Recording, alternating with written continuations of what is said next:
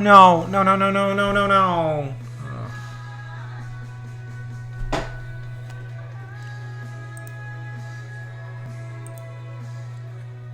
Was I disconnected? Oh, this is gonna be a long night.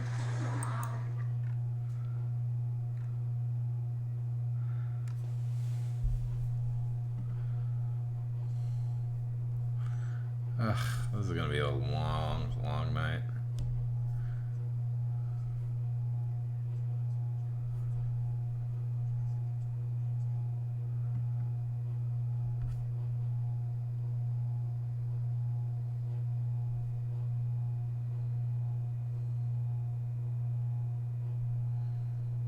Anyways, I don't wanna lose you. There we go.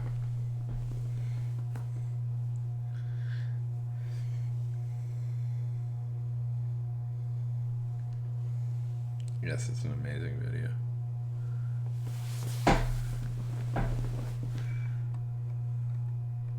I like that video a lot. I think that's a funny video.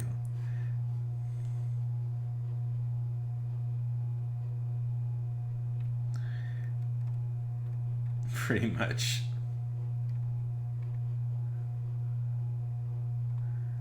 Yeah, it's just a guy like going like, "Hey, my wife's out of town. We can cheat."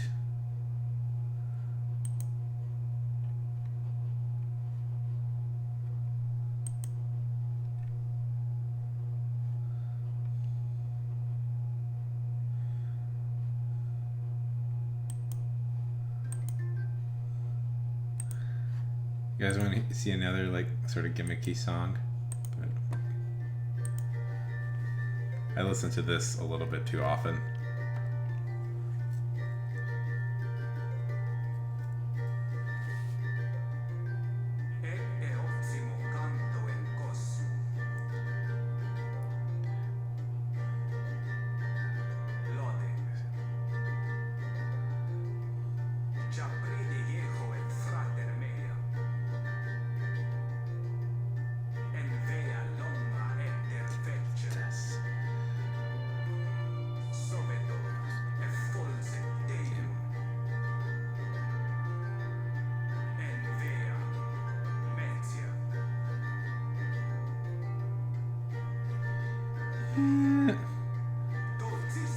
This is a Latin version of Tenacious D.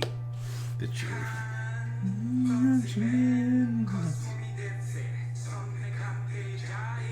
Late Latin.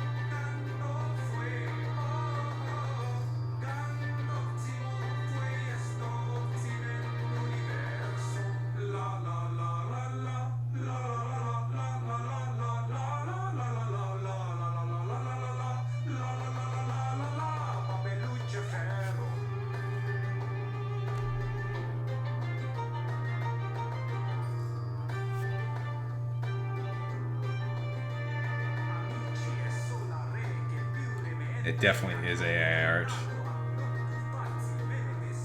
Which is, you know.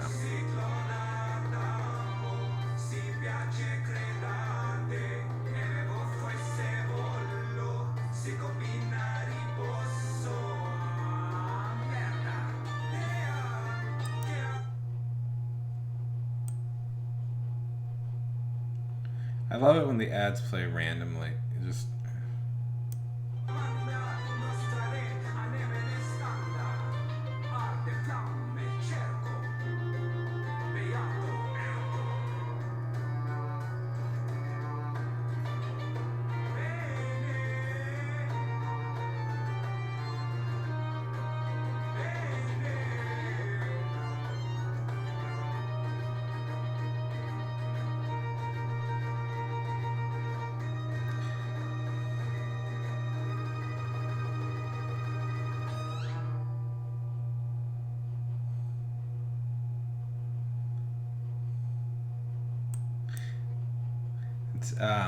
I will say that tribute, or like as somebody who's tried to sing Tenacious D before,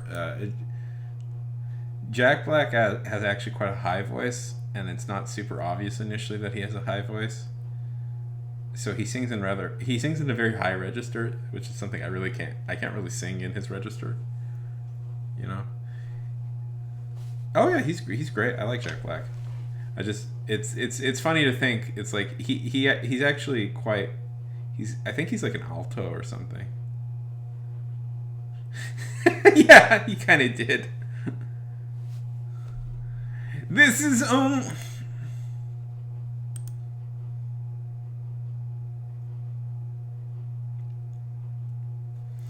you gotta believe me.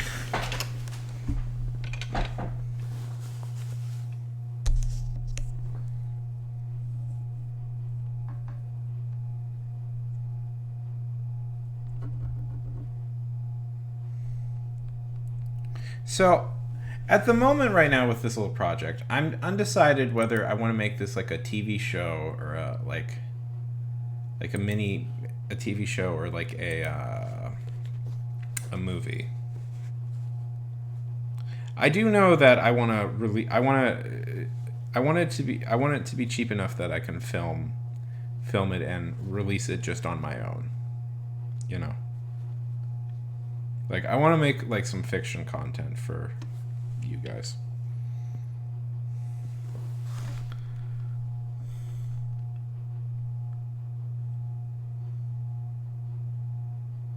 Yeah, I'm inclined to think that. Yeah.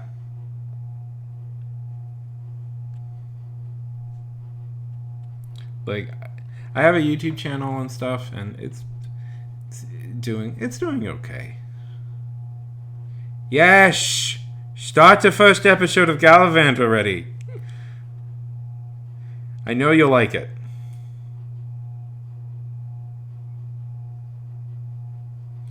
I know I want to release stuff. Like, I want to make stuff for my YouTube channel, like fictional stuff for my YouTube channel and just release it on there.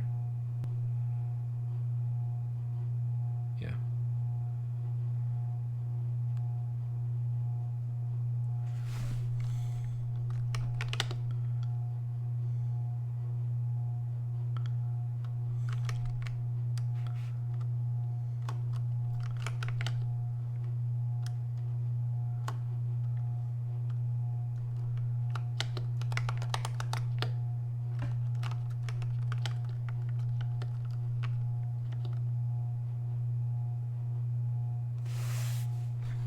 Okay, let's be distracted just a little bit more.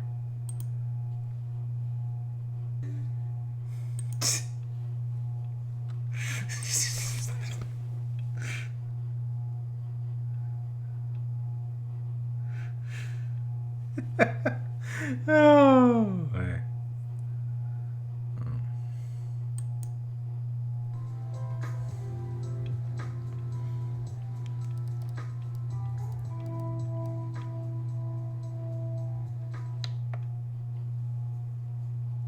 That was pretty funny.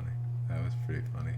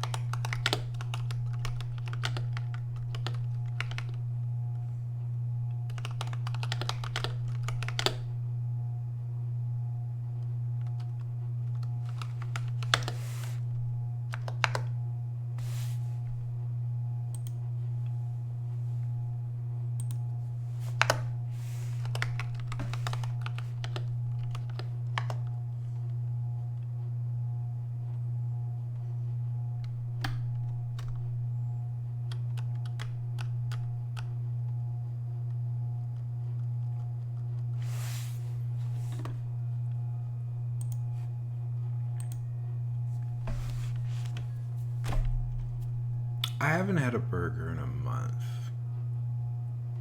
I've been on a diet, and I think it's a good thing. But there's nothing in the world right now I want more than a burger. I crave it more than anything.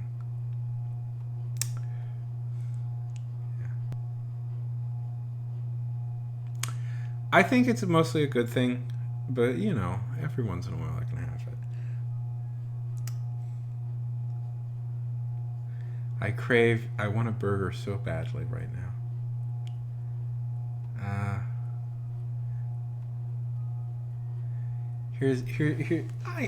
I've been eating super healthy for about a month. I think I'm entitled to a cheat day. Truthfully, Lizard, I think I'm entitled to a cheat day.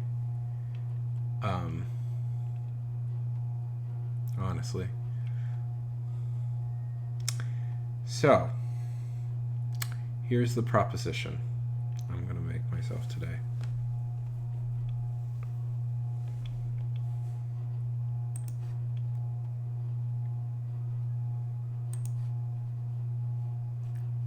Nice thing about Scrivener is it keeps track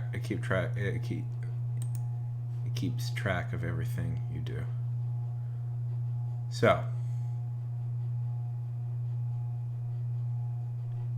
also no place.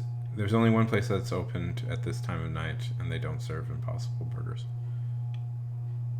You can set a session target. So, here's what I'm gonna do. Here's my little pitch. I'm gonna try and hit 1,000 words tonight.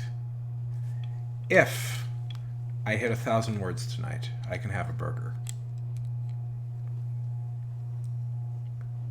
I feel that's a fair compromise. Okay? So here's my pitch.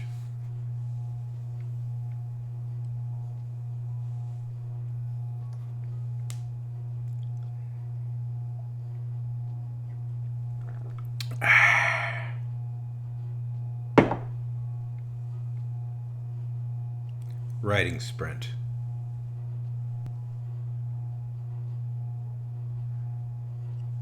No. God dang it! I'm allowed a cheat day. Damn it! I'm allowed a cheat day.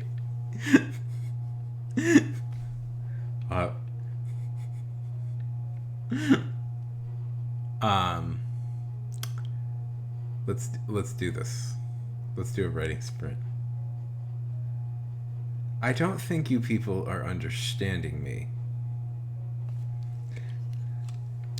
I haven't had any of that stuff in a month. I've been good. I'm allowed to have it.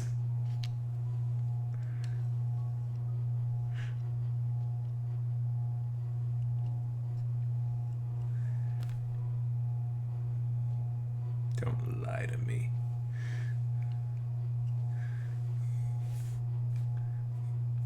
I want to motivate myself with something I enjoy. I want to motivate myself with something You people do not understand. I've lost. California has lied to you extensively.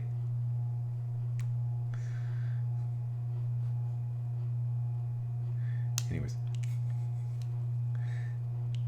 Well, you people are getting okay.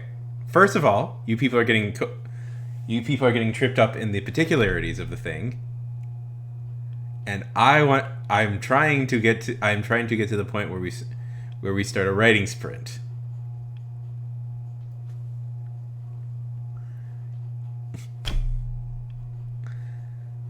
So, here is my proposal. Let's do a writing sprint. How does that sound to everybody?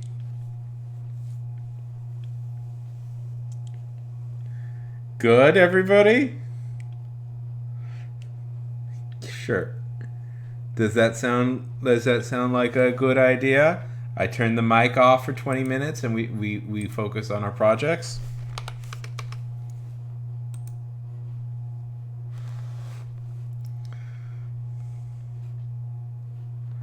Okay. 5.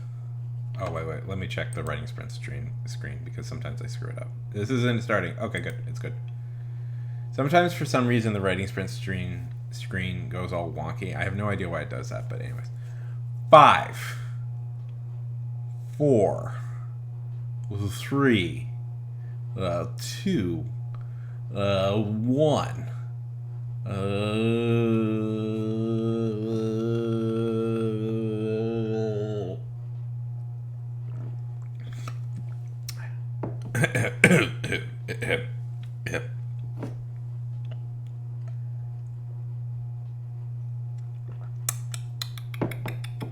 Go!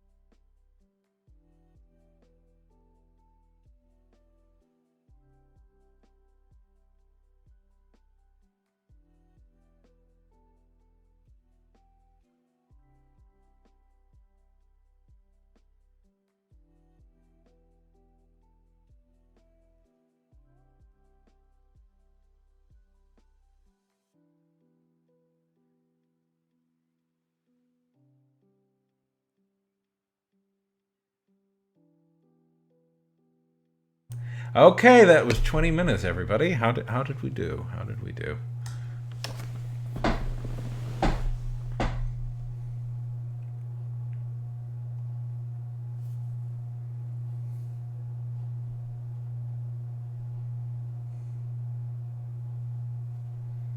Emika, Lizard, Untendo.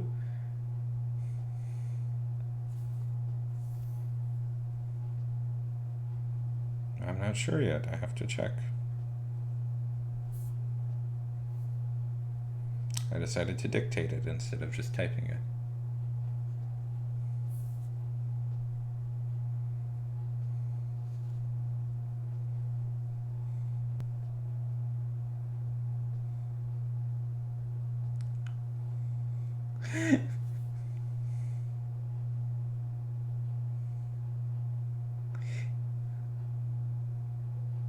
I at times, yeah. When I'm, sometimes I need to do that to get like my. Well, yeah, I do that quite frequently. I do type it out too. Yeah. No, I mean I don't have like a consistent, but I do dictate quite a lot.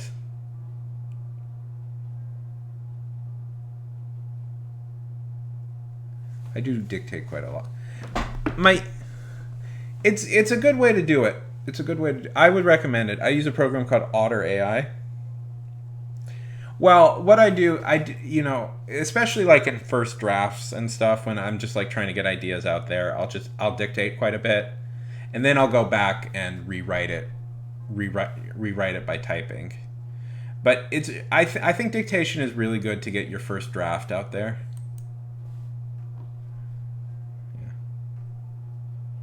Yeah. Exactly. And then you refine it. You refine it later.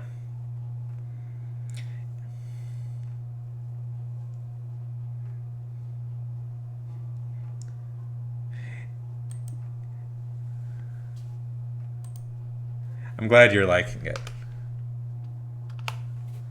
Oh, I want to talk so much about. Did you ever see Gallivant, by the way? Lizard?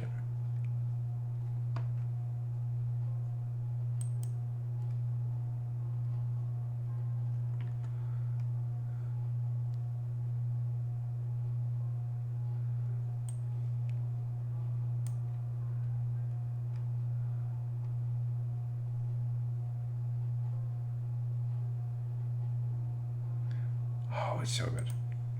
I I finally talked Funk into watching it.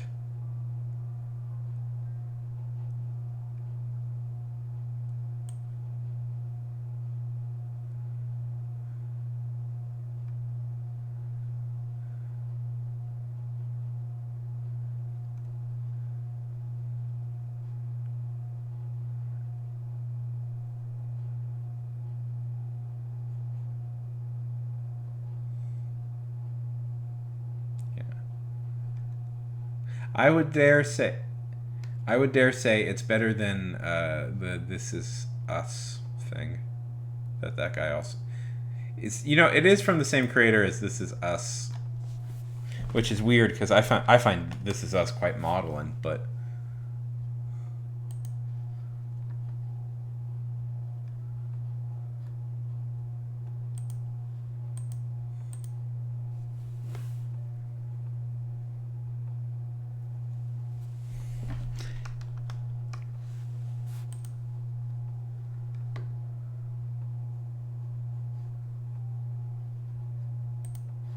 Let's see.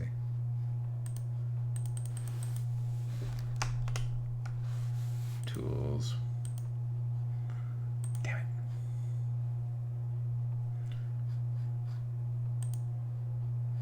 $335. Damn it. Did it? I hadn't heard.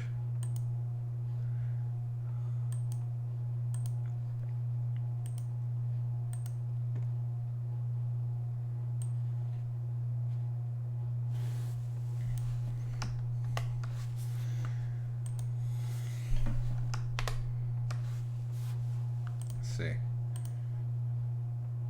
Okay, 325 plus 592 is...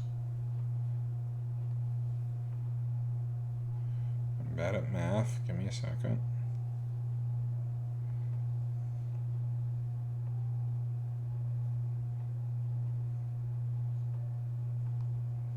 $917. Yes. I wrote 917 words.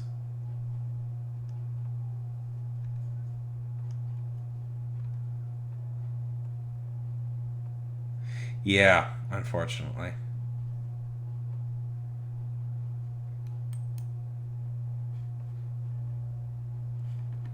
Okay. That means I just have to... But then he went on to direct the greatest movie of all time. What was that awful movie that the creator of This Is Us did?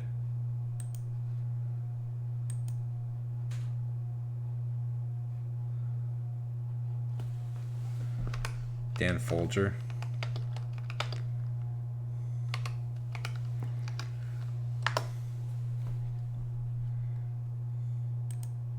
Dan Folgerman, right? Folgerman. Let's see. Oh, right. He's also a producer on Only Murders in the Building. So, yeah, I like several of his shows. Oh. Life Itself. Oh, terrible title. Terrible title. That's such a pretentious movie. Holy shit, was that pretentious? Holy shit, was that bad? But he wrote Fred Claus, Bolt. I like Bolt. Oh, he wrote Tangled. Also, he has experience writing like fun, like fairy tale-esque things. This is a guy that seems to be a lot better suited for light comedy, and anytime he tries to write a different sort, it doesn't really work out all that well. Because like Bolt, Tangled, I would argue are pretty good. Crazy Stupid Love is a fun movie. I've never saw that, so maybe it's good. Yeah, he seems to be better suited for writing like light comedies, and because I love Only Murderers in the Building. I love Gallivant. The Neighbors was a pretty fun. Grandfathered was actually a pretty decent show also. Yeah, it's bad. Remember when I said like that Robert Altman, who's a genius in my opinion, unfortunately has like his ascendants are really overwrought and terrible. Life Itself is a good example of a Altman-esque what Altman, unfortunately the Altman-esque style devolved into. This Is Us is another example. But I do really like Gallivant. I think that's a really fun. I think that's really fun. I like his light comedic stuff. I don't like his serious stuff.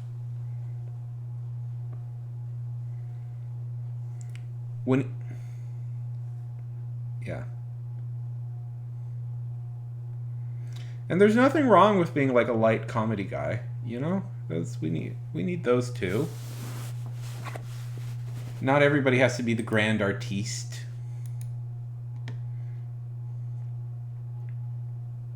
Oh God, he produced. Yeah, I mean that's admirable. Sort of.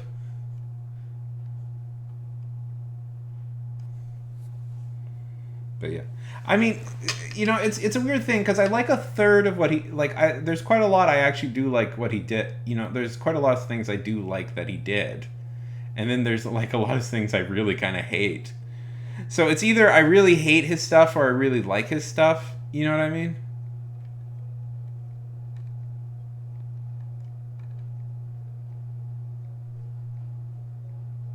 Yeah.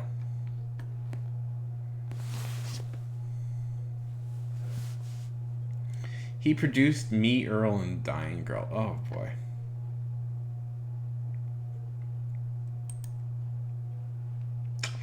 Oh boy, Me, Earl, and the Dying. I don't like that movie. I don't like. You know what's funny? Can I say something that's weird? I was a total like Earl sort of kid where I was obsessed with like Criterion movies and stuff. But like I feel anytime a movie tries to directly appeal to me by referencing stuff I like, it kind of gets on my shit list. And it's hard to I have trouble explaining this to people, but I feel like movies like when movies try and like directly to appeal to a guy like me by referencing stuff I like, it's like okay, you think I'm an idiot. You think I'm an idiot who will just clap at things he recognizes. I will be judging you much more harshly now. This movie was made for me. Appeal to my actual interests. Whereas if a movie just does its own thing and I like it, oh, I know exactly which one I'm thinking of. Ready Player One! A book and a movie that attempted to reference a ton of things I like, including very obscure things that I'm into.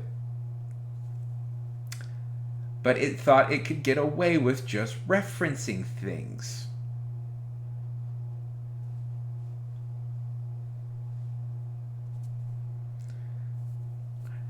If you can't tell, I don't have a... Both. If you can't tell, I don't have a high opinion of a certain... They're pretty great, aren't they?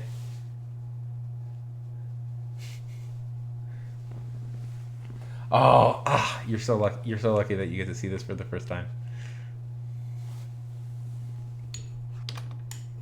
Yeah, I don't know. It's kind of the reason I don't like Stranger Things, which is I know a controversial statement for a lot of people. That I don't like it because I feel like half the reason. Yeah, that's half the reason people really like that is because everybody's just like it references so many things from the '80s, and I'm like, okay, sure, yeah. Well, it's controversial. I watched the first two seasons, and then I decided, you know what, I'm not enjoying this. Why am I bothering to watch this?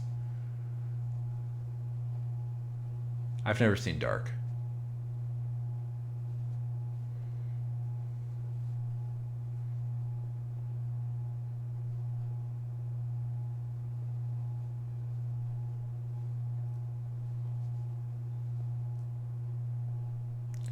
Well, that's cool.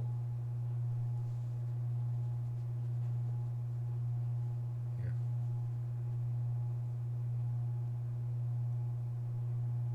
Yeah, that's good. I feel like. Tell me about the deal you're making.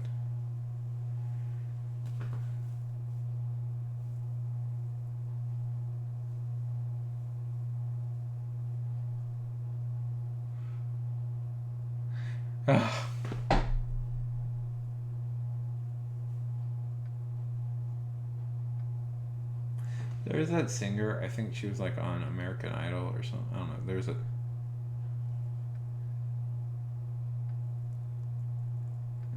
See, that's really great because it's a song that they didn't produce or make at all, but they put it in their show because, and thus, that's a reference now.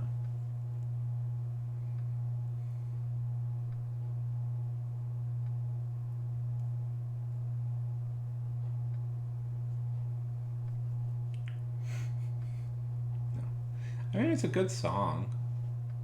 I'm glad Kate Bush is getting more notes. Did you guys like? There was that terrible cover.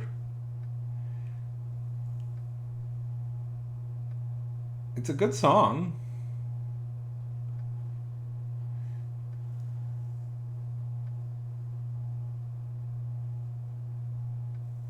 There's that terrible cover that was popular for a minute where it's like this one singer, she was putting, because acoustic guitars are cheap. I think because acoustic guitars sound like rustic and authentic. Yeah, we should have more electronic guitars. I want an indie movie score to electronic guitar now. Although to be fair, a lot of like indie movie things I'm seeing now are like very synthesizer heavy, which I'm honestly like, is honestly becoming a little bit of a trend I'm a little sick of. You know, it's very, like it's John.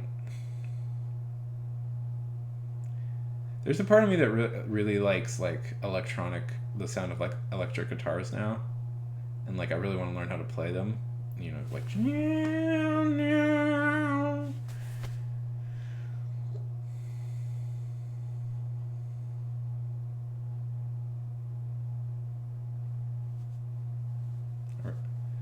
I want to learn how to play guitar. I am determined to learn how to play guitar. I'm going to become cool, and the chicks will dig it, man. Yeah. Synths are definitely the new thing.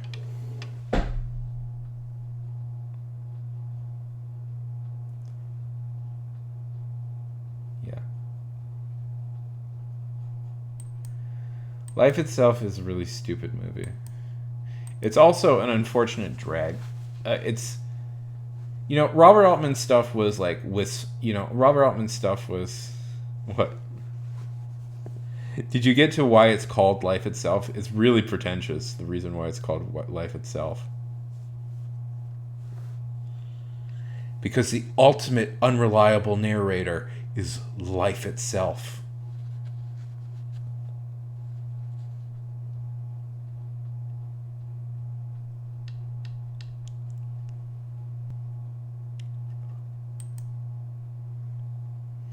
Also, there's an extended.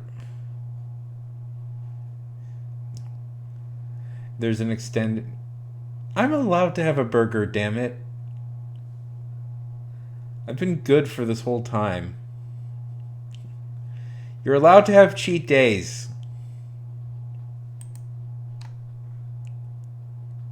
Crazy Stupid Love was really good. He's better at light comedies. I very firmly believe that he's better at lighter comedies, which is fine. Fine. We need the world needs light comedies too. Also, not to put too fine a point of it, he also didn't direct Crazy Stupid Love. Stop lying to me. I have one. I have veggie burgers all the time. And they taste very different. They taste fine, they taste good, but they taste different.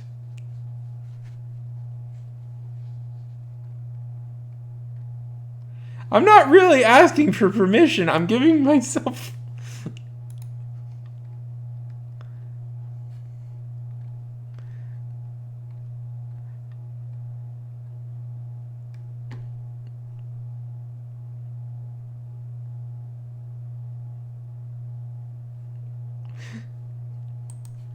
Like, I believe we are misinterpreting me...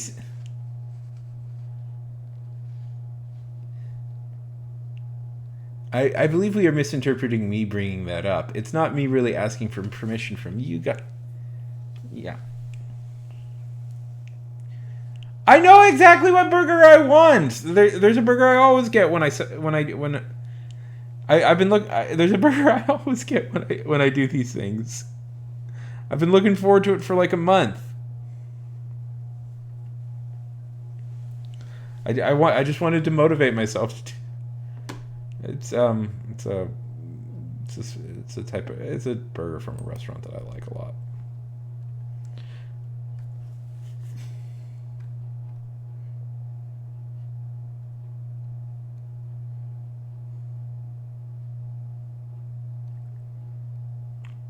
Like I love only it's burger with a sunny side egg and bacon. It's called the Wake and Bake Burger. It's very tasty.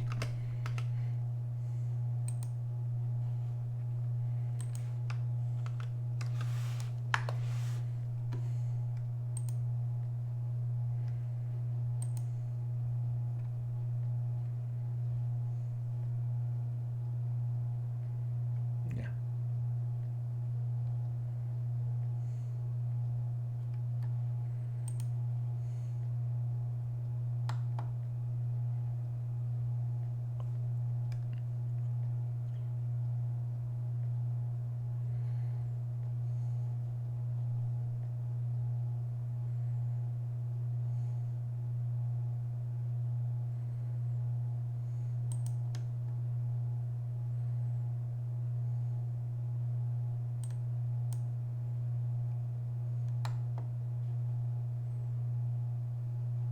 Yes. Oh yeah, he's good.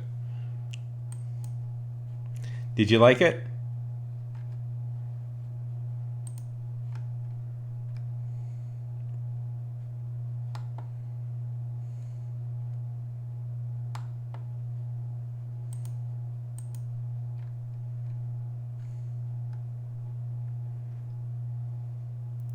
Yes. He's really quite funny.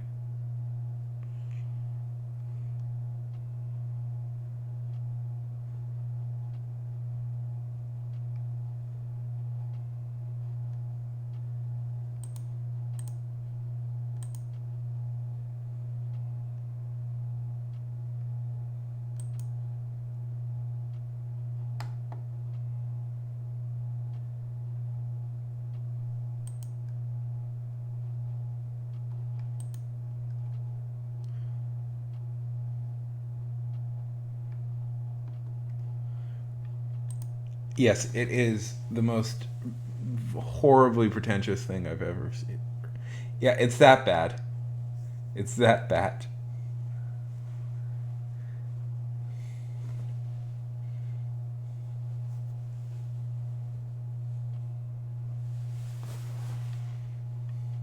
See,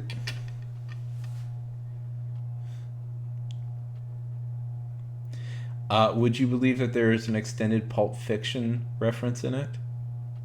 I know you've never seen Pulp Fiction, but it's um referencing the master himself, Quentin Tarantino.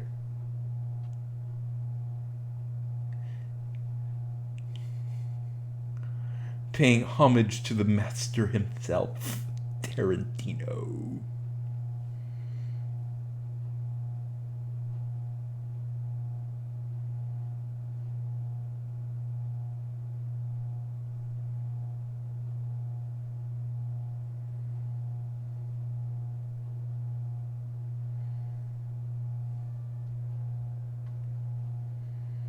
It's pretty epically not great. Yeah. Antonio Banderas. Oh, such a good cast. I mean, I like Oscar Isaac in practically everything he's been in, but such a wasted cast.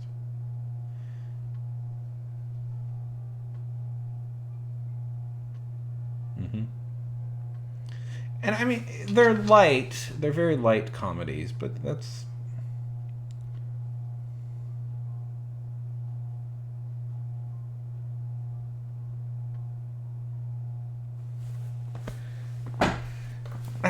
have you you haven't. I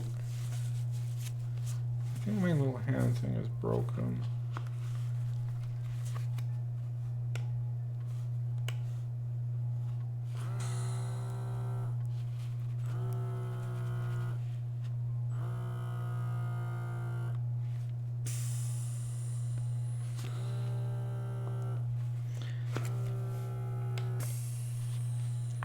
Yeah.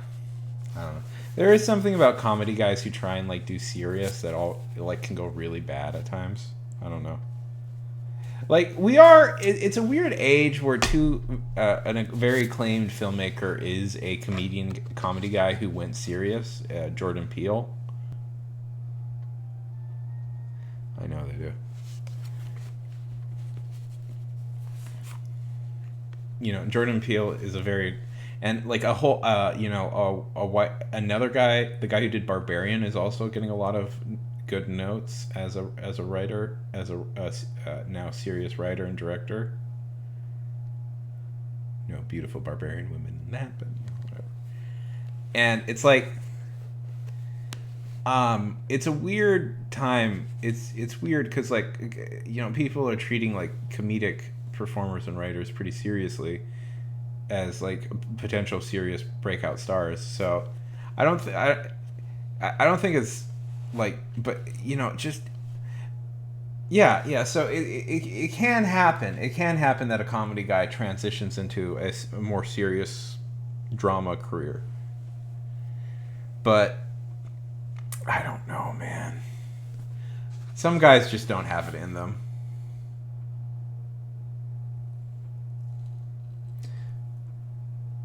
The Rob Schneider directed drama. Has anybody? Are you aware that Rob Schneider attempted to direct a drama? Oh no.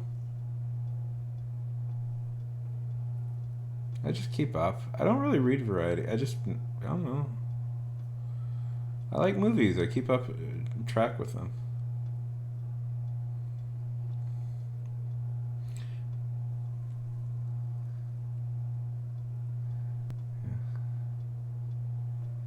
I mean, I do read a lot of like news and stuff.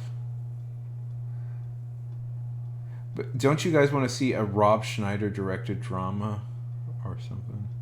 Or the fact that Rob Schneider tried to make a Louis style show?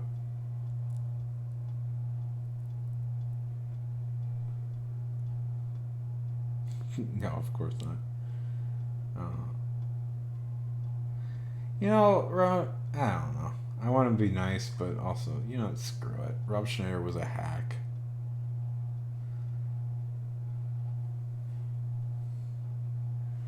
The fact that Norm Macdonald went to defense for him, it shows that Norm Macdonald just wanted to be nice to his friend more than anything.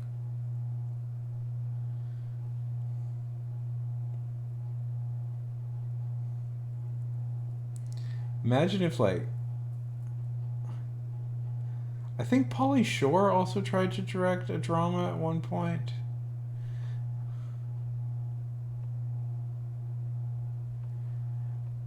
Norm Macdonald didn't really have that successful of a film career, to be honest with you.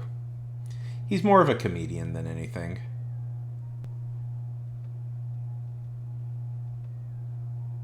Yeah, buddy.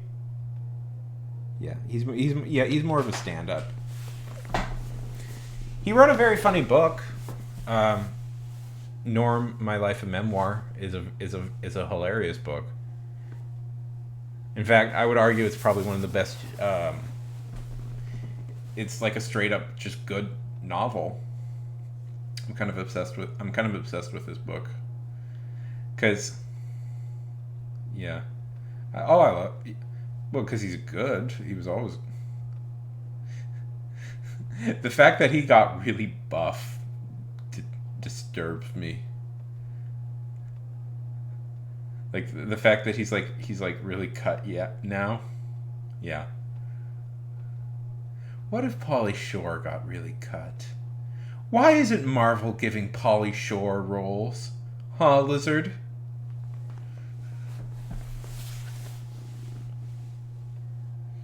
What about a Pauly Shore TV show?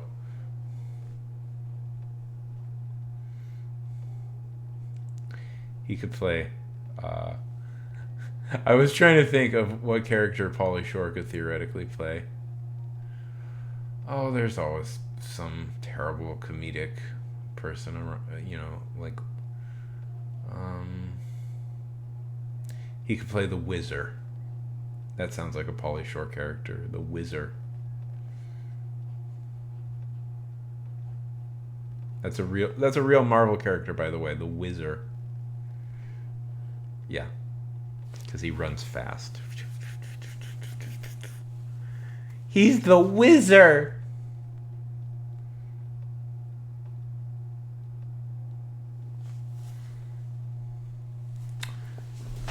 I can't think of any other meanings for the whizzer other than running fast, because he whizzes by.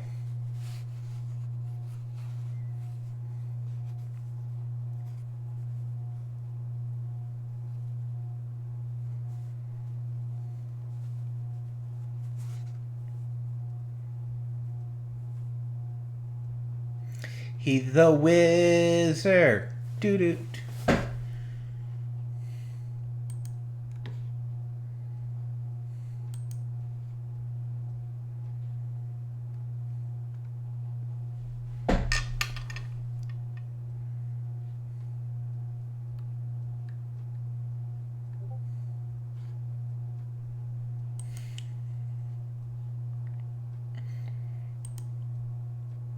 Yes, he is.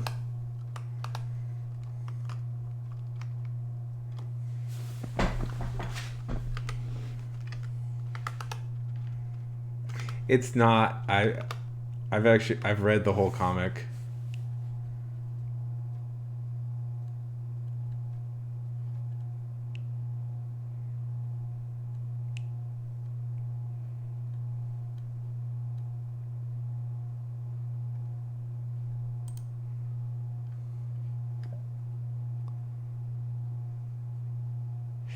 Is he?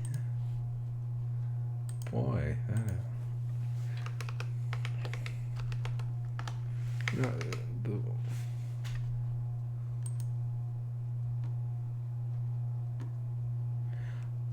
that's oh wow, that's supposed to be the wizard. That's hilarious.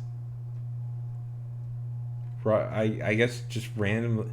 That's not really. That's just they took a random that they just took a random character and made him somebody. Okay, I never saw Jessica Jones. I didn't see the second season of Jessica Jones. Well, darn. I guess Pauly Shore doesn't get to be in the Marvel universe. I don't know. See, that his whole thing. Anyways, so he comes from the Wizard and a few of those other heroes like Darkhawk and stuff are from Marvel. Has an alternate universe version of the Justice League. It's a whole where they kind of do and it's this whole storyline where they like do their own version of the Justice League. So the Wizard is supposed to be the Flash. Sort of, kind of. It's more that they're.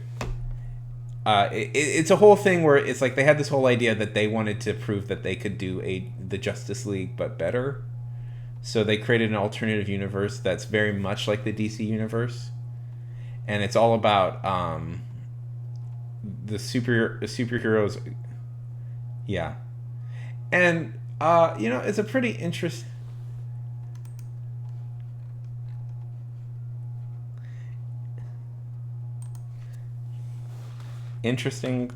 comic. It's an interesting comic. It plays with similar ideas that Watchmen would perfect later on. I forget what the team is called. It's like I'm surprised that they use Earth. Oh, he's in Earth. Oh, he shouldn't be in Earth 606. He's in a different Earth.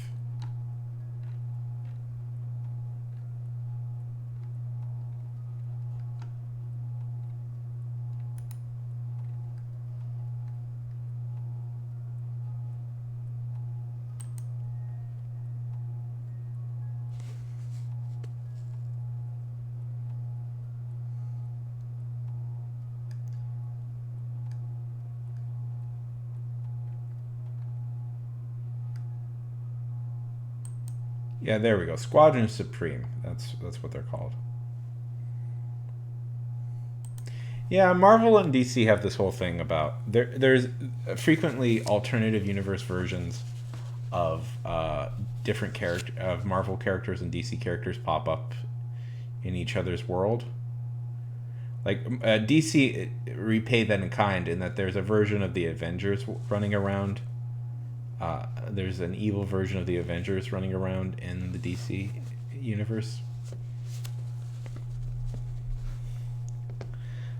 where they kind of pretentiously claimed that like these characters were actually secretly inspired by DC heroes. DC's very into its own self-mythology. I think I've mentioned that before, how I find that actually a little obnoxious, how into their mythology it is. Especially certain writers are into their own mythology way too much. I mean, then again, like Spider-Man currently has this whole huge problem that they haven't solved for about 15. Have I talked to you about the Spider-Man marriage and how like annoying it is? This whole plot point that they've been going back and forth on. Well, I made a video about it and nobody saw it.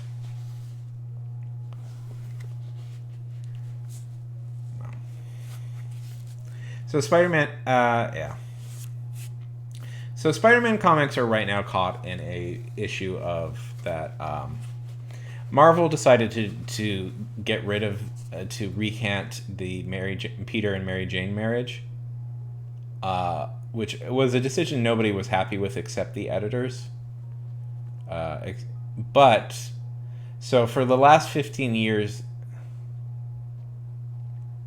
So for the last 15 years, for the last 15 years since this decision, most of Spider-Man's plot comics have in some way involved like, will he get back together with Mary Jane? And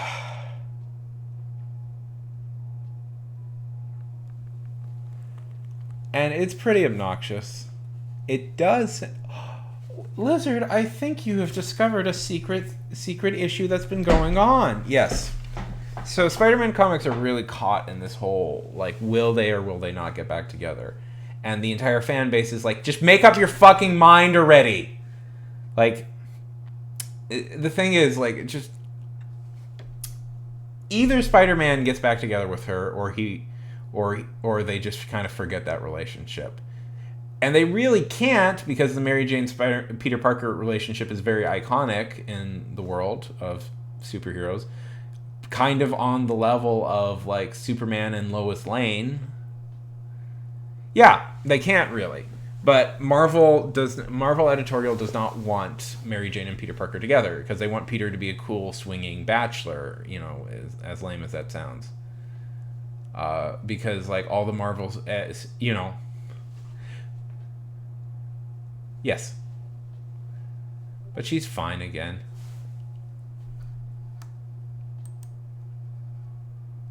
She's fine. She's back. Gwen Stacy is now. No one can die in comics. But so it's this whole thing. It's like you just like they just so desperate. So now they do this thing where they like tease. So you have to understand, like in comics, what they want. For bunch of reasons, I think.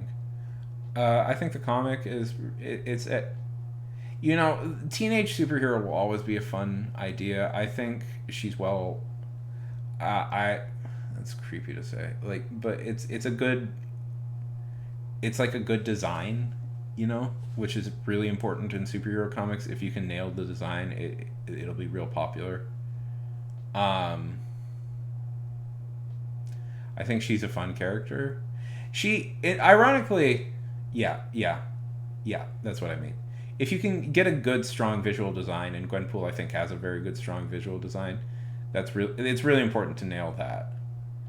I think, ironically, Gwen is, like a lot of the new Spider characters, is doing what Peter Parker used. Oh, I meant Spider-Gwen. Sorry. I've been reading Gwenpool, so Gwenpool's on my mind. I think Spider-Gwen is... how could I get those two mixed up? What? Yeah. I think Spider-Gwen is kind of doing Spider-Man stories, ironically enough. I think they're doing better Spider-Man type stories with her than they're doing with the actual Spider-Man. Because as I said, like, Spider-Man has been stuck for over a decade in this awful, like, quagmire that Marvel put him in. that nobody likes, but Marvel editorial is determined to make work. Yeah. Yes. So that's what's that's what's going on essentially.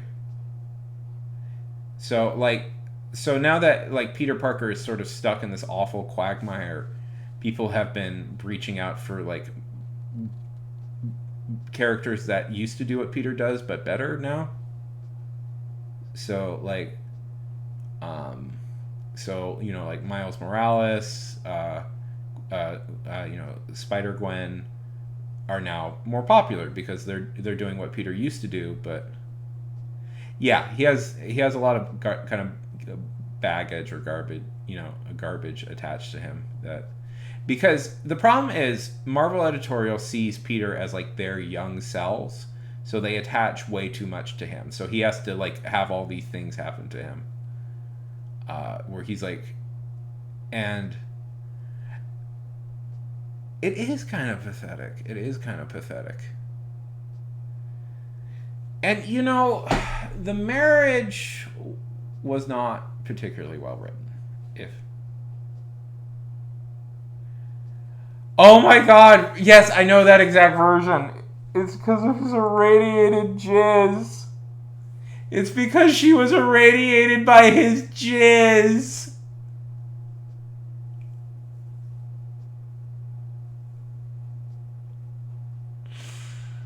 Ugh. So they don't.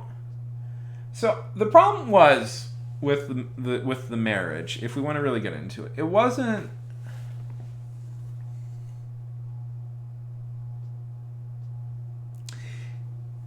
I don't like. I believe that people like. I believe. Okay, so here's what it is. I believe that a young marriage is definitely an exciting time to write about, and I think Peter Parker and Mary Jane married would be fine as a story. Would be fine with his characterization. But the thing about it is, one, like, a lot of people are married, and that's fine, and a lot of there are younger people who are married, and that's also interesting. And I think that would be fine, but the problem. The problem is they essentially treat Mary Jane has a few things wrong with her, in the sense that if you are an incredibly sexist writer of a comic book, it doesn't work. So, like, one of the things is Mary Jane, uniquely amongst... Have you guys ever noticed that most romantic interests for superheroes are journalists?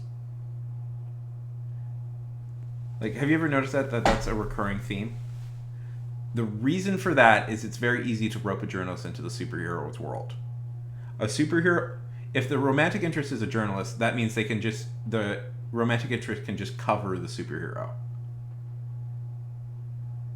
So in that way, they're just an extension of the superhero. Yeah. But they do that always. Like, even... Yeah. Whereas, like, Mary Jane, because I think... weird ways, Stan Lee, I think people have mixed feelings of him as an actual writer, but there's, like, a lot of weirdly interesting things he did. And, like, I think the original comics establishing that Mary Jane is, in fact, a actress, like, that's her dream, is to be an actress, means that Mary Jane has a separate life outside of Peter, which is, like, human, Like, married couples have their own lives.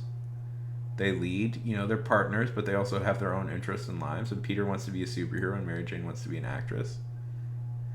Yeah, but that can't happen. But that's the problem. That's the problem for Marvel Comics. That means that Mary Jane lives kind of outside of Peter in a way, and they're bad at writing romances with that.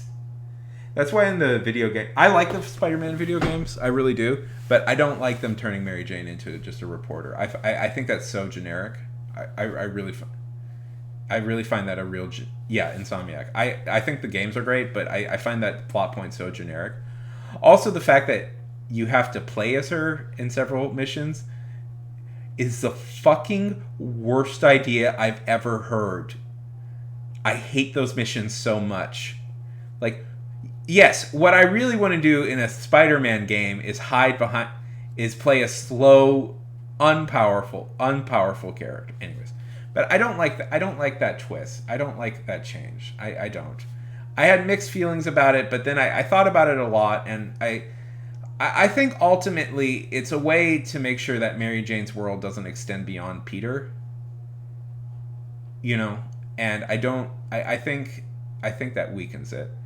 You know, I don't know what my ideal Spider-Man. Yeah, it's a practical storytelling choice, but it makes a weaker.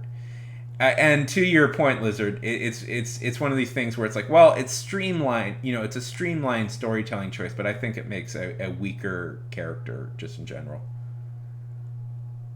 You know, like a story. You know, somebody would be like, well, that's streamline it because it makes her part of his world. But it's like, yeah, but it kind of makes her a weaker character.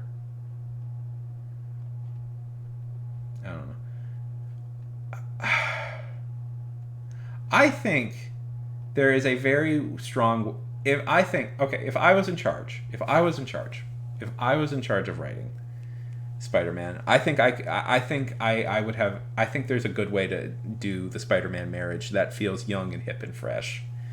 Because young hip people who are married who live in New York are still young and hip, and you could still do all the. I don't actually like that. I don't like. That's what I mean though. I don't like this. I like. I think what I kind of like about Mary Jane is that she has her own life outside of the superhero world. She has her own interests that are kind of separate from like Peter's interests. Because I feel that's a lot more realistic. You know? I don't feel like every character in a superhero universe needs to have powers. You know? Yeah. Well, they've tried that a few times. I don't know. I feel like this was particularly bad in, like, say, the New 52 Batman, where, like, everybody got to be a Batman. Yeah.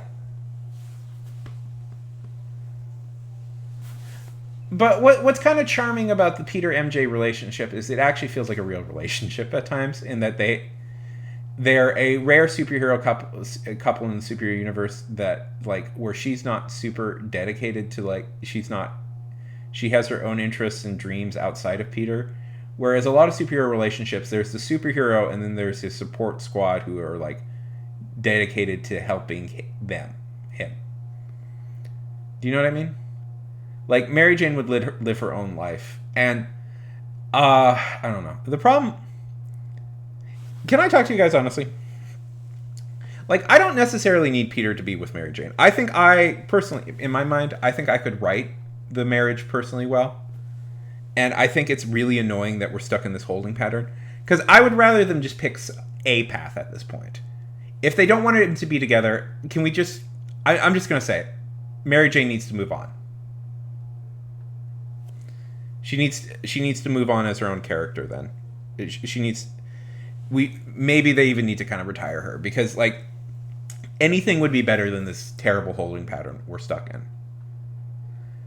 As a teenager reading Spider-Man comics, the comics I read were Ultimate Peter Parker or Ultimate Spider-Man comics with Ultimate Peter Parker.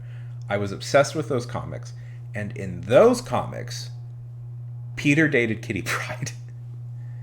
And as a teen who was obsessed with... I was also very obsessed with Kitty Pryde. And maybe... I'd be curious. Like, here's the thing. Okay, if Peter is going to stay single, I would like a few things. I would like them to do a few things, and one of the things is I would actually like Peter to date a superhero, because Peter has never dated somebody who also is a superhero, and in the mainstream universe, and I'd be very curious to see if that would happen. What would happen? He actually went on one date with Captain Marvel in the comics, which was quite funny because it went really badly. In that they had nothing to talk about. Anyways. So, but enough about, But again, I also very passionately want them to just start telling straight superhero stories again, where they fight supervillains, not where they fight other superheroes or something. And for some reason, Marvel just does not seem interested in doing something like that. I don't know. I'm tired of the Civil War. I'm tired of the Civil Wars. The Civil Wars are fucking garbage. They're a fucking garbage idea. They were. Yes, I love Kitty Pryde. I love Kitty Pryde. If Peter was single in the comics, I would make him date Kitty Pryde. Just because I want to. I'm curious to do that.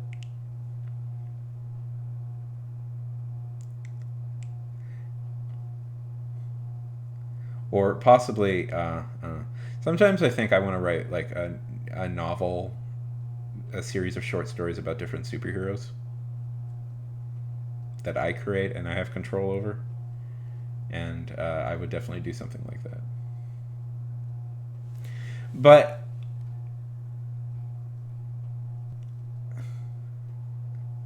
I've talked about doing something like that before. I was going to create my own, like, world build my own city, and then I was like, I'm getting a little bit too lost in world building my own city. I think I want to just have it be a real city. But then I just couldn't decide on what real. I was thinking New York, but then I'm like, no, Marvel does New York. I was then thinking maybe I could do Houston, but no, nobody would want a superhero. No, she didn't. They were going to, and then they didn't. Because Marvel really wants her to date. I don't know. There's this whole thing with Colossus and stuff. I don't know. I find that real. That relationship, the relationship she has with Colossus in the comics is really creepy, because he's like 19 and she's 14, and I'm like,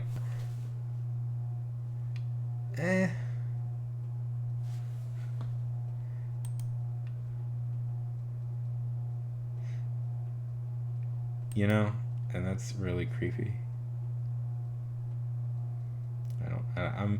I'm good with that relationship not happening.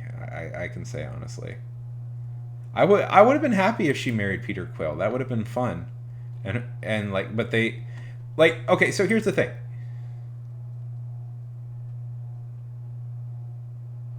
I'm good with that relationship not happening. I really am. It's fine. We can move on from that. I once got in a discussion with somebody about that, and I was just like, yeah, because,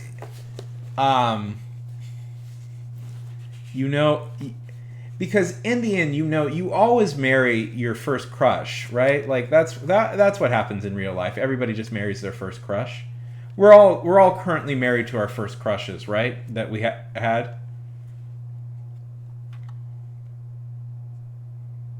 don't know. I would have been fine with that. I would have been fine with. I don't know. Okay, I'm going to say something really controversial. I don't really like the new X-Men comics. I've been wanting to make a video about this for a while, about my problems with the new X-Men. All right. See you then, Funk. I'll make sure to try and stop by. Like, I've talked about, I don't know. So X-Men comics right now are all about the mutants have decided to form their own nation in Gionacia. And,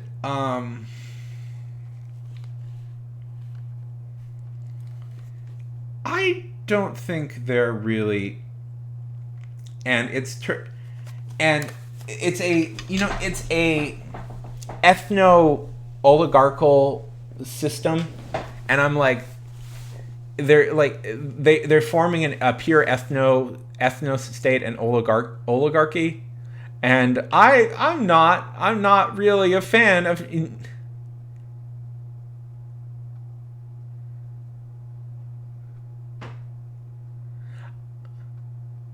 I'm not really a fan of that. It's kind of, I'm going to put it out further. It's kind of a sanitized version of the founding of Israel.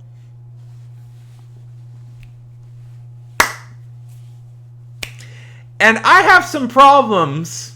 I have some problems with a very sanitized version of the founding of Israel.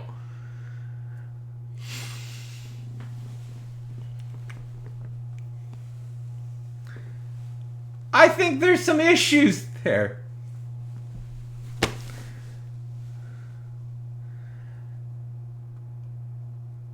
And this debate gets very contentious very quickly, so I don't want to get too into it, but that's exactly what it is. It's just mutant Israel, and it's like, are we really doing this? Like, I don't know. I don't understand.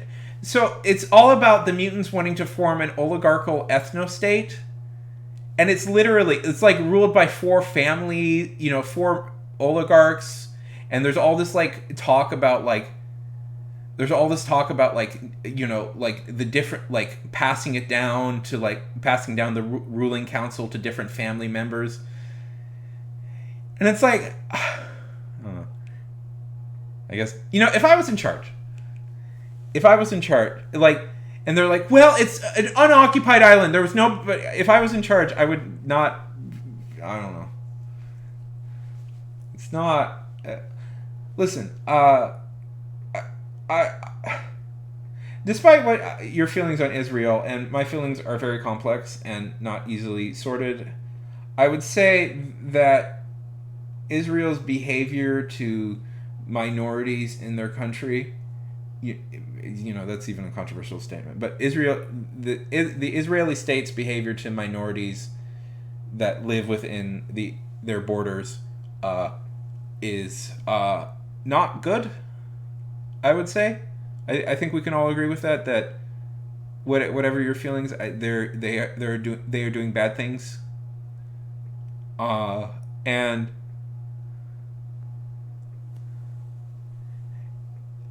And I am simply criticizing a nation I'm simply criticizing a government doing bad things to its people, doing bad things to people, and that's all I am saying.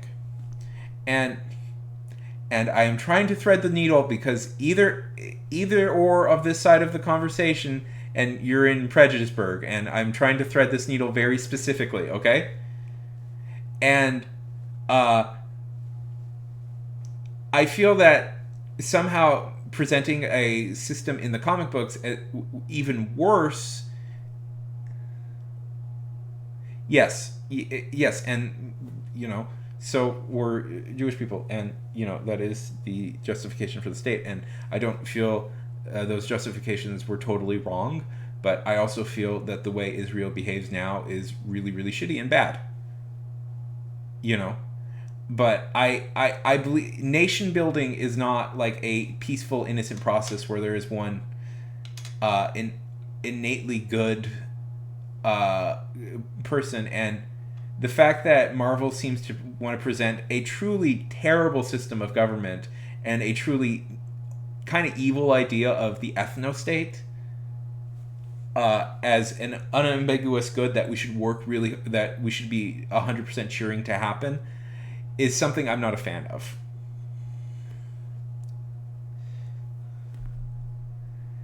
Have I threaded this needle correctly? Yes, I believe it has serious framing problems, and I just don't. I'm not a fan of that. Yeah. But it's mutant Israel! It's mutant Israel, and I'm being driven crazy by this! They're just, like... It's just...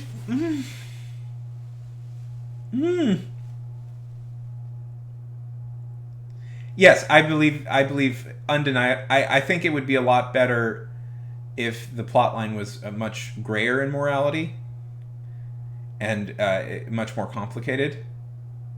Like the fact that it's presented, but also the fact that it's presented, yeah. This is superhero comics. They have struggled with doing it. And the fact that, like, I'm going to be honest, that in the comics that I've read, that there's no discussion of, well, okay, what's the democracy going to look like? Oh, no, it's a monarchical. It is a council of 4 monarchs essentially. That's the system we're going with. Like, there's no talk of constitution. There's no talk of inalienable rights. There's no talk of protection of citizens. There's no, like, if we really want to do this, if we really want to make a Marvel, do a nation build, I'm fine with that. But it to me, this seems hyper. It's also hyper aggressively like Guy Nischitz, the ones I read, Guy Nischitz establishes hyper aggressively anti-immigration, and it's like, so there's just really no talk of like how to actually build a real nation. It's stupid world building. It's just stupid world building. Also, like, I also don't like the fact that, like, where's the Constitution? Where's the election? When are elections going to be held? Huh? When are elections going to be held? Where are the political parties? How are we going to deal with eventually when a minority of non-mutants probably moves in?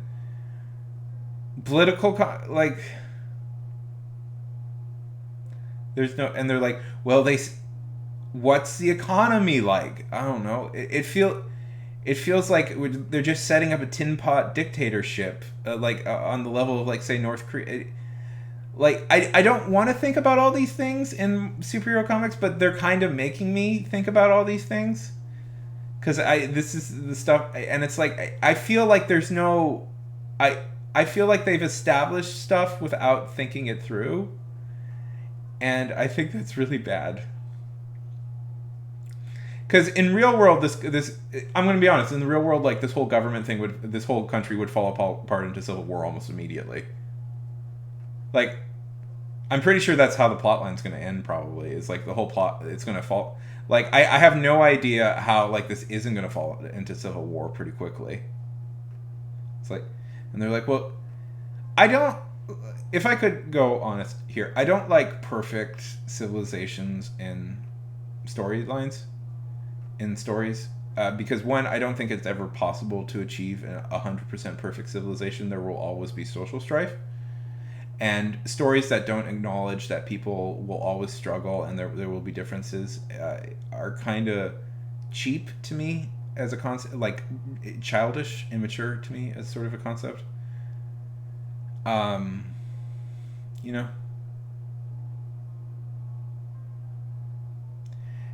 The running of a nation is difficult and hard and full of a lot of compromises to make anything work. Yeah, I should read that. I'm not really that familiar. I read one obnoxious review like where like they kind of, like, somebody, like, compared a writer I like really dismissively to Ursula K. Guin, and I've had trouble, like, getting into her because of that. Yeah. But it's like, I don't know. But I find, well, they're like, oh, Philip K. Dick was so bad compared to her. You should just read her. And I'm like, oh, fuck off. You just gargle sand. It was a real obnoxious, like, review. It was an obnoxious review from The Guardian, who produces almost nothing but obnoxious reviews of stuff. Yeah, that's right. I'm calling you out, The Guardian. I hate your fucking film critics. Your fucking film critics are super obnoxious.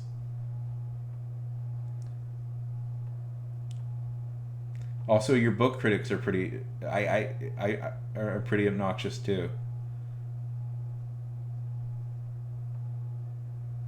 Yeah, I can't stand The Guardian's, like, film coverage. I always find them, like, the most pretentious and very, like, like, all they do is, like, look for like burns, really. Yeah, they're very obnoxious. They're very pretentious and obnoxious. What? Come at me, The Guardian. Ha ha! Can't come after me! Because nobody knows who I am! I am unstoppable! My low to no profile frees me.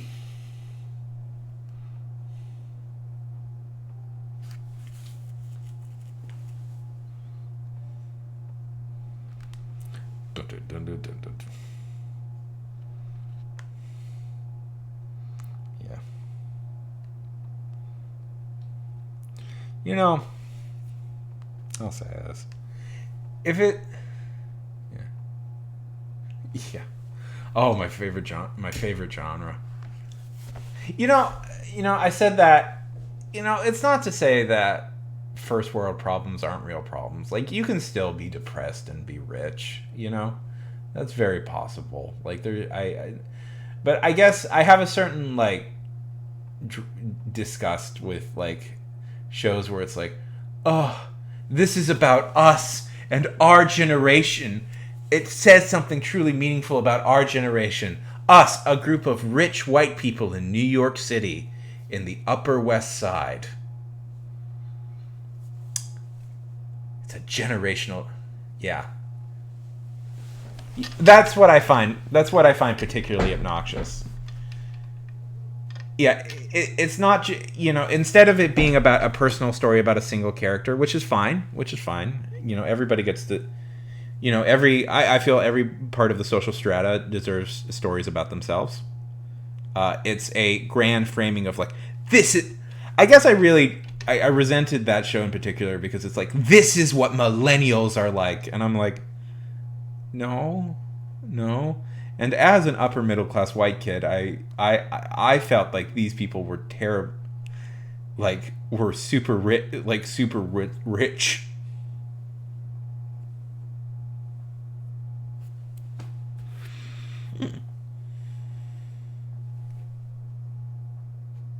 Yeah, exactly.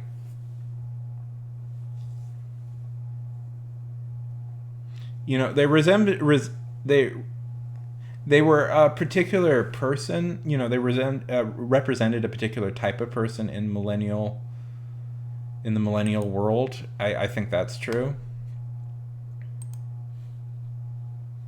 But, like, Lena Dunham, like, I couldn't get my stupid YouTube videos into art galleries, and Lena Dunham got to. Like, anyways, I find that...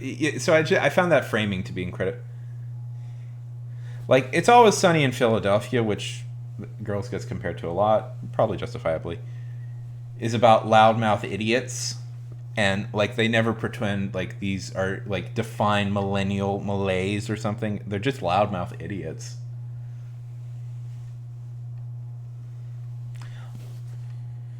Anyways.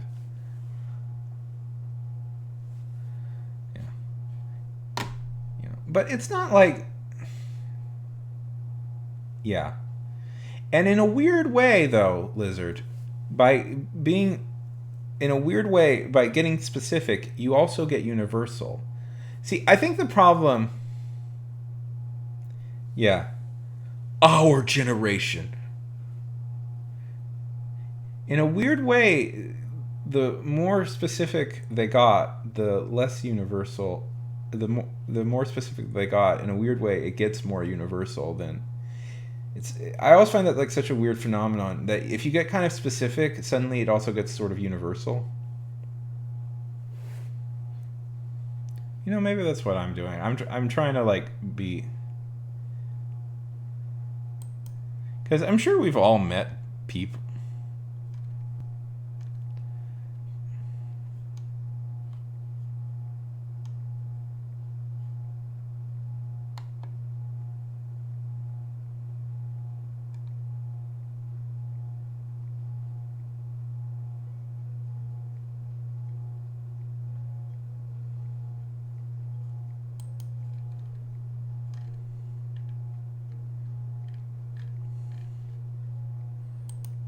Well, who's still here?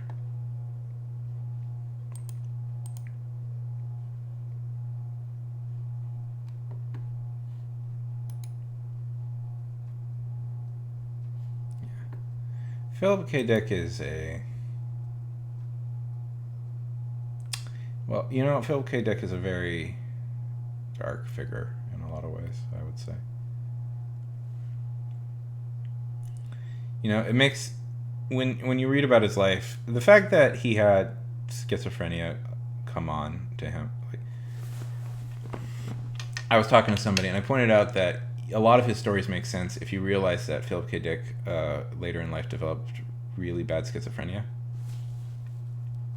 and the fact that there's like a phantom force that exists. You know, like so many of the stories are about like so many of his stories are about memories that he can't, like shifting realities and memory and planes of existence, and knowing that you aren't on like a real, it kind of makes sense. I don't know.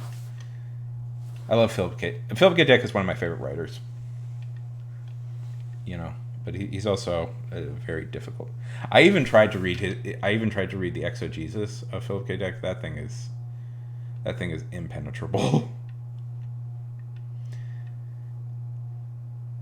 Have you guys ever heard of the Exegesis or the Exodinus? I forget exactly how you say it. Of Philip.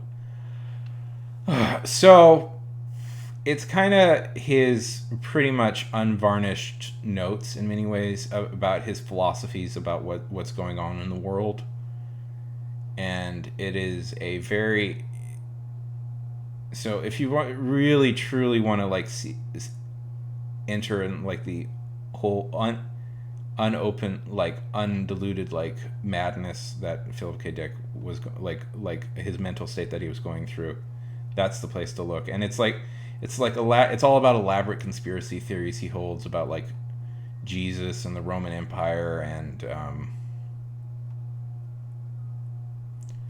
all that stuff.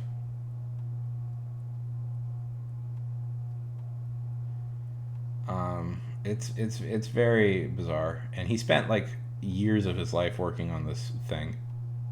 Yeah, is it? Is it?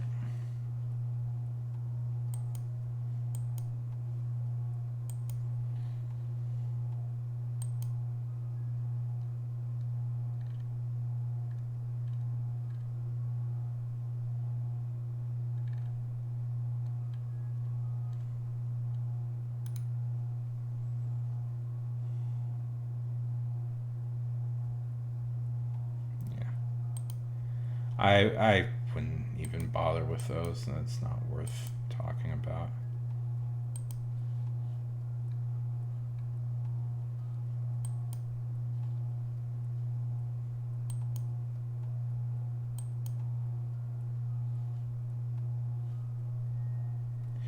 Should we do another? Let's see. I'm at 914. Let's see. What am I at? Yes. I'm at 917. So.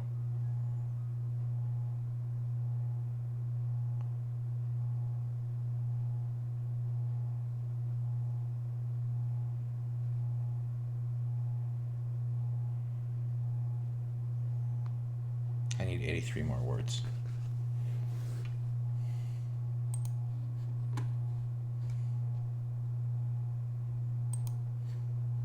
Okay, let's do another sprint. How about that? I'll get to 150, so I can also get a bun.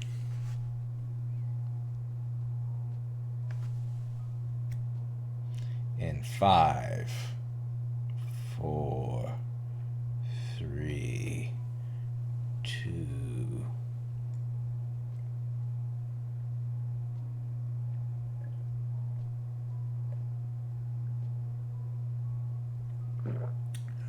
One.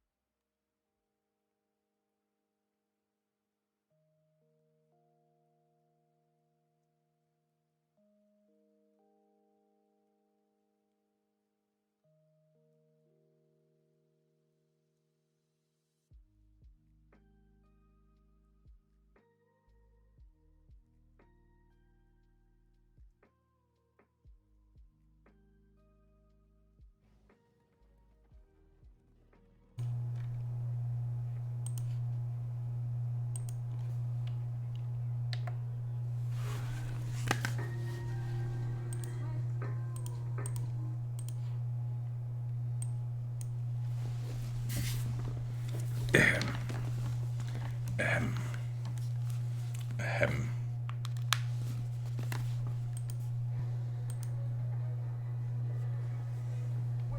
Wages of old, there was a hero legend told about a hero known as Gallivant. John's perfect hair is up to there. Wasn't a hero quite like Gallivant? Off, but if you only follow you, that's if him and about you. Sorry. Yes. I by the way passed. I by the way passed.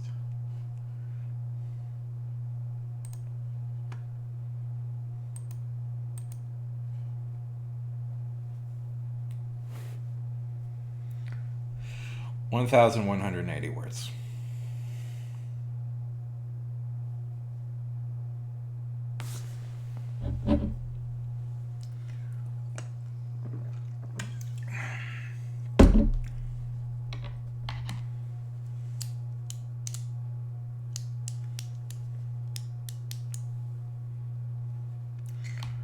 I think I did.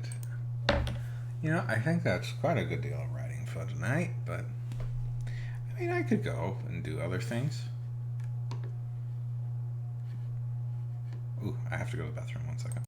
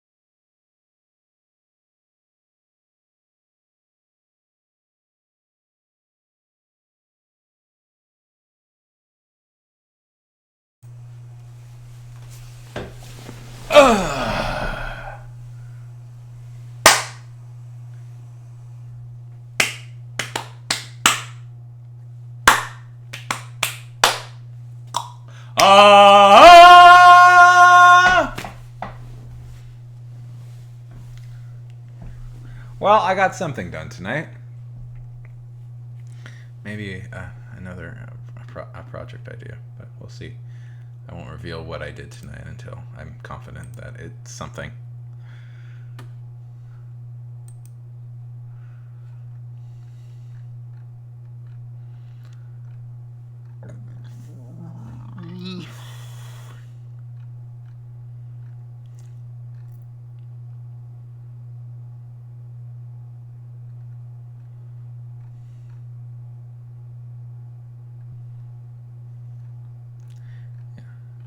I mean, I still got energy. We could do other stuff.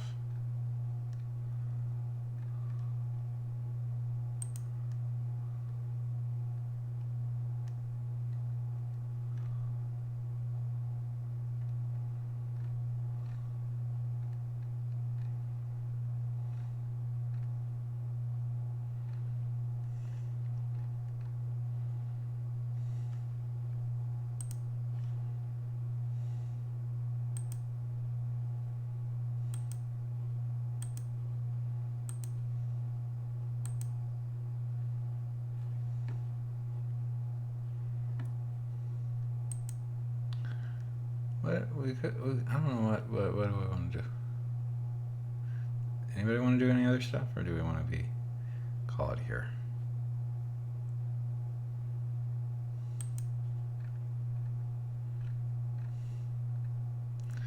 I mean, I lost a bunch of weight this week, these past 2 weeks.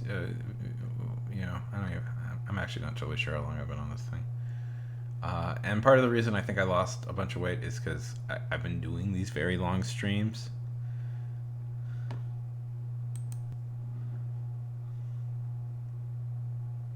Yeah.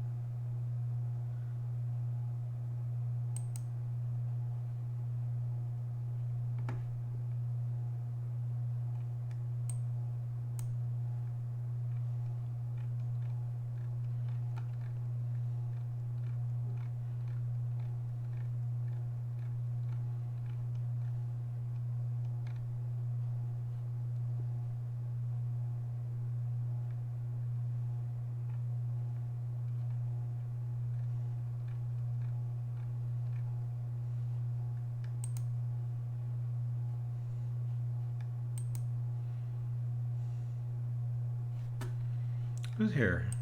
Do we have a... Yeah.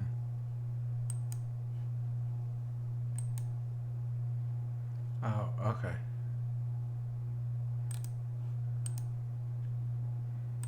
Oh, okay. So, look, it's just...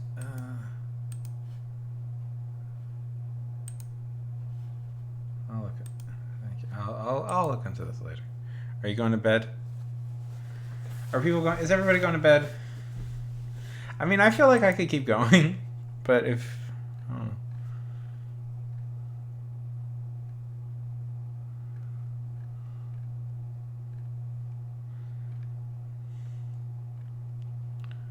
Yeah. I feel like I could keep going, but I don't...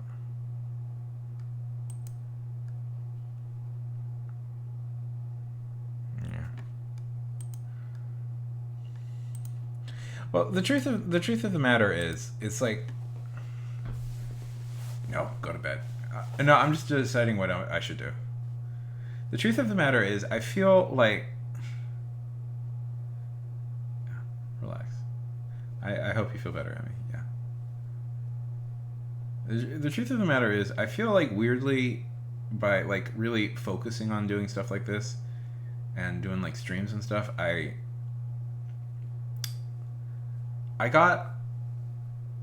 started being a little bit I started like living a little bit healthier, which is a strange phenomenon.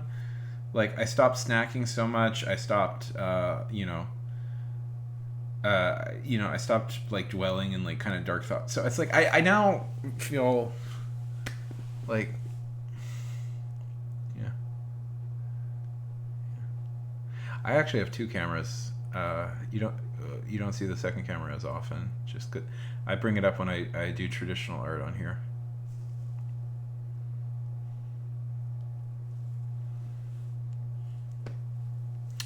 I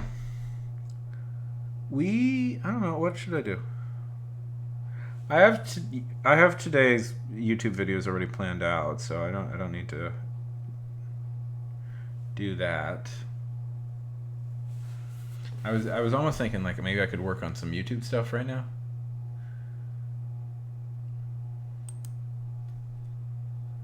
I do my own. Yes, I do my own editing. It's really boring. I do it all on my phone. Have you guys ever watched any of my videos? You don't have to, but I do want people here to go over to my stuff. Partly why, like, yeah, I edit on my phone just because I film on my phone and then I edit on my phone. Yeah.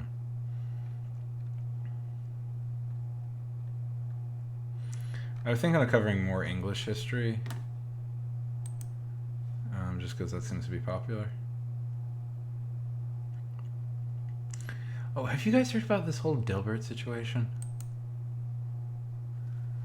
That shit is fucking wild. I mean, I've known about that guy being like a huge asshole for years. So I'm shocked it honestly took this long, but I guess he's just finally openly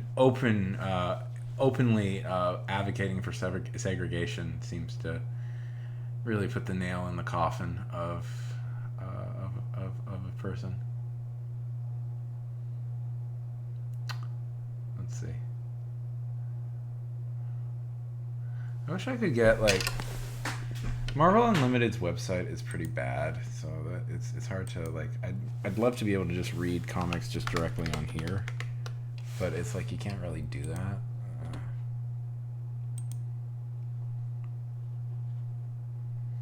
But I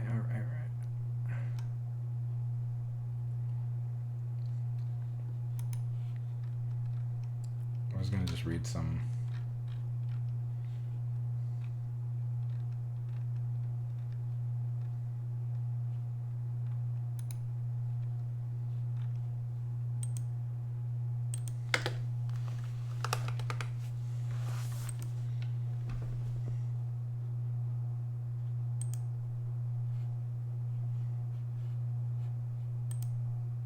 I'm already a subscriber.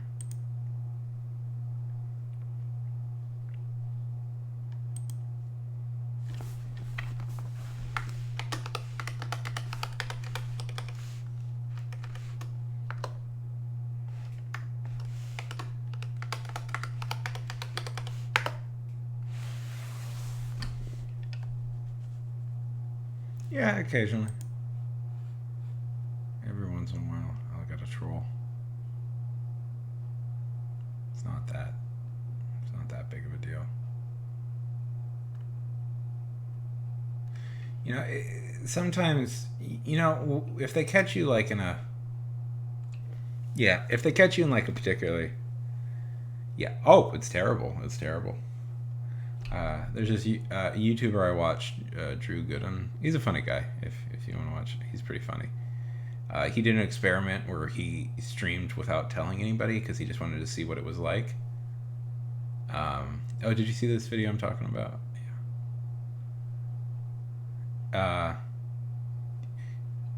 Yeah. Where he dyed his hair blue and stuff.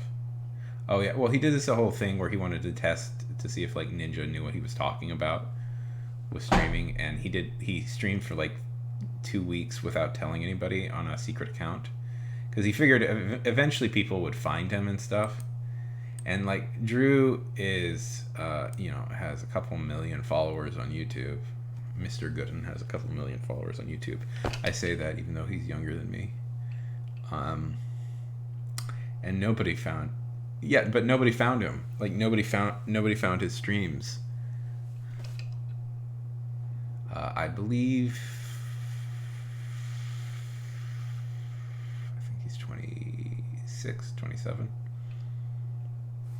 Because I remember in a video he said, yeah, I'm gonna turn 30 in like 3 years, and I'm like, oh yeah, I'm older than him. It's cool. He's funny. He's funny. I think he's really funny. I'm actually surprised like him and or Danny Gonzalez have not like got like maybe he kind of looks like a guy that would get like a deal, like a script writing deal from a studio or a network or something, because it's just I think it's weird. It seems strange that they hadn't offered him. Some would make good actors, some would make not great actors. I mean, there's a good streamers are some streamers are natural like yeah, that's what I'm saying. Like there's streamers who have a very natural presence on camera, and then there are streamers who don't, who are very calm on camera and can like it's funny. I always assume, but also it's it's not a 1-to-1. I would say the thing about it is though, like a streamer there's a lot of streamers who probably have a potential to be a great actor, but I was when I first started streaming, going back generations ago, I kind of wish I had saved more streams from then, but That's one thing I miss. I didn't save a lot of streams when I first started out, you know, and now I just don't have many from those days. I have some, so I'm always happy when I. So that's why I like preserve them all now. Except a few. A few don't get preserved. If something really bad happens, I don't save those. But I was like super nervous and awkward when I first started streaming. It took me a while to like to train to do all, like get comfortable doing all this stuff. Now I don't care. Like I'm very I feel very natural when doing all this stuff.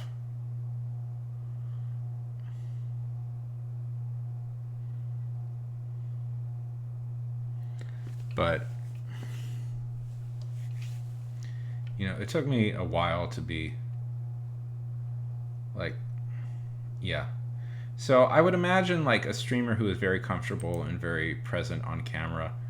They could be a great. They probably have the opportunity to be a great actor, but it's like they also need probably like coaching. Like they would still need like time to adjust to this new sort of environment. What is this? Ooh, a new Doctor Strange. Interesting. Yeah, but like I don't. Probably they probably you know once they get comfortable with the new modus operandi, they probably get comfortable doing stuff. They have performing experience.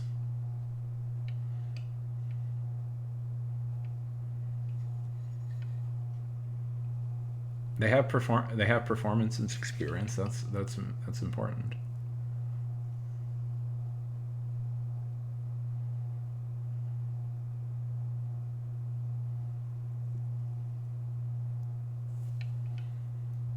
You know, that gives you a lot. That jumps you up a lot. Where would you want a superhero series to be set? What city? What city would be interesting to set it in?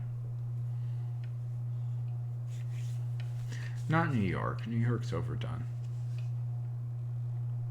Los Angeles. That's the other big city. LA is kind of weird to set superhero stories because you kind of want like buildings close together usually.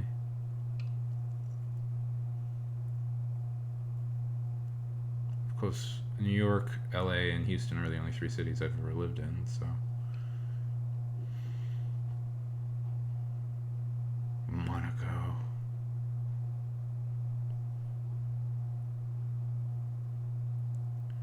Yeah. That's a cool idea. That's a really cool idea. That's not the type of thing I was thinking of, but that's a cool separate, I actually really like, that's actually a really cool sort of separate idea.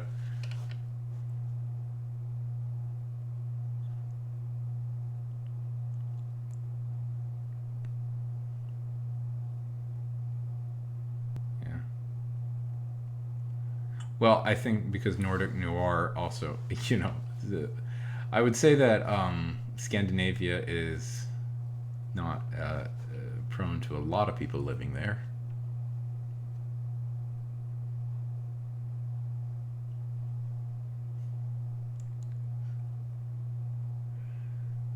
You know, like Iceland is essentially just one city.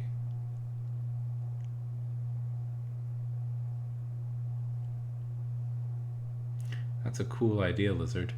That's not what I was gonna do, but now that it's out in the public, I may steal that. Have you ever played Sam and Max? Or read the Sam and Max comics? Oh, that's something I could cover.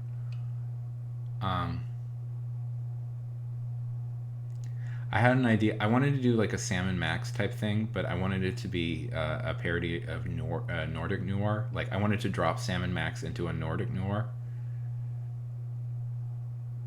Like I wanted to drop Sam and Max into a version of. Yeah, that was kind of the idea. So it was like a dark. It'd be like a really dark comedy sort of thing with like a dark New Order, but with like a Sam and Max type characters. Yeah, I wrote a lot of that. Yeah. Oh yeah, I think one, it's an old enough like the cliches are so established now that you can kind of make fun of a lot of it. Yeah. Like I think one of the funny jokes is like nothing like this ever happens here, except for like 2 weeks ago, and 3 weeks ago, and like murder is so strange in this unusual town, except for coincidentally like once every week, several times a year, at all times. We must hire the greatest investigator in all of Norway, Sweden and or Denmark. Yes, we're in one of these countries. Will the Americans understand? No. And do inexplicably a lot of us have British accents? Also, yes. Oh, I know this guy. Oi! What's going on here? I'm from Stockholm, Sweden. I'm an investigator from. Yeah, there has been another murder. I already know. The victim was my son. You don't seem very upset. We were not close. The killer could be anyone in Helgesund. That's over 70 people. Wait, I'm getting the call. Allow me to slip into fluent English. Hello? Gunnar Gunnarsson? Is it about my son, Gunnar Gunnarsson, son? Understood. I know who the killer was. Who was it? It was you. You got me. I love that guy.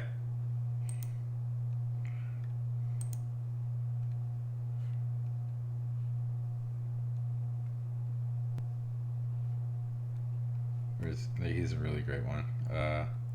Oh yes. Oh, Orson Welles hates Sonic the Hedgehog. That's a great one. This one, I love this one. Oh! You think you're gonna walk into Mordor? They won't let you. Tell you what, man, you got that dang precious, man. You got these dang old hobbits got one ring, that's mine, man. You got this big old pockets and one now don't live. You can't see nothing, man. Talking this one to Spain, man. Yeah.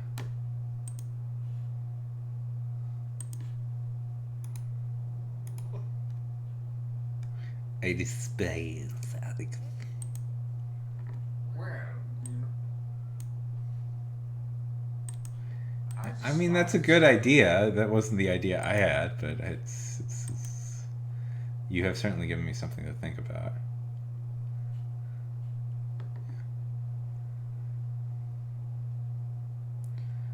Have yeah. I wanted to, I was just trying to think of a city that would be, like, what about Seattle or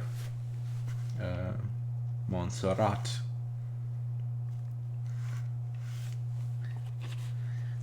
I mean, Marvel has occasionally attempted to establish like a comic book Miami.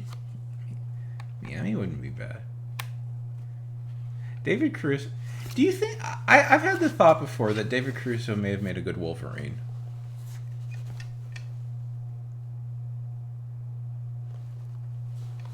Like if they were, yeah, he would have been a decent Wolverine, right? Yeah, I mean, too bad he's like an argumentative prick, apparently. Yes, of course I want to hear it. Here. Yeah.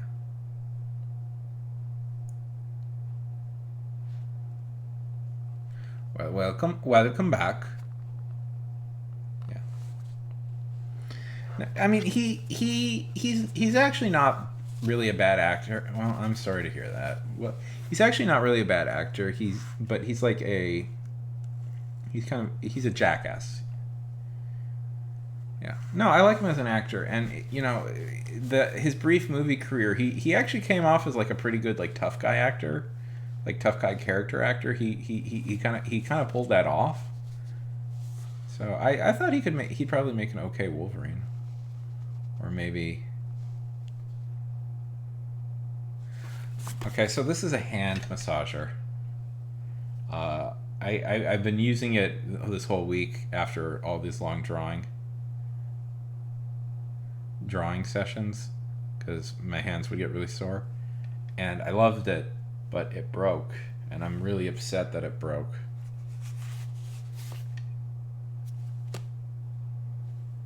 It just broke down yesterday. Yeah. I mean, Hugh Jackman is great. I like that apparently he's coming back, so that's good news. You don't get...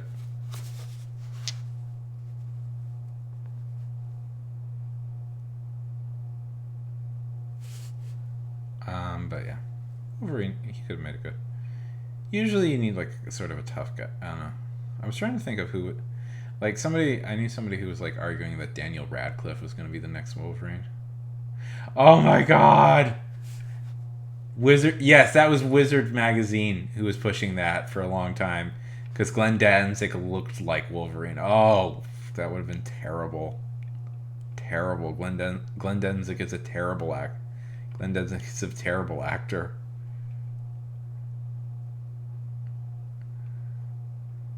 But they do kind of look alike, so... I think Russell Crowe was another consideration. Like, and that probably would have been okay. But then again, Russell Crowe probably would have insisted on singing. So, why can't Wolverine sing? Do you know I'm in a band? Oh, you, don't you dare suggest that. What is Taylor Lautner doing now?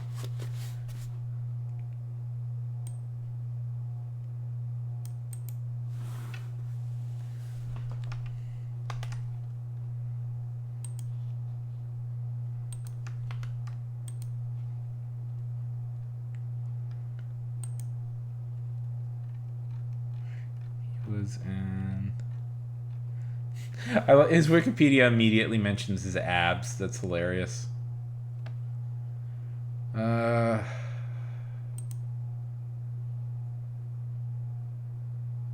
He was in a Kevin James movie.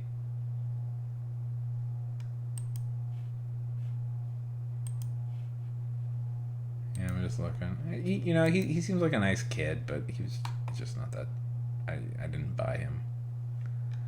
He was in a Kevin James movie. Oh God, Kevin James, Rob Schneider.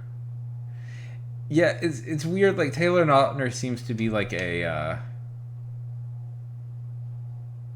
kind of just a guy, is now part of like the Adam Sandler universe more than anything. He appears in a lot of Adam Sandler movies. Look, Grown Ups, The Ridiculous Six. No, it seems he was in. No, he's still there. He's just not doing anything.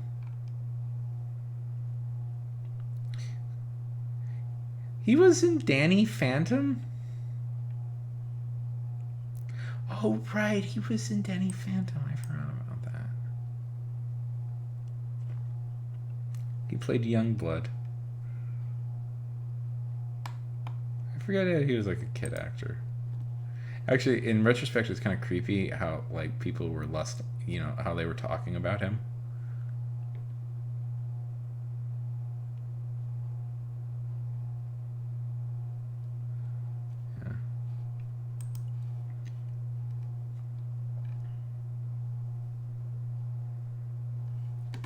Yeah, you think? I mean, Robert Pattinson was always a really good actor. I fucking love. Oh, I'm gonna declare I like a movie, Lizard. Prepare yourself. I'm gonna declare I like a movie. You might not like it. I like The Lighthouse a lot. I like that movie quite a bit.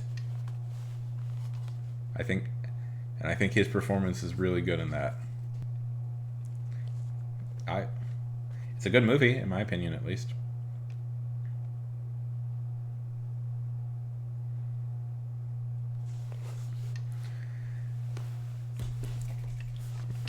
Emmy. Okay, Emmy. See if you agree with me.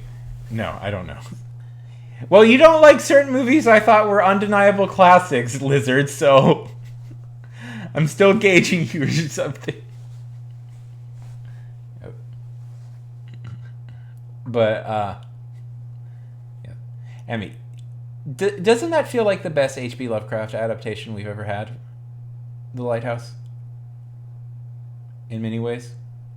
Even though it's not an official H.P. Lovecraft adaptation, it kind of feels like one. You know, it's definitely the best like Lovecraft story that Lovecraft never wrote.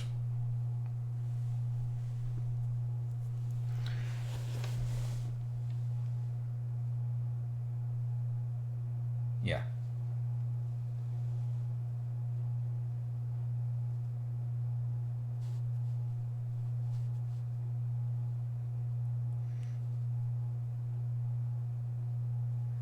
Well, I consider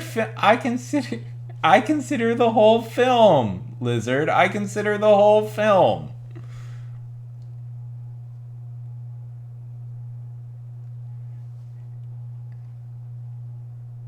And his editing and his music.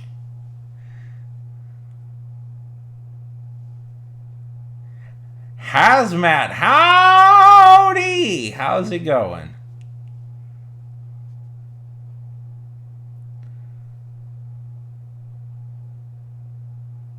Oh, which was this? Welcome to the stream, buddy.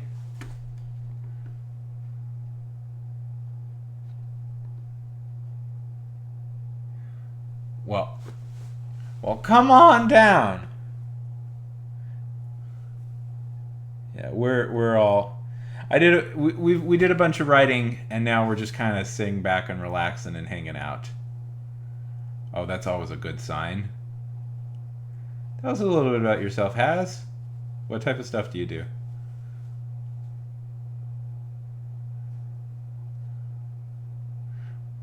We're hanging out. We're talking movies at the moment.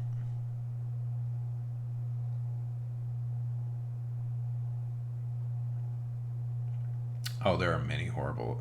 The weird thing is, I would say that there's a lot of really bad Lovecraft adaptations, Emmy. Like 90% of them are quite bad. Best ones are like Reanimator is one of the better ones. There's Reanimator, there's that black and white silent movie that the Lovecraft Society did that I think is pretty fun.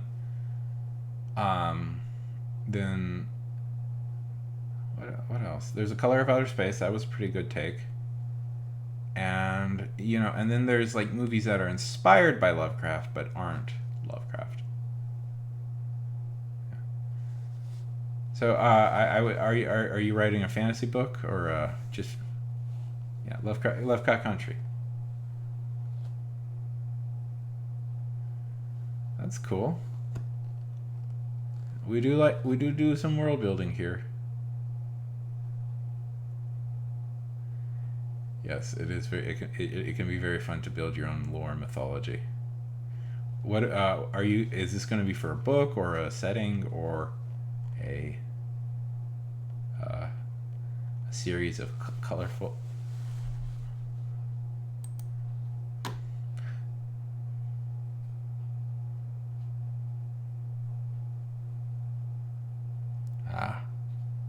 Are you making your own tabletop role-playing game?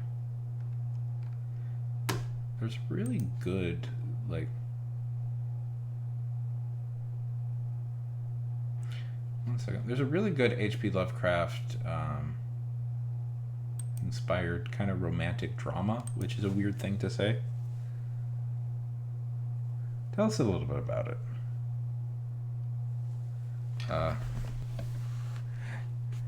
Give me a second. I'll remember it. It's essentially like a Lovecraft story meets a Richard, like the Richard Linklater like Before series and stuff.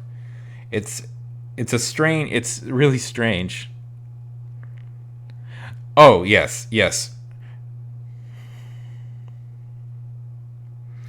Similar, yes.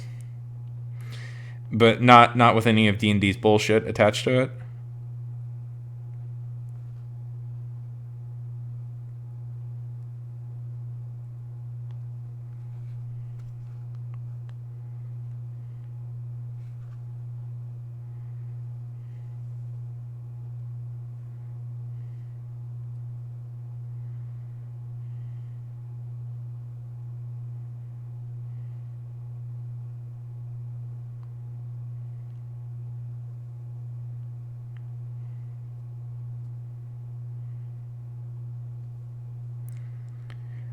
What did you think about that whole thing that D&D tried to pull a few weeks ago?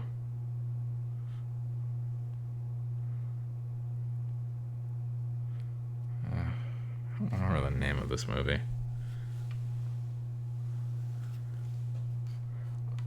Oh, it's so complicated. Yeah.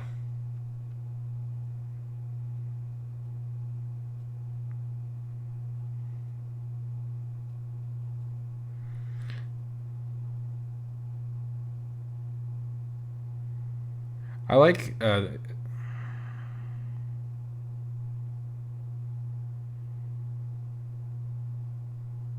don't think I'll be able to find it.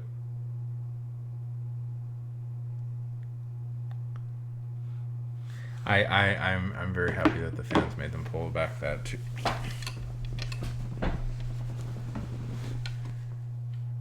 Made them pull back that too.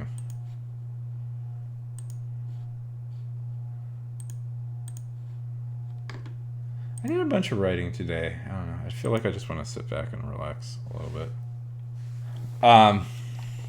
Yeah, I'm glad that the fans like shamed them out of that. Yeah, why not for a little bit? Unless you guys want to do something else. Just for a little bit, just to get the mind.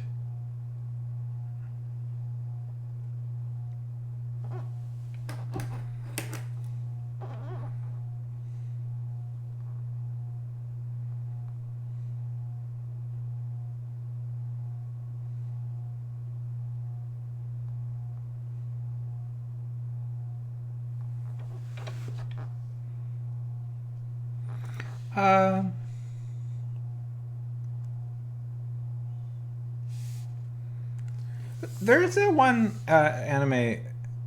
I know like Lovecraft is quite popular in Japan. If I know that.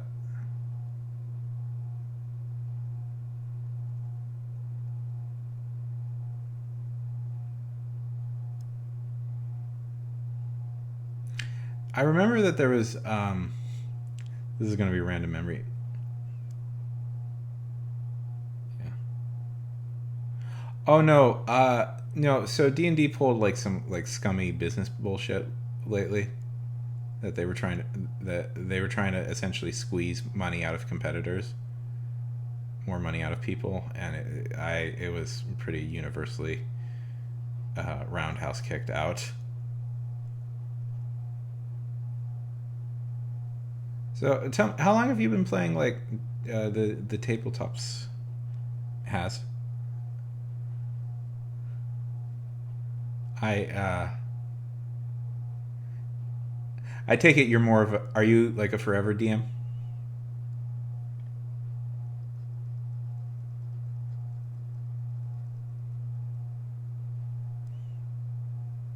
Oh wow, but you just took to the ground running.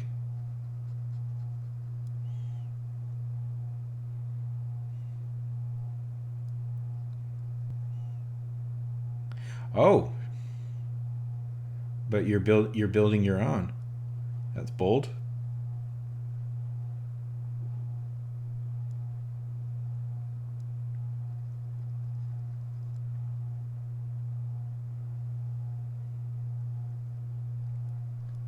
I've DM'd like twice in my life. I'd like to do more of it.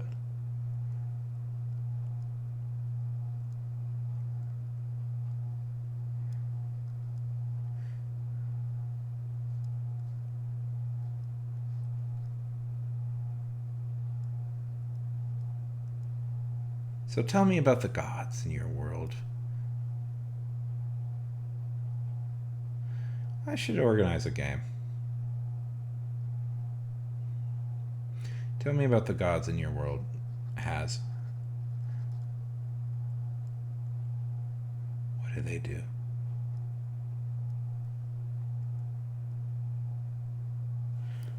I don't.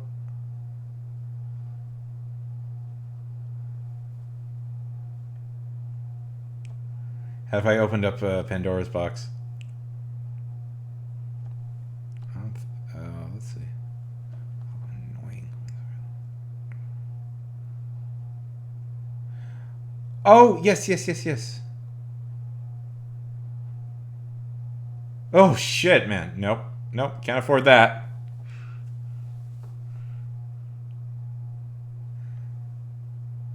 Yeah.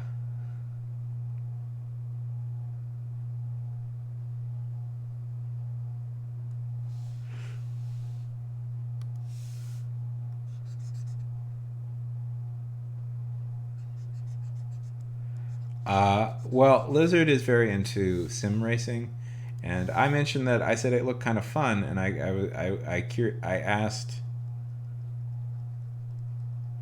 asked Lizard what or JJ. I asked JJ what it costs, what like stuff like that costs to get into, and he just sent me an eBay link for a lower priced one.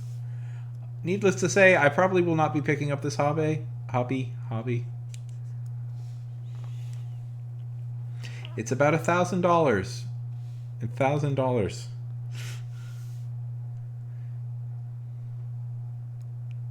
Yeah.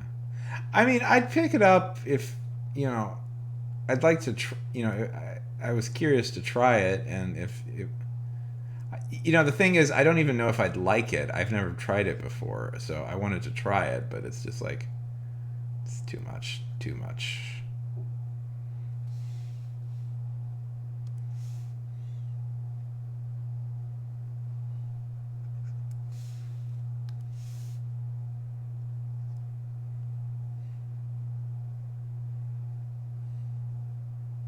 Yes, until I become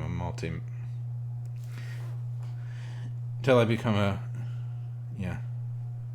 Yes, maybe one day if I move back to Los Angeles. Oh! Lizard, did you see that message I sent you?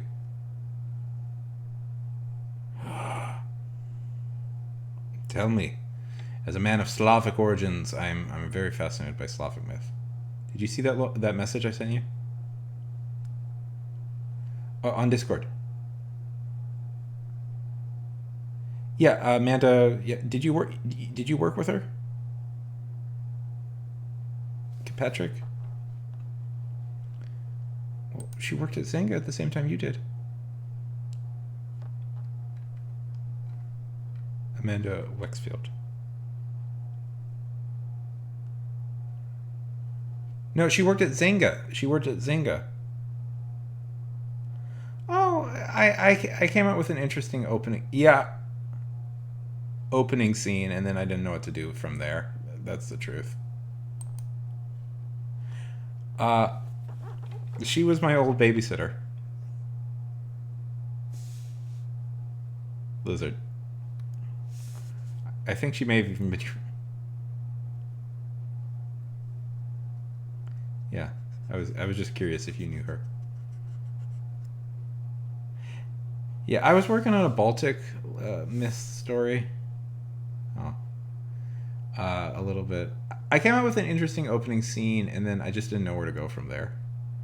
I find that's like what stops me in my tracks a lot of times is I'll come up with something kind of a interesting opening scene, and then I'm just like, I don't know what to do next.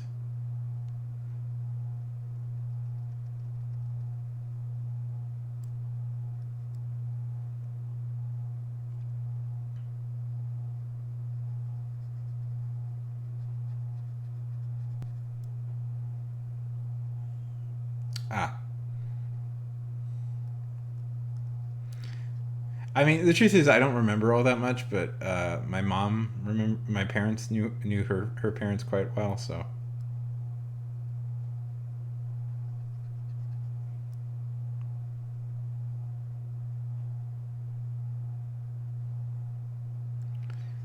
You know, just thought that weird coincidence.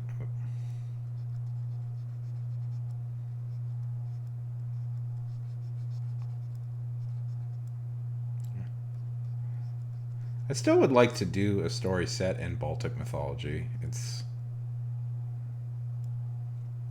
It's a real beautiful like mythos and stuff.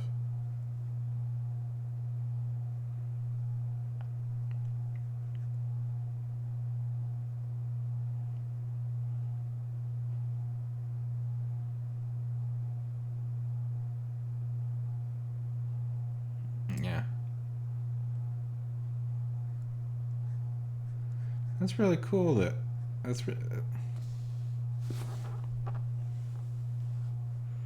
I did hear that. Yes.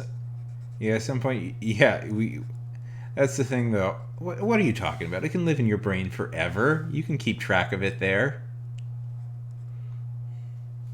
I saw that. I saw that.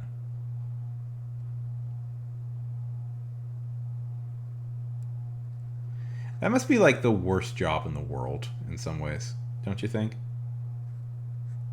Because like nobody is ever happy with you.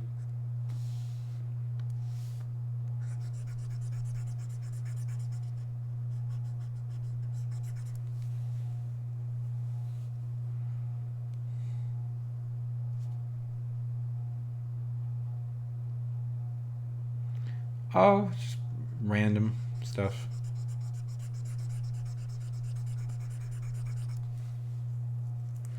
I did a whole ton of writing. I feel like the need to compel myself. Like I did a whole ton of writing already, and it's just like I I don't I kind of want to just stay on. I don't know. It's not like I have anything else to do. Yeah. So it's like why don't I do like just some art? Obviously, I'm the best artist in the world, but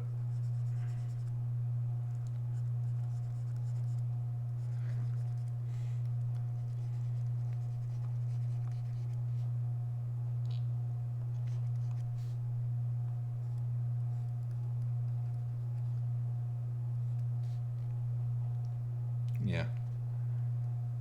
Well, I am just drawing from a reference, unfortunately.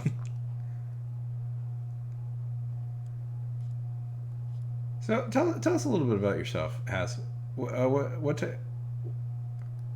besides D&D, what are you interested in? Uh, who are some do you read any book? Do you read any authors? Do you watch any shows? Do you play any animes? Read any movies? Listen to any games? What are you into?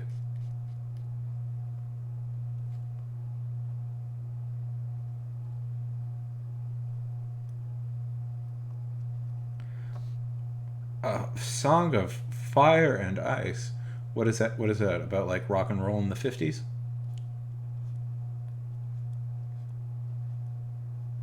No, I know that. Good choice. Excellent choice. Can't go wrong. Can't go wrong with that.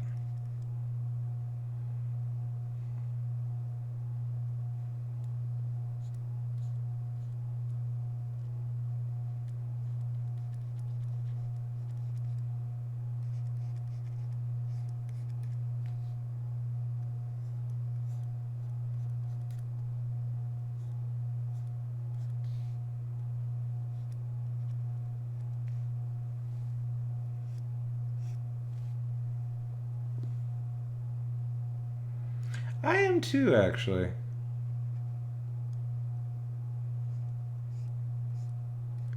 I love me some medieval history. I actually have a. That's fun.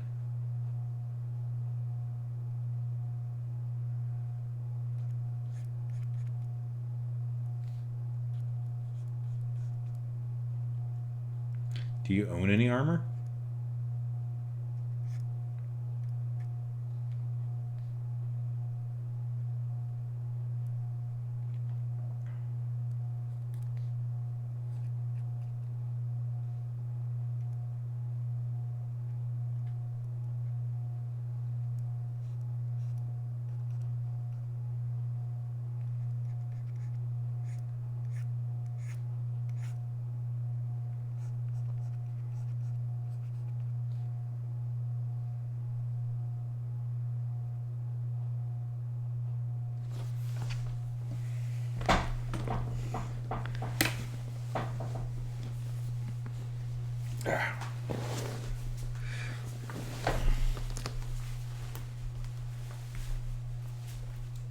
getting up.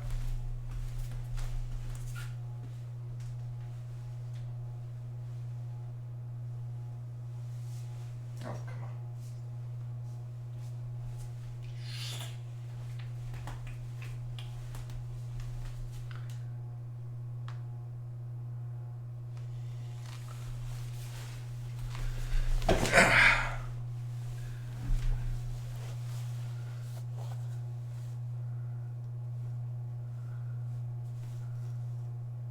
Yes. Although this is just a, recreation. I do have.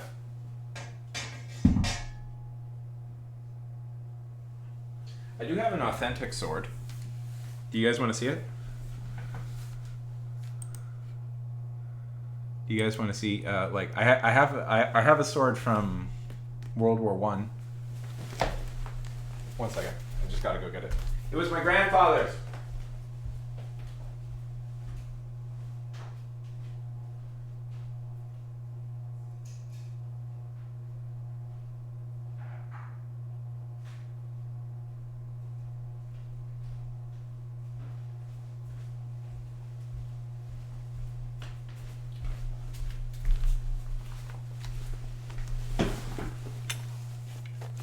It was my grandfather's. Then it was passed to my dad, and now it's been passed to me. It's I think it's an right? It's cool, right? It's Russian in origin. I know that. I looked it up. I know there's a specific name for it, but I kind of forgot what it is. It's kind of like, let's see. It's kind of like one big dagger, really.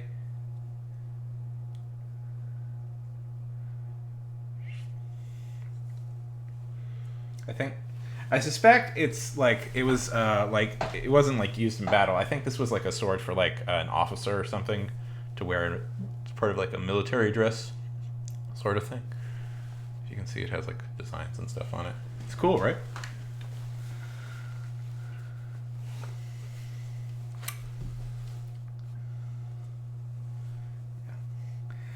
There's a specific name for it. I looked it up. What these are called? It's I forget the exact name. But like I think what I suspect is that like I don't like this is I know it's from World War One. Yeah.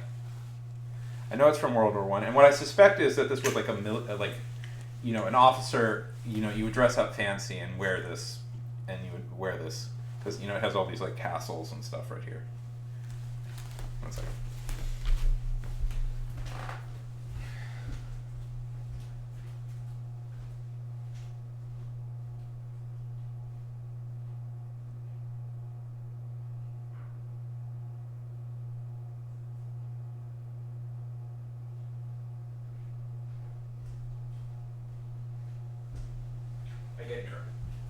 I get nervous about it. I get nervous about that, But it was given to my grandfather as a gift. It was given to my grandfather as a gift, and so passed to me. It is a I know a few things. It's a caucus. I remember specifically. It's a caucus style of sword from the and it was a Russian. It was a Russian military. It was from World War One, and it was a Russian officer's sword in World War One. I'm pretty sure.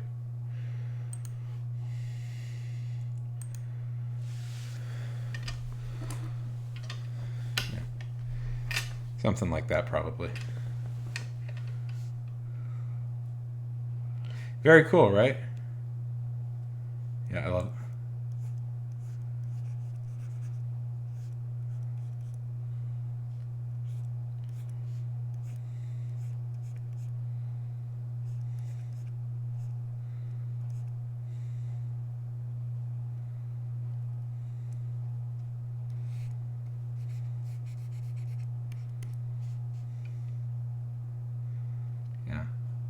I have some cool stuff. Like, I have a recreation of Gimli's axe from Lord of the Rings.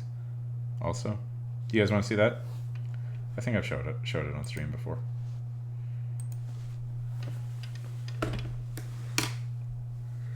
I should end with that one, but I should end with the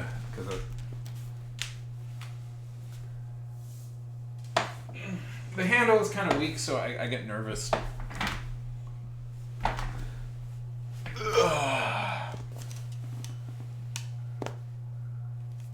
And my axe.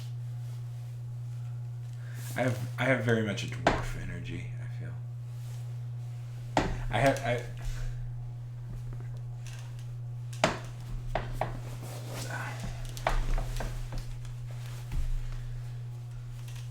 Well,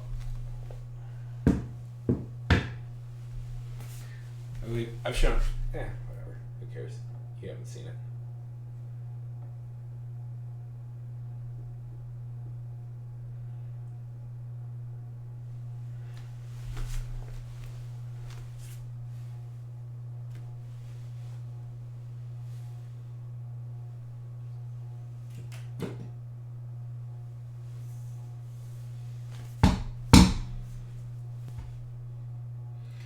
Yes, Saruman's staff. I acquired it from a prop warehouse. No, it's not really a staff. It's a recreation, but it's pretty. It needs to be repainted just a little bit, unfortunately.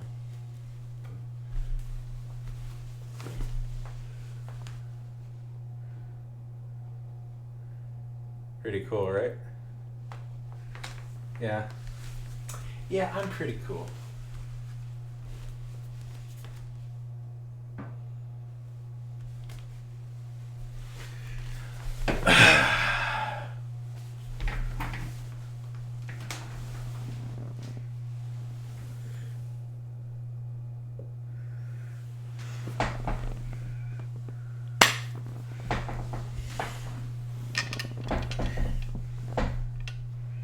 I like to think he's watching over me right now. I'm proud to be. I am proud to remind you of this great and noble Nick.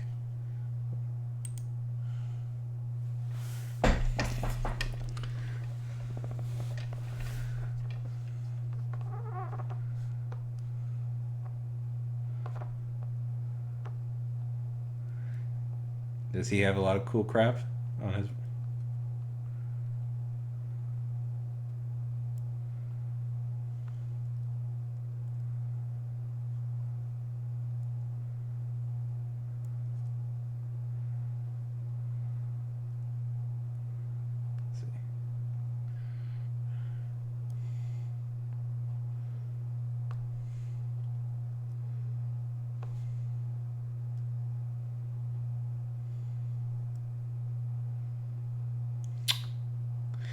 Well, I'm not. Nope. I'm a cool jock. I'm into the sports, you know, and the foots and the tackles and yay, Tom Brady. Well, it was lovely to meet you. Like if you want to ever talk again, remember all you got to do is hit that little follow button, and you'll see whenever I'm on.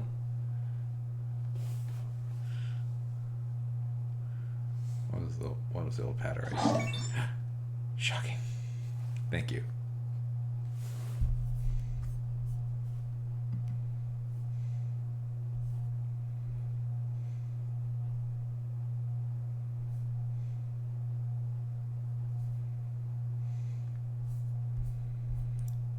See, the relative wisdom of staying on just a little bit later. We made a whole new friend.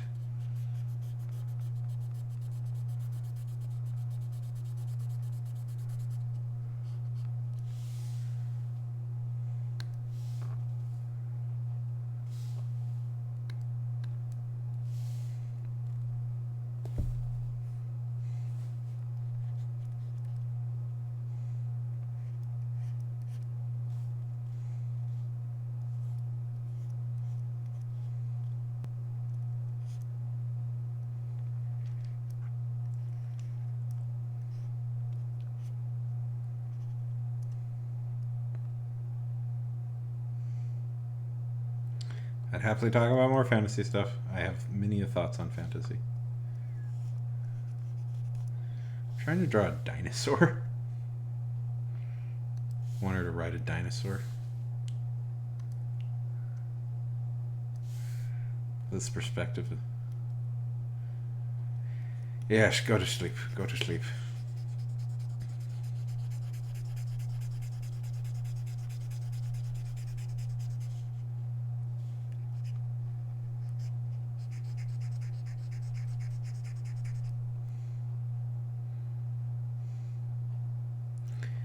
Oh, we're in the same time zone, Emmy. It's 2:50. Yeah, it's 2:51 for 2:52 for me, so we must be in the same time zone.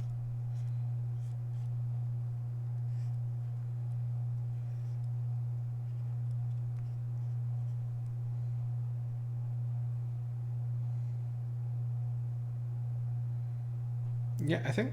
Oh no, it's 3:50. No. Sorry, I'm wrong. It's 3:51 for me. Sorry. Yes. No. I'm an hour ahead of you.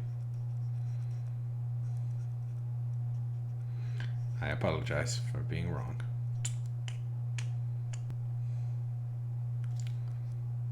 Yeah. No, I'm in central.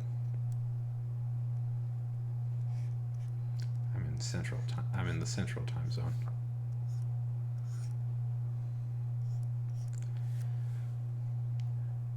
No, I have sinned greatly. I got my time zone wrong. The most important thing in the world to get right.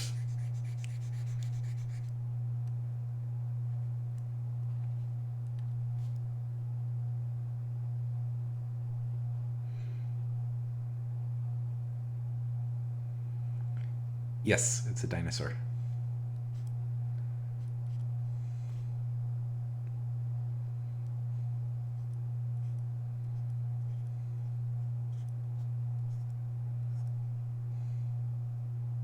Thank you. I think it's turning out okay.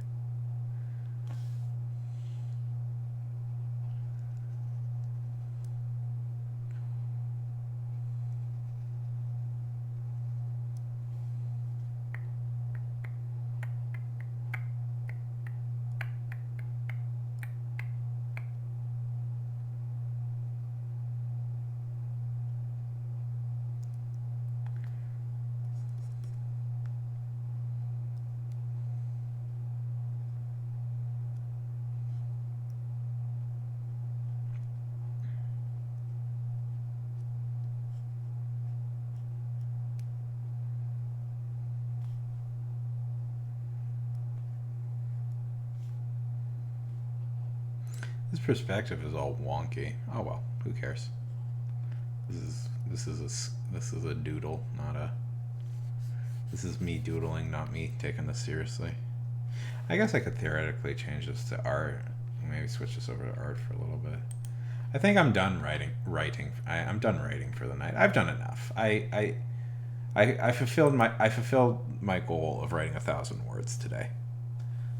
That's all I wanted to. That's all I wanted to do, and that's the goal. So I can now sit back and do other stuff.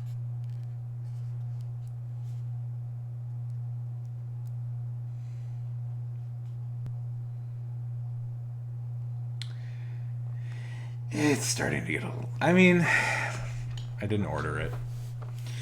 That was more of a motivator than me actually gonna something I was actually gonna do. It's starting to get a little bit too late for ordering a burger. When I came up with that idea, it was like 2:00. It was like 12:00, and then it took me an extra hour. It took me a couple hours, and now it's like it's almost breakfast.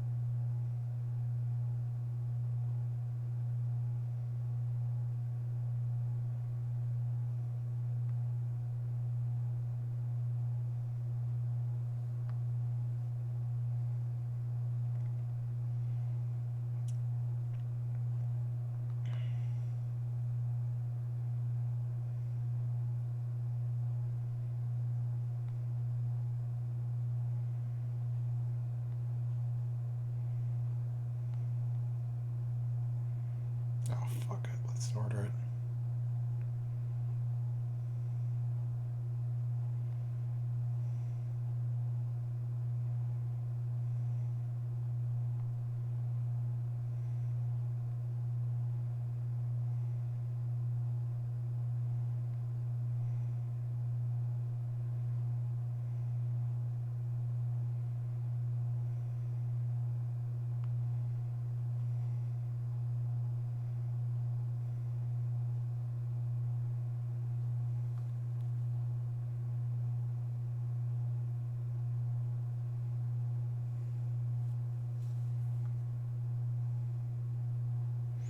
Okay, you peer pressured me into ordering. Having it.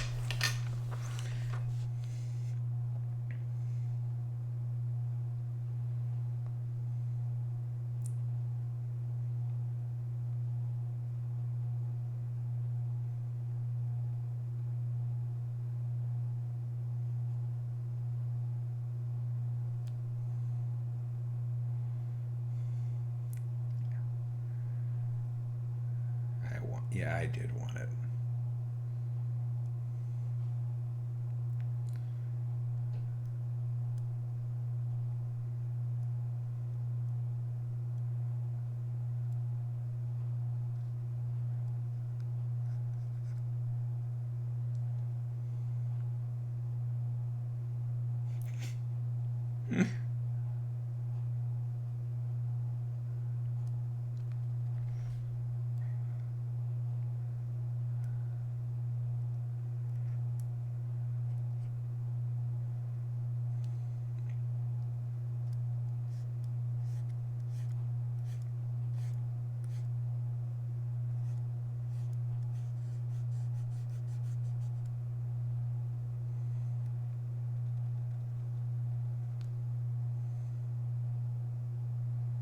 I should do like some exercises or something.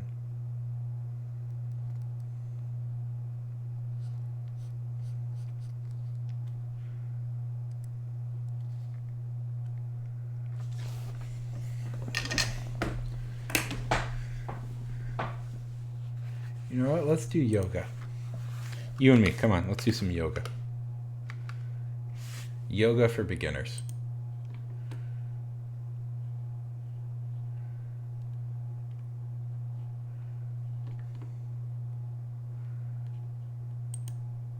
Hello, everyone. I've actually been thinking for a while about trying to start doing some yoga.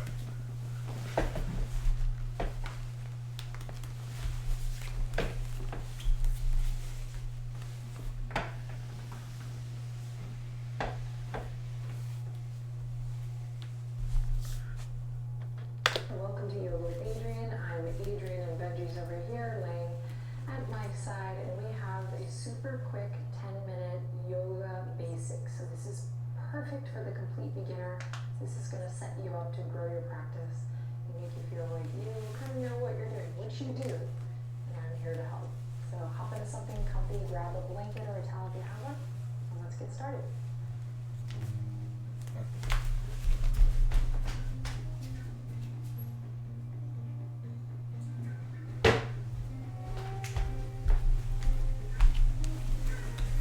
Alrighty, let's begin in a cross-legged seat. So come on down to the ground. If you brought a blanket, 1 second.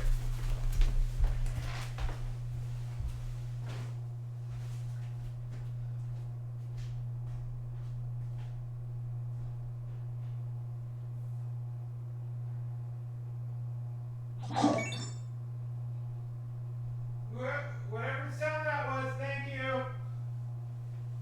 I appreciate it.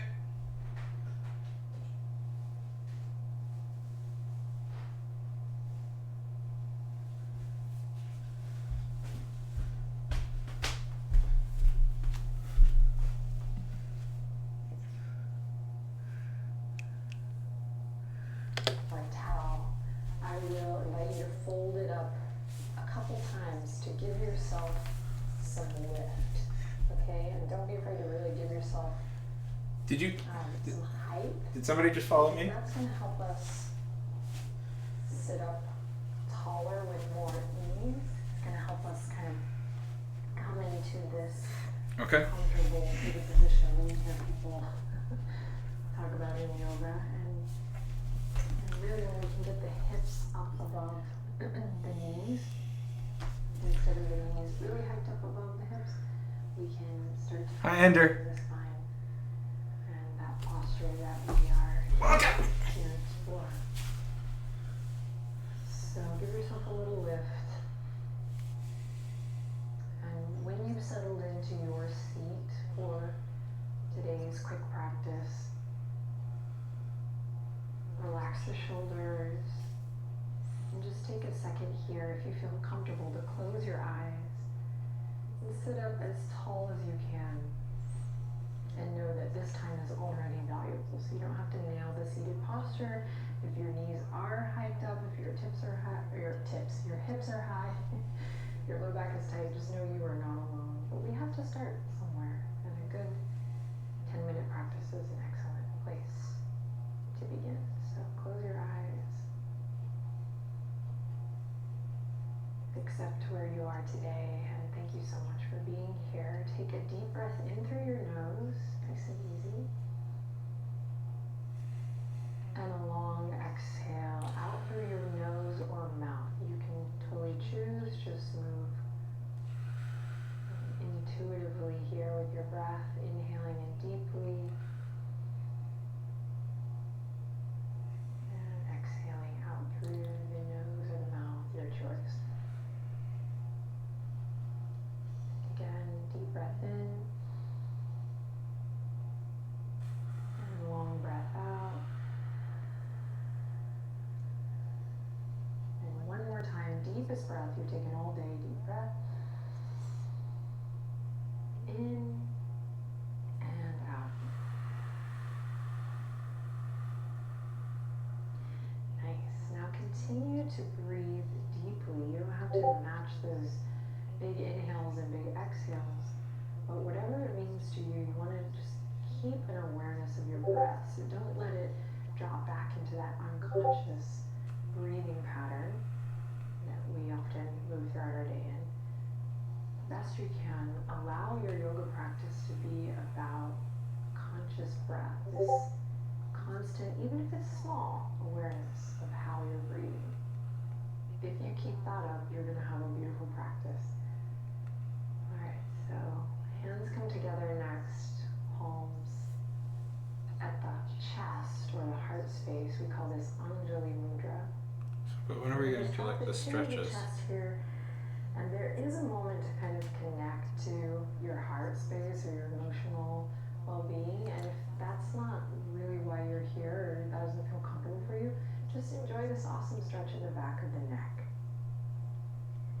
Yes. And if you're like me, I'm like, I'll take both. You can just take a quiet moment here.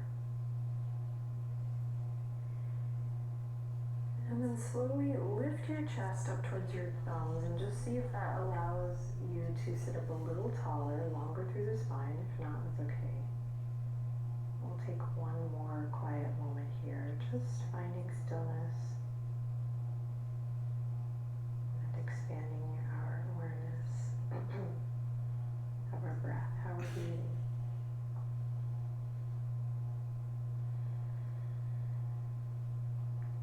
You can take in any sounds that you hear around you and start to notice how you're feeling today. This time on the mat, yoga is actually not about accomplishing kind of what you think yoga is supposed to look like or feel like. It really is all about you being honest with your experience and taking in your surroundings, becoming more present with what is. Yeah, I'm doing this a little bit for the exercise. Let's take a deep breath in to transition here together. Inhale.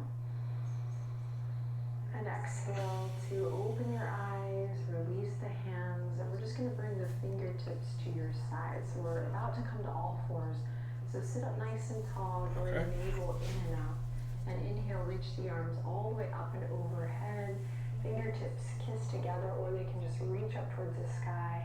Get long, long, long through your sideways. And think about drawing energy up from the base of the pelvis, whatever that means to you. See if that kind of changes the way you embody the shape. Good, then inhale, if it's all right with the neck, look up, and then exhale, flow the fingertips down. We'll do that twice more, but a little faster. Inhale, reach up, big breath, big stretch, long side body, engage, lift from the pelvic floor, just play, and then exhale, float it. Last time, inhale, reach, lift, see if you can lift the muscles of the pelvic floor a little, reach, find that support from within, and hold it down. Awesome, come forward.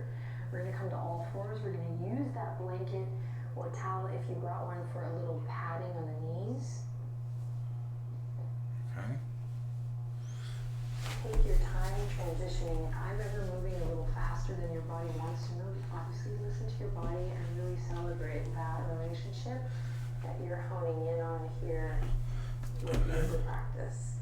Knees come underneath the hip points, so we're stacking the bones always from the ground up, and wrists come underneath the shoulders, same thing. Spread your fingertips wide, really feel that stretch. And then just allow your front body, the weight of your body to collapse down here into the earth, just like me here. So just let it all hang. Now we're gonna start with the feet. Press into the tops of the feet. Press, just imagine pressing into the shins, and then start to lift your belly up and lengthen your lower back. If you're curious as to what I'm talking about exactly, you can peek at me. I'm gonna go from here in this state of just kind of collapse to engaging, bringing awareness to lengthen my low back. Now draw your navel up, send your chest up towards the ceiling, feel your shoulder blades kind of move left to right, broadening through the upper back. And then the last bit is to press into the hands and remember that your neck is an extension of the spine, so your neck might be hanging here like this. You want to lift and lengthen through the crown of your head forward, so that now you have this beautiful line from the crown of the head to the tip of the tailbone. Great, tabletop position. Drop the belly now all the way, open the chest, look forward, cow pose. Exhale, round through the spine, chin to chest, cat. Again, drop the belly, open the heart forward.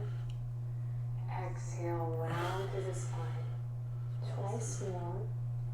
Nice and slow, moving the spine, but starting to really work on this strong foundation, this base that you're going to continue to build and grow your practice from. Great, come back to that tabletop position, so nice neutral spine. Then nice and slow, we're going to send the right heel out, straighten the right leg to just stretch through that right leg, right foot. Then you're going to step the right foot all the way forward, and it may take a couple steps to get it all the way up so that you're in a nice low lunge. From here, we're going to make sure the right knee is over the right ankle. Again, always looking to stack the bones from the ground up. Then right hand comes to the top of the right thigh. We're going to press into the back foot firmly as our foundation. Find that lift from the pelvic floor that we did in cross-legged, and reach your left fingertips up towards the sky for a little modified low lunge.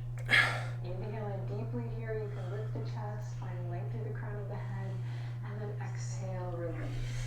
Hands come to the ground, we bring the right knee all the way back to the mat or the blanket, and we're gonna just do the same thing on the other side. So send the left heel back, stretch, stretch, stretch. Work that left foot all the way up. Come into a nice low lunge. Front knee over front ankle, toes pointing forward. Here we go. Left hand to the top of the left thigh. Inhale, reach the right fingertips forward, up and back. We're pressing into that right foot for stability. We're lifting up from the pelvic floor. Inhale, big stretch. And exhale to release. Hands come to the mat. We'll bring the knees back down. We're going to end in an extended child's pose here today. So walk the knees wide. Toes come together. Inhale to look forward, and exhale to melt the hips back. And this is going to be your final posture for this practice today. So allow the weight of your head to come down to the earth. Allow the heart to melt. And take 3 deep breaths in and out. Maybe closing your eyes. Inhaling deeply. And exhaling completely. Softening the belly as we open the hips here, reaching the fingertips forward as we invite the shoulders to open the heart to melt. Take one last breath in and exhale to release. Beautiful work. This part is showing up. Thank you for being here today. Okay. Namaste. Sure.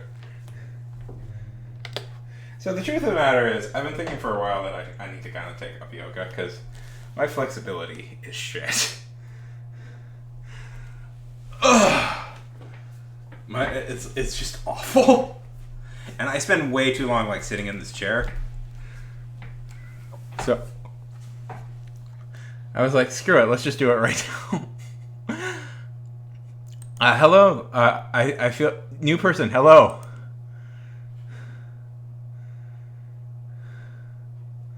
Hello, new person.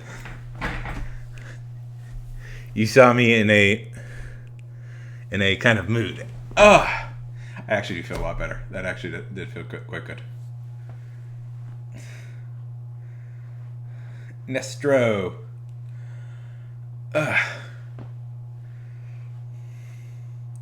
I got kind of tempted into ordering a bit of a heavy breakfast, so I was like, you know what? I need to do like some sort of Nessa.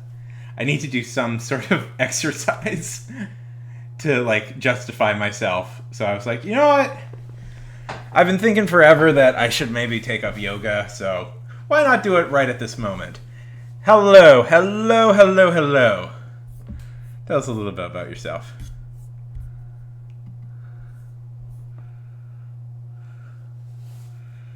Are you a writer?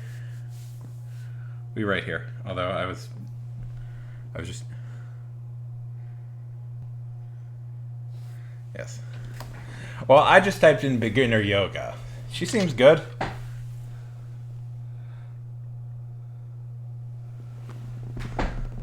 What type of stuff do you write? I actually do feel a lot better, truthfully. Oh,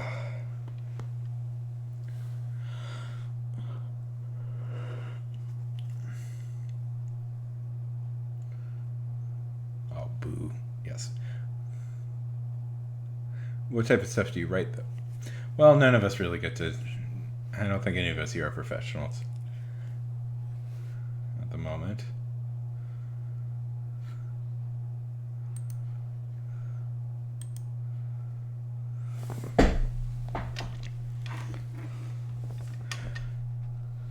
Ooh, I love me a good TRTTT and a board game. That's fun.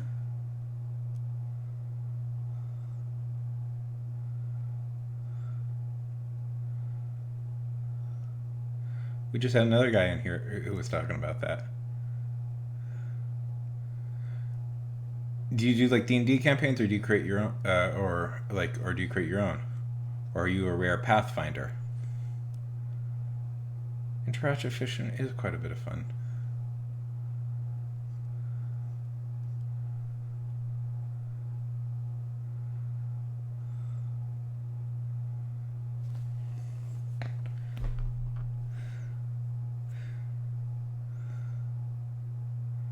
Yeah. That's cool. Are you working on any stuff right now? Have you ever made a Twine game?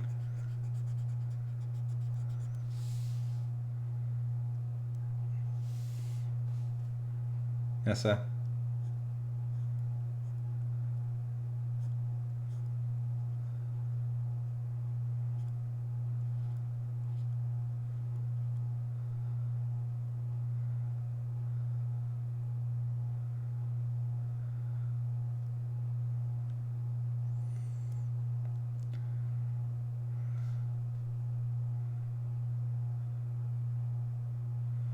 That's cool. That's really so. Like, how do you make a board game? You know, that's really cool. Is this like of your own design?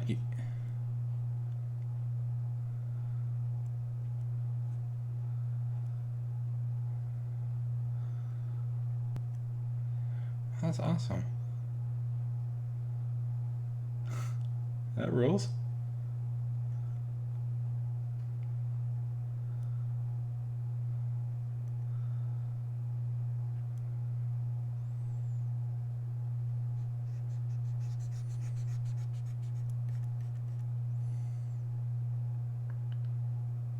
Okay, tell me about that. I'm curious. I'm curious to hear about that.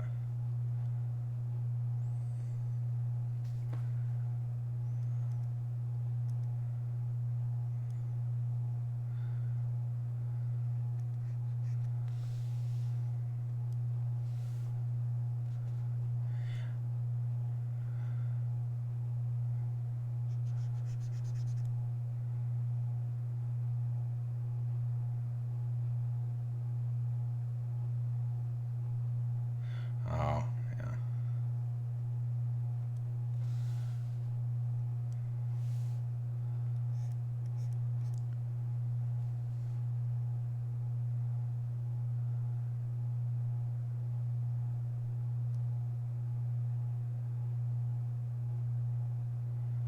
Ooh.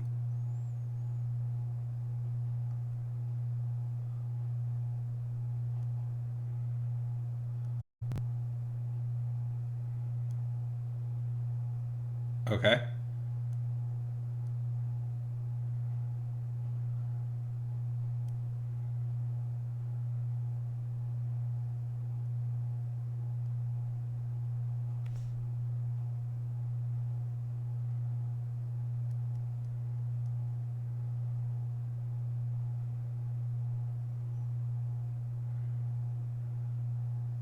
That sounds like a lot of fun. So,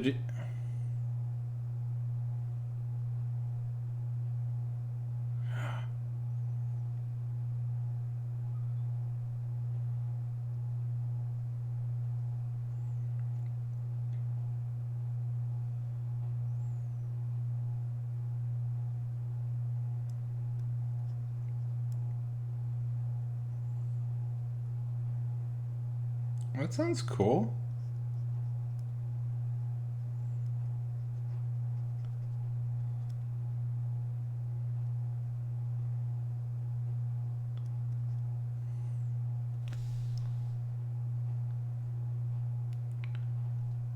Like in real life.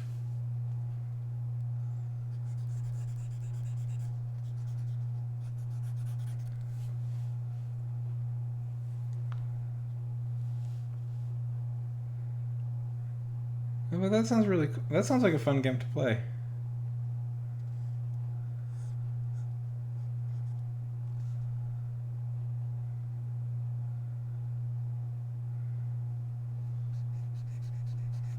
How long have you been designing like board games and stuff?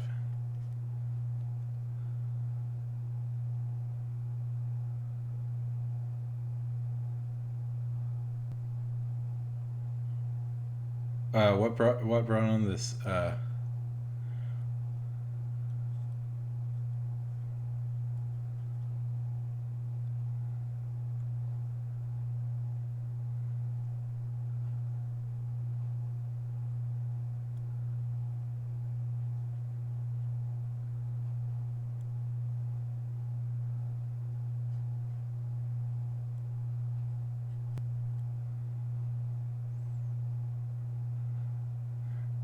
Yeah, you know that's kind of my story with Tier. I started playing them during the pandemic as well. I actually started. I was gonna say, yeah. What global event maybe caused you to start pursuing stuff? I can't think of any singular global event that would maybe cause people to start doing stuff they hadn't done before.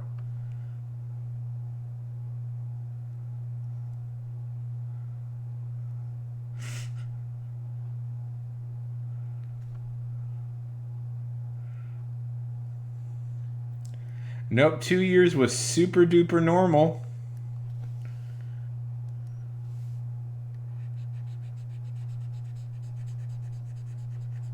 So do you do the art yourself?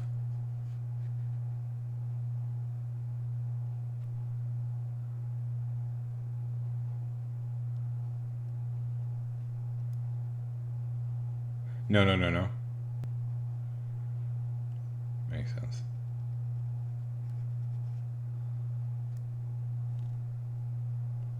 Hey, you know, some of the greatest artists in the world, like, they didn't do the actual painting themselves, they just managed the painting. You know?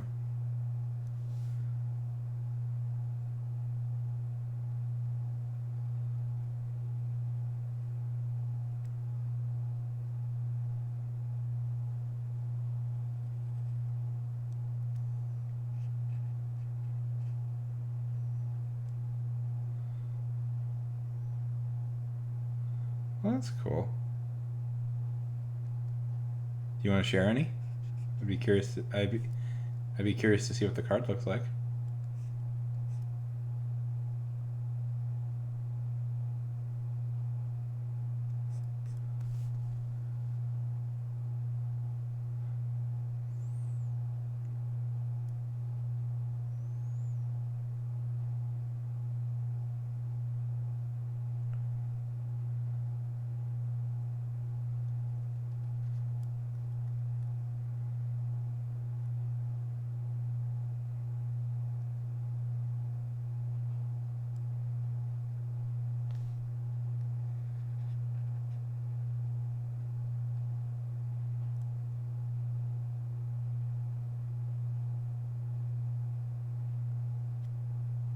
So, what about your tabletop setting?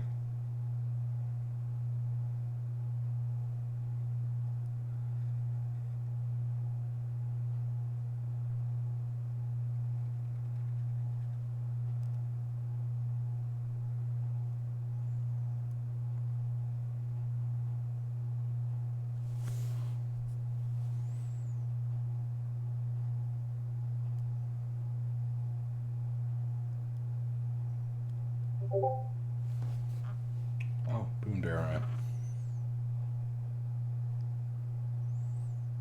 Oh, so everybody's smoking the dubers. I get you. I get you.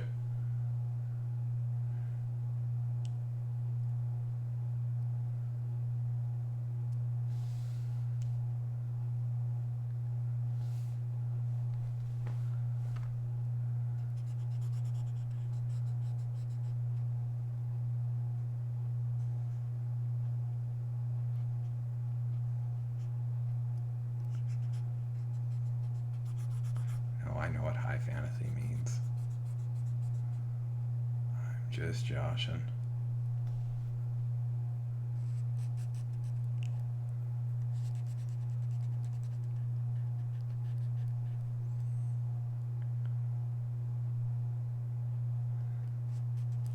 Oh, it was a good plot point.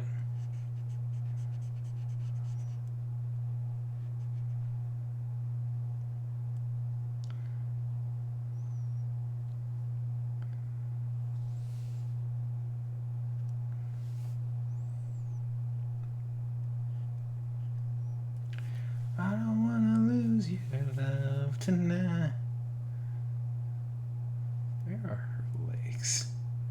Okay, so let's see. Yes, probably right around here. Boop, boop.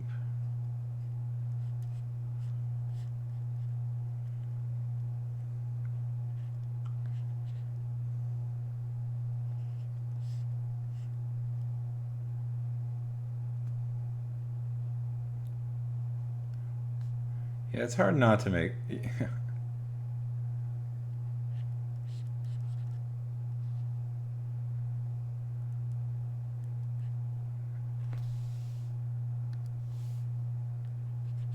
hard not to make stuff epic. That's all. Half the fun is there.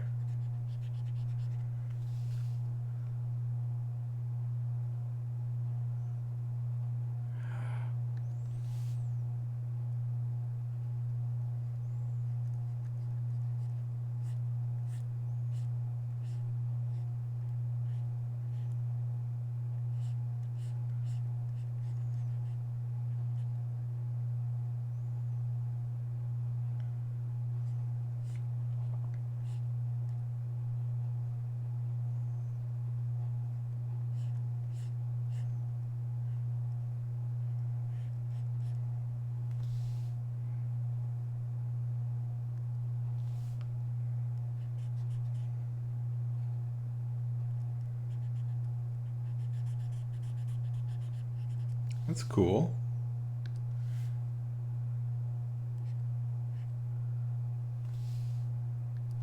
Uh,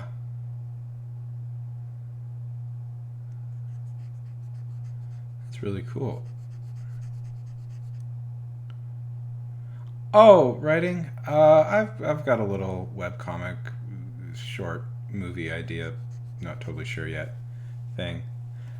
I wrote in it today, and now I'm kind of taking a break. It's a very basic plot. It's a reverse isekai, to use the hip modern day parlance. Yeah. It's about an elf, like an elf from a fantasy world who gets transported into our world. I wanted to make it a film, you know. I want to make it. I'm a filmmaker by trade, and I always wanted to make like an epic fantasy movie, but fantasy is expensive to make, and I don't have the money to do it right. So I tried to think of a cheaper plot to do, and I was like, oh,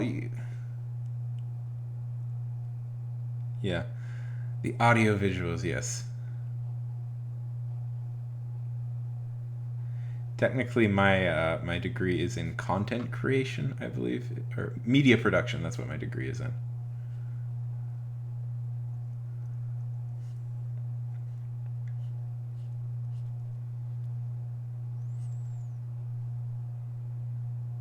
Ah,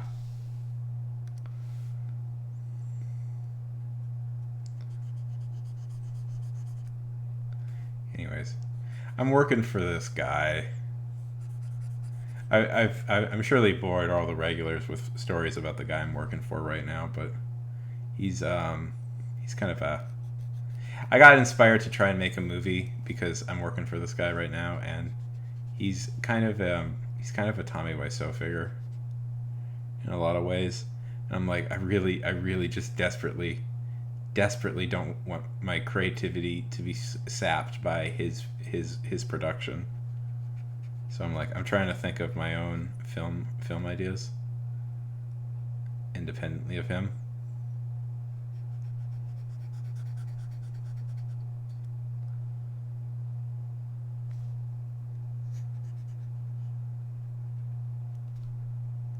Yeah. I've got a few other irons in the fire, but I'm just thinking that's the one that's producing the most right now. So I'm just kind of thinking those terms at the moment.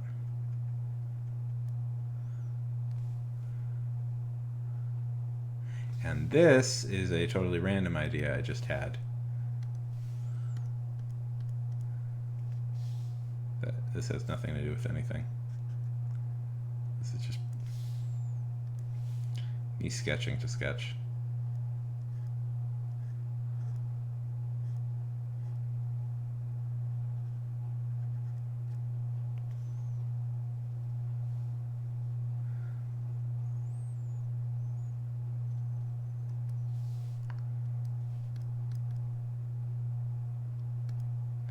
Girl.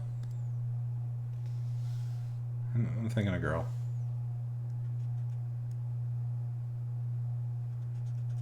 I wrote female.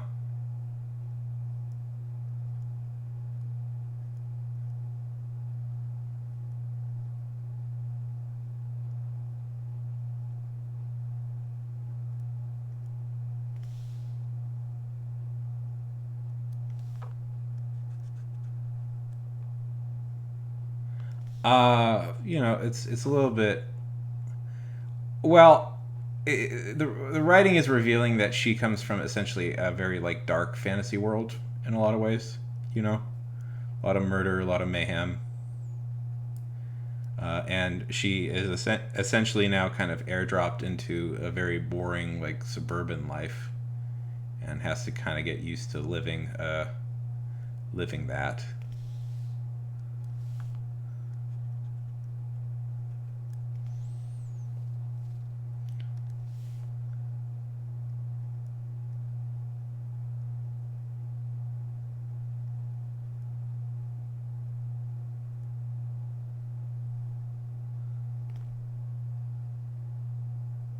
It's a comedy. It's a comedy. If I haven't made this clear, this is a comedy. So.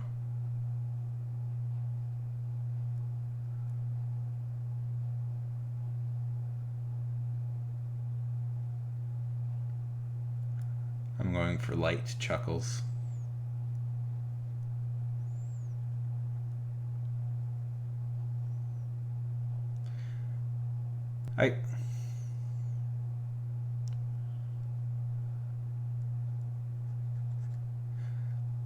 I don't think there's going to be any romance in this. I don't know. I spent all of like a year last year. I spent pretty much the pandemic years writing a romantic comedy. So I kind of want to just do something maybe a little bit different, you know? Yeah. I am though a little bit. I have a YouTube channel. I'm posting stuff on there quite frequently now. Yeah. Yeah.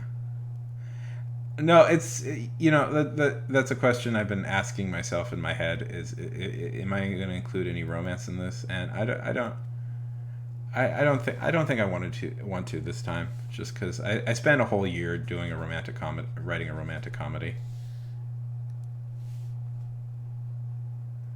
And I just want to do something a little different. I really like that romantic comedy I wrote. I call it an urban fantasy romantic comedy.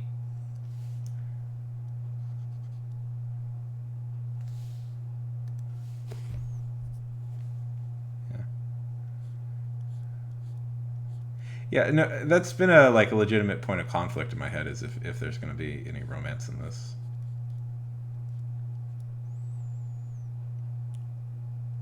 Yeah. Yeah. I think I want, I was describing this as yeah. I've been describing this other places as kind of like a friendship comedy, or where it's more about her kind of more about the elf kind of fitting into kind of living her life in a sort of, yeah, yeah, fitting her, yeah. It's more about you know, kind of the vibes of the story. It's hard to describe, and I'm not totally nailing it in the script yet. I eventually will get what hit it, but it's more, yeah.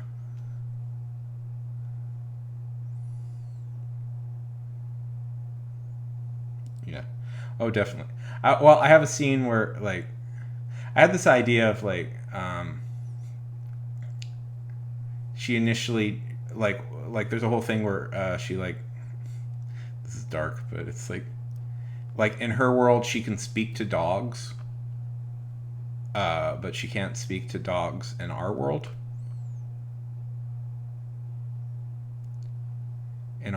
So when she first encounters a dog, it's she thinks it's trying to attack her, even though because it won't speak to her. Stuff like that. I don't know. It's hard explaining funny scenes, you know, comedy scenes that you have in your head, because it makes it's funny, you know, funny in situations you hope at least, but when you say it out loud, it's well, I have this, it's humorous because.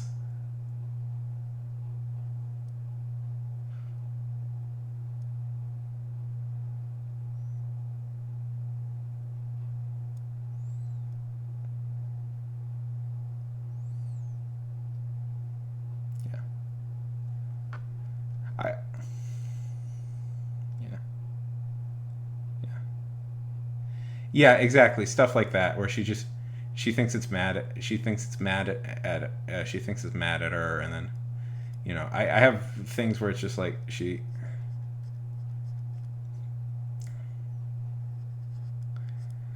call it a leisurely hangout movie starring an elf, is my basic pitch.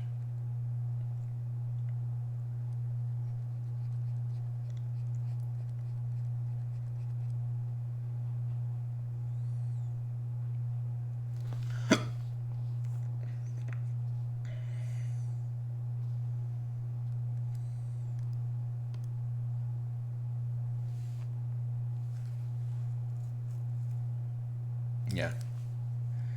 And makes friends, deals with normal things that a younger person would deal with. I want to release this just on my YouTube channel at some point, which is weird to say, but it's like that's what I legitimately want to do is I want to release it on my YouTube channel, or possibly I had this idea of maybe making this into 5 or 6 episodes of something, like a 5 or 6 episode miniseries, or like TV show or something, and then releasing it on here, broadcasting it on here like an actual TV show,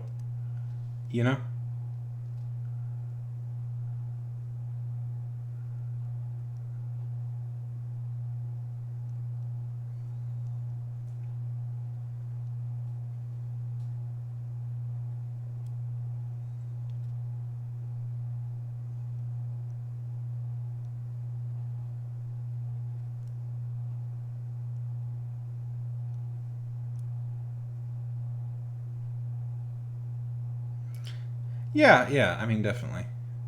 It's also why I'm thinking cheap, this is here's the thing. This is an idea that doesn't need a lot of special effects and makeup. The most damning special effect will be getting pointy ears for the actress, to whoever plays the character. Yeah. I always had I always had this idea in the back of my head of one thing that I could eventually do with this channel is turn it into sort of a pseudo TV station, network, where I could create product TV shows and movies and stuff, and yeah.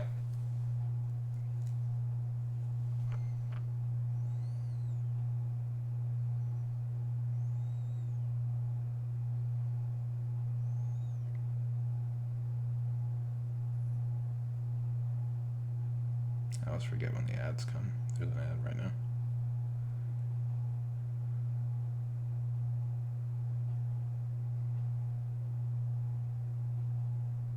Yeah, it's a very basic special effect, really. All I need to do is get the ears to look right, and that's. And I'm pretty sure I have enough special effects experience that I could do that myself, pretty much. I've done stuff like that before. I've done very basic practical special effects.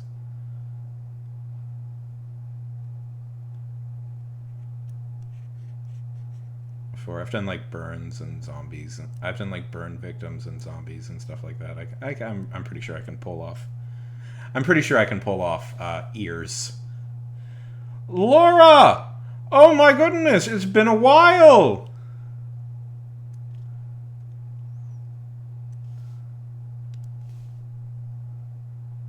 I did change my name. I'm going by my real name now.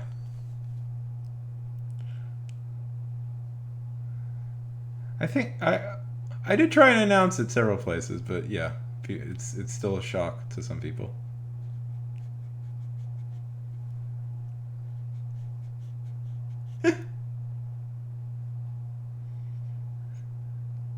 No worries, no worries. It's good to see you. How are things? How are things?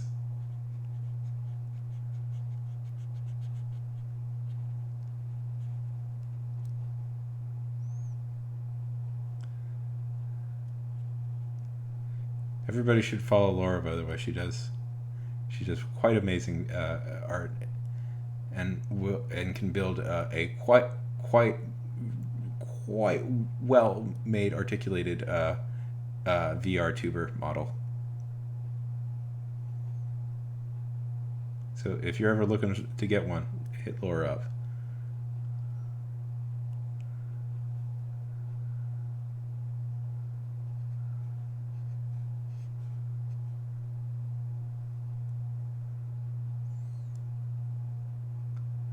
Someday, Laura. I've had an idea for a while for something, but can't really afford you at the moment. But someday I'll hit you up for something. Nelson the dog, holy heck. I'm good. What are all the cool people doing here?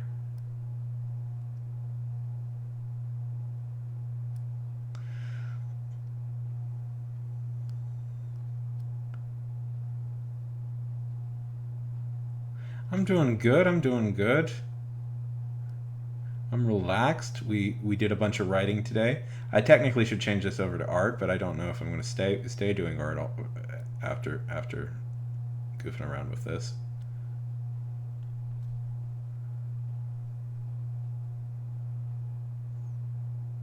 Yes. Some would say I'm fiery.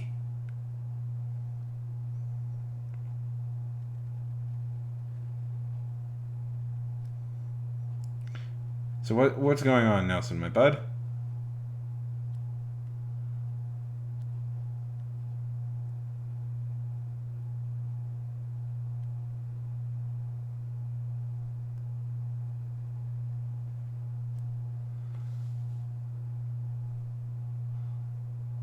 Yeah.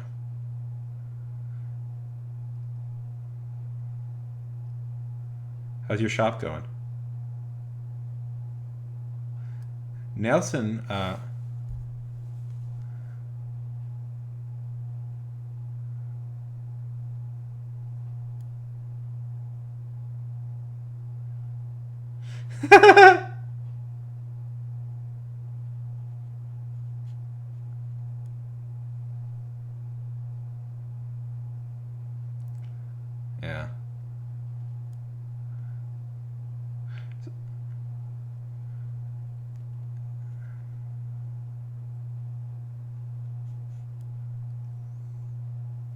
That's good.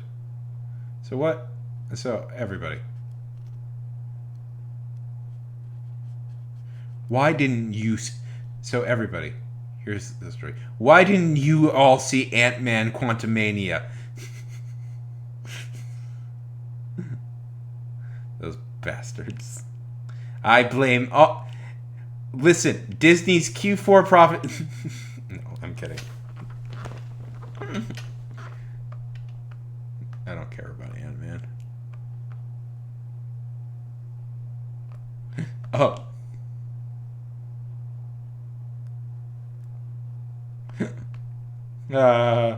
Is it not good? It didn't look great.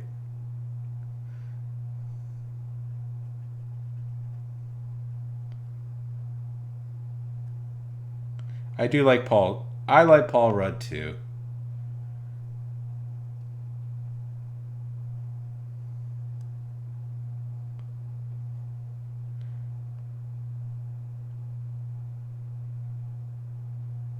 Yeah. Listen, he just Oh boy, I don't know. Did you hear what he blamed getting oral cancer on?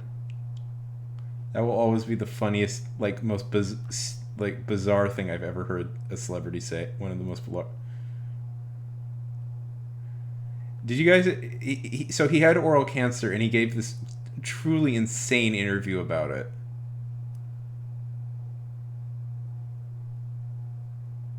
Okay, I'm giving you a warning.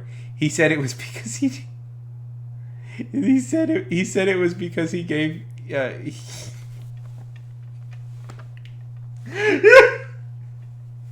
It's because he said it's because he ate too much.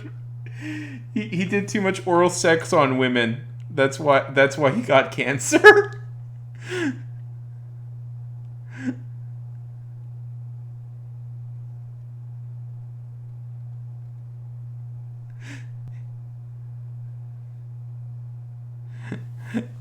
That's true. Have a good time. What? No. Laura, he won an Oscar. Why would an Oscar winner say something strange? He has been given our highest actor, the highest award an actor can receive, an Oscar.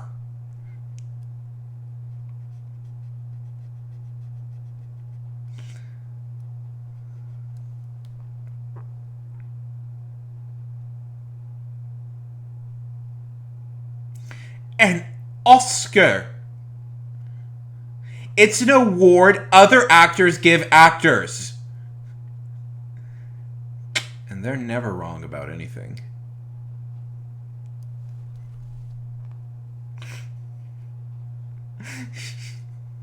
No, I'm pretty sure it's all the. I'm pretty sure the fact that he has like a 7-pack a day habit is what caused it. But still.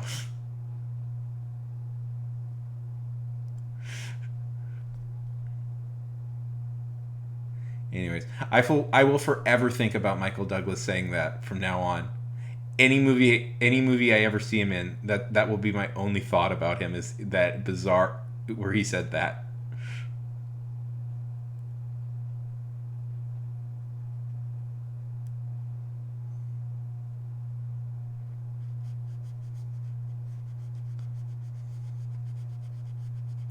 Yeah, I have a YouTube channel now, by the way, if people are curious. I know I'm plugging it too much, but I have a YouTube channel.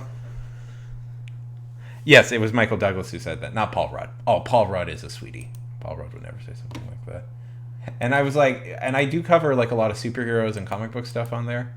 And I had the thought, well, like, I guess I gotta go see it. I gotta go see Ant-Man, because that's what people are gonna wanna. That's what people are gonna want to talk. People are gonna want to talk. I should cover that. And then I was just like, and then it occurred to me, it's like, I don't care. He's too classy. No. Yeah, he's too classy. And ageless. Of course, there is the distinct possibility that Paul Rudd is a vampire of some sort. So.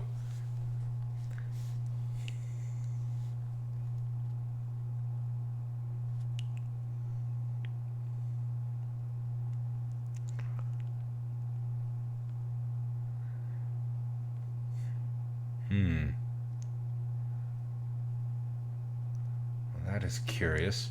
Since when do vampires eat garlic? Unless... Laura, are you saying that he's a daywalker?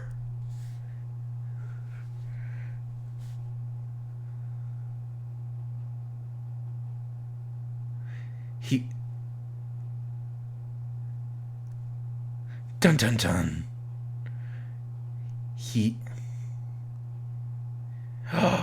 Twist of all twists.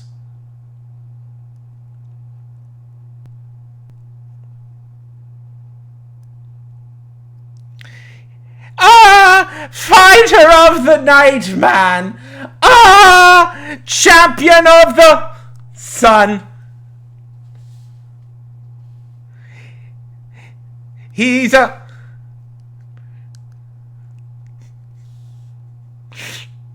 You're a master of karate and friendship for everyone.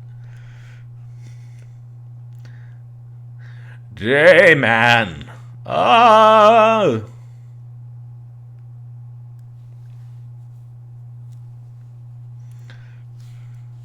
I know. I have a beautiful singing voice.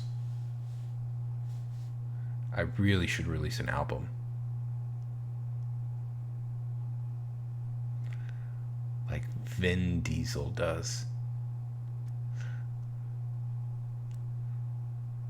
I do too. It's so great.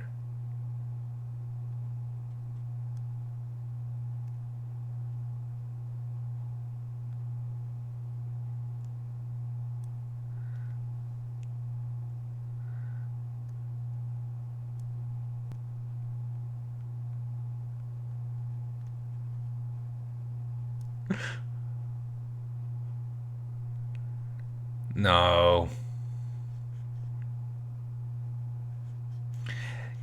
That my original name was from a movie where a character was called Bigfoot Bjornsson. I kept waiting for people to pick up on the reference, but nobody ever did. Anyways, I got tired of explaining it to people, explaining what my name was to people, and I was just like, screw it. I'll just call myself by my original. Also, I wanted to start releasing fiction and stuff under my name, and I was like, it needs to be consistent across all platforms.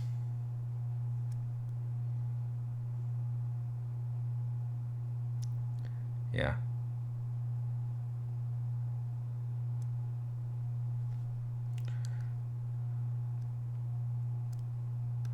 Yeah, no, it's named after a character from a movie. I just thought it was a cool name, so I took it.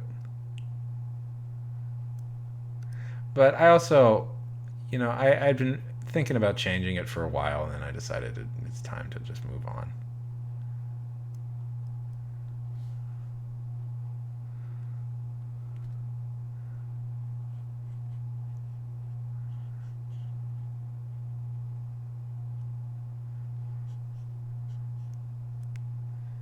Yeah.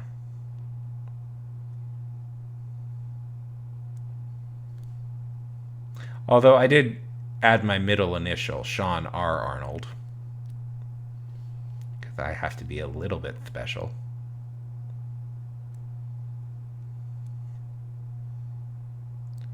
It is from a movie, also a book called Inherent Vice. One of the characters is named Bigfoot Bjornson. It was either going to be that or Doc Sportello. I decided Bigfoot Bjornson was a little bit more distinctive.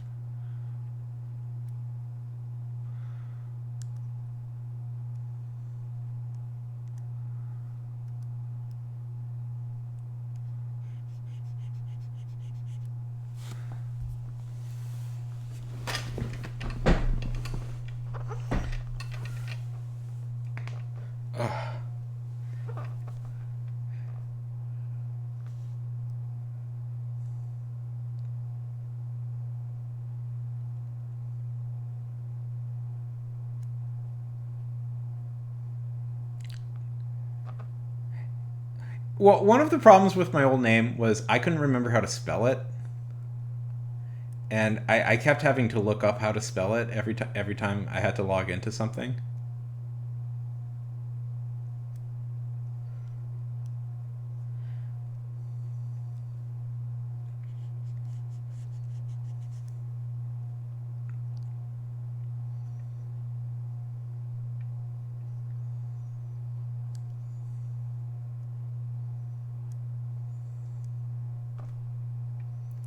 Yeah.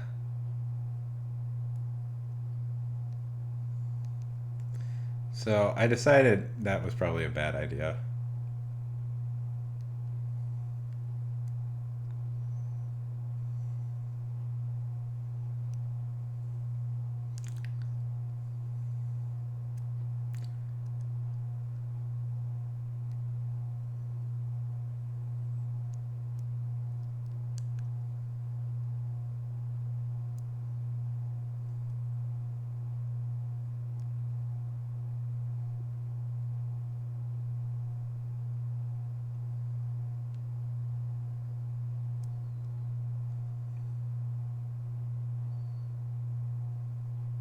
Exactly.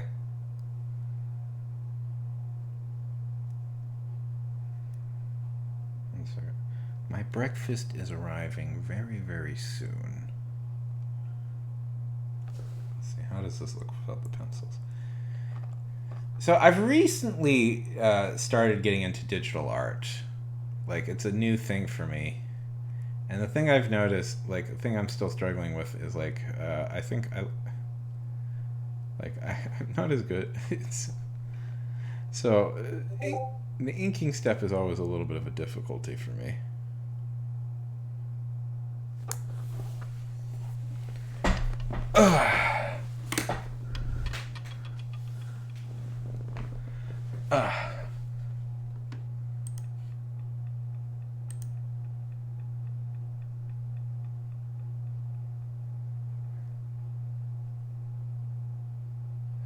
Is that what I'm doing wrong? See, this is so bad. Okay. Where is that? Yeah. Where is that on here? Tell me, I'm stupid.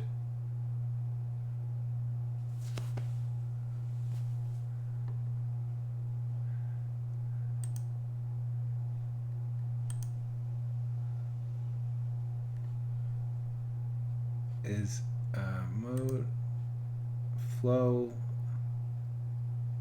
this one right here? Is it flow? Is it this one right here? Where would you suggest I put it at? Oh, smoothing. Okay, where would you suggest I put it at? Like,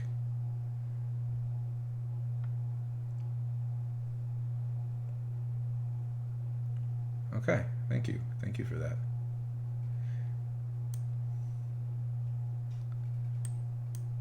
Oh, that makes more sense. Okay. Uh, yes, I am burning the candle. Thank you, Laura. I'm yes, I am a very like new babe at this sort of thing. It's fun. I'm having fun doing it, but it's a learning curve. I'll be back in a few minutes. Okay, guys. I'm gonna go get my breakfast.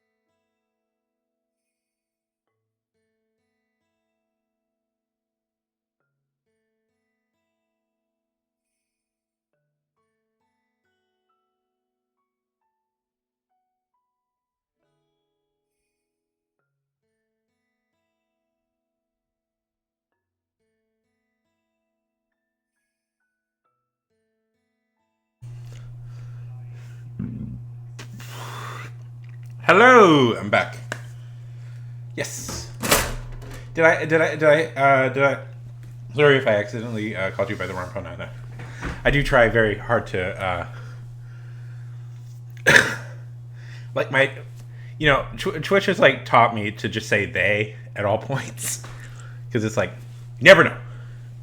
But I did know your pronouns. I did know your pronouns, and I'm sorry if I accidentally called you by the wrong ones. Anyways, I didn't know that you pronounced your name that way. So, Law. I am very sorry if I slipped up. I didn't realize. I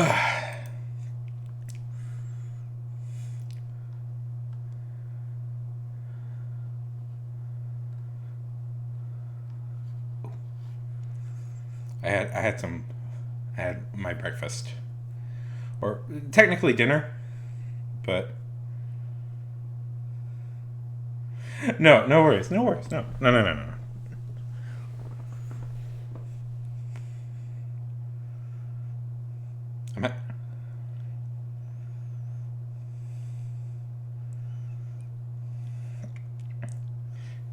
technically my dinner that I just had, but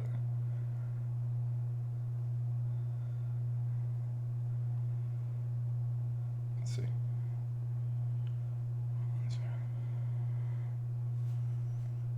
Yeah.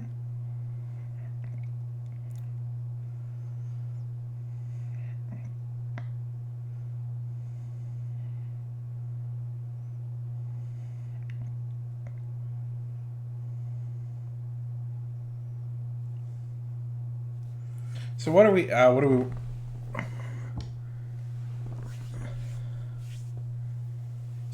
on? Okay. Who saw Puss in Boots?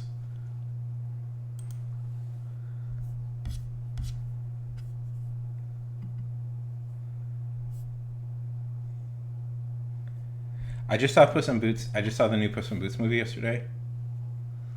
And I have a very deep passion of talking about it for like a million years.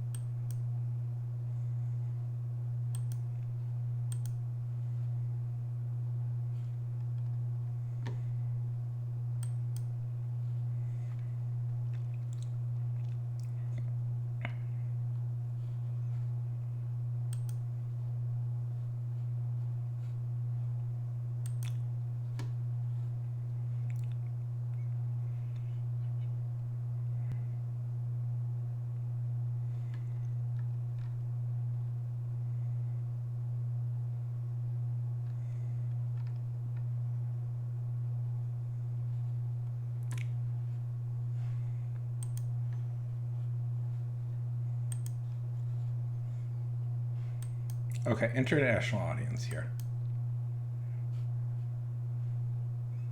Has anybody I have an international audience right now. Has anybody heard of the golden raspberries?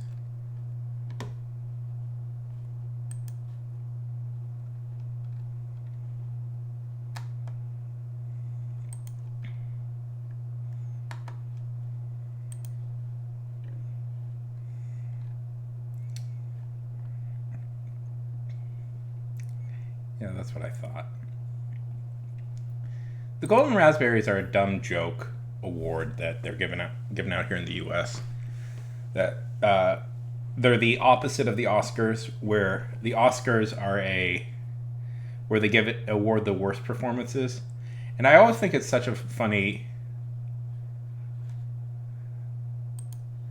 I always think it's such a funny thing because like. We were just looking at what Taylor Lautner had been doing, and it's like awards won by Taylor Lautner, the Golden Raspberry. Like, why even bother that? It's a joke award. Like nobody takes it seriously.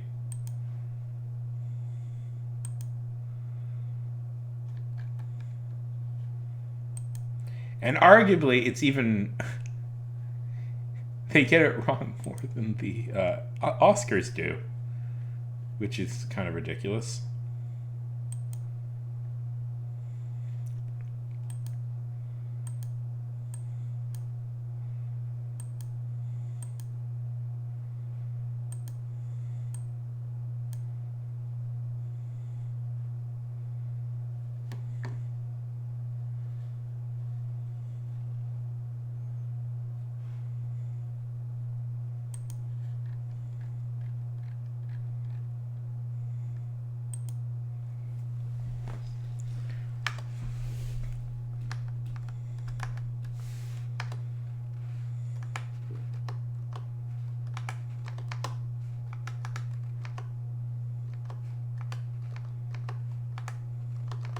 It's a lot.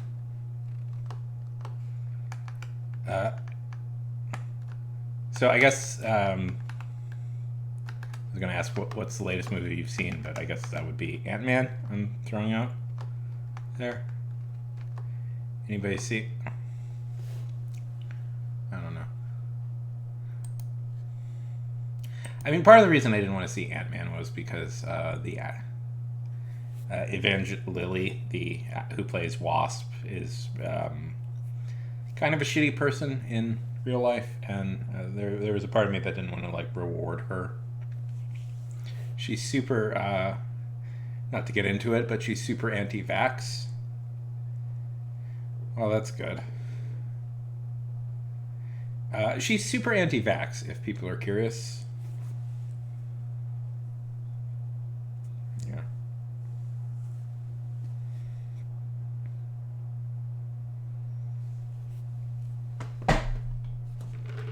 And she's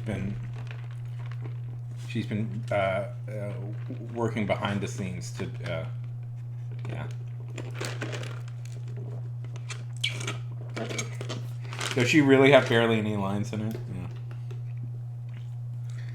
I feel like, yeah.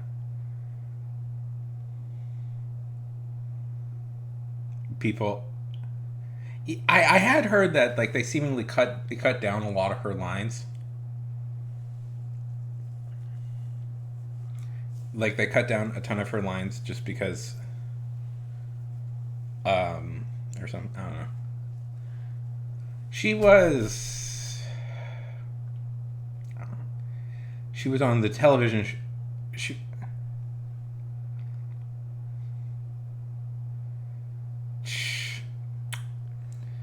No, but you don't understand. They can eat a can. I have family members who are very anti-vax. It's very bizarre. These are family members, by the way, who have legitimately told me before that both Trump and Biden are dead and have been replaced by identical duplicates. And that the moon and that space is fake.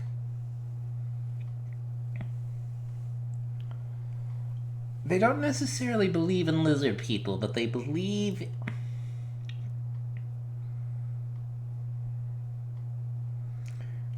They believe that the Earth is hollow, and that space is fake, and yeah, it's a whole.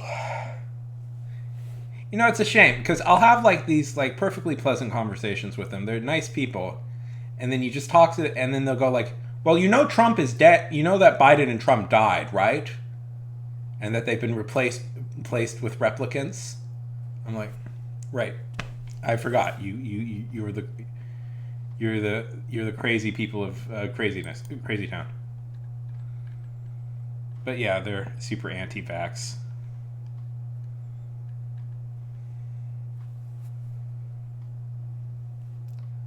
That's my family. That's my family.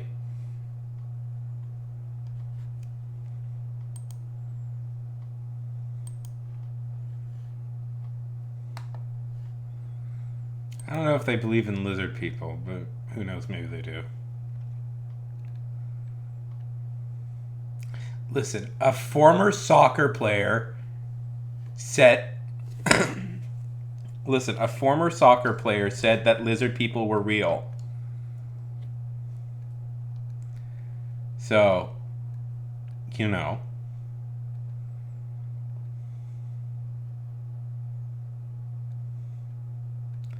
That's all. That's good enough for me. He was on TV for a minute. I actually don't know a lot about David Icke. But I know, like, from what I read, he was like some former soccer player, and he was like a minor he was like a sports reporter for a little bit, and then he had like this huge mental breakdown, and he started talking about how like the royal family are secretly lizard people and the Rothschilds, and it's like it's always like comparatively less. I find that very funny. That it's just like some rando sports guy who's like, yeah, and they're lizard people, and they're like lizards.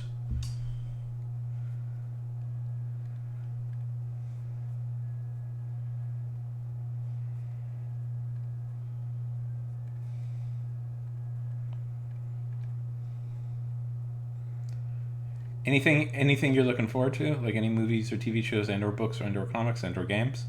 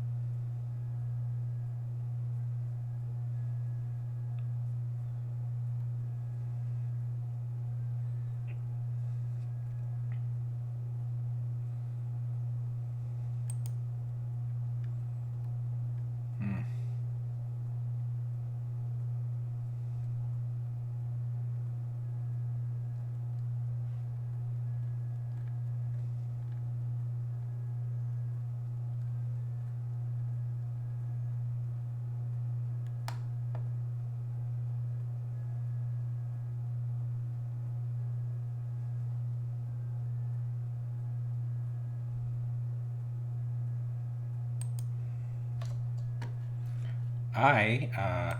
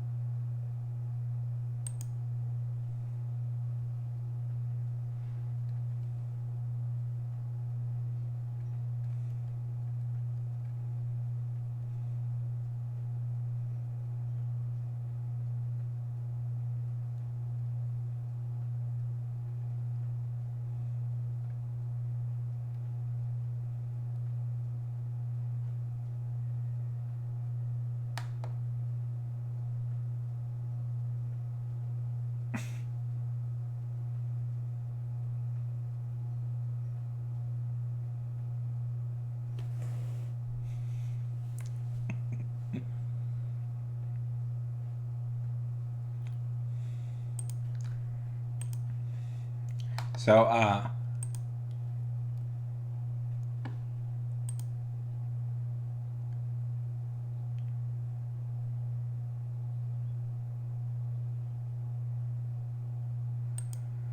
yep.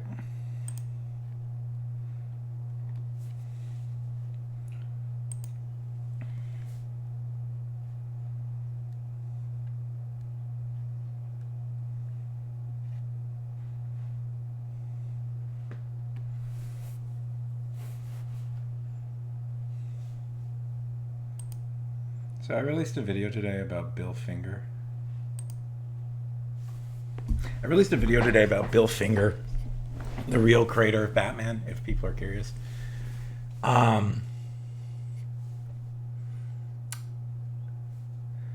His name isn't that funny.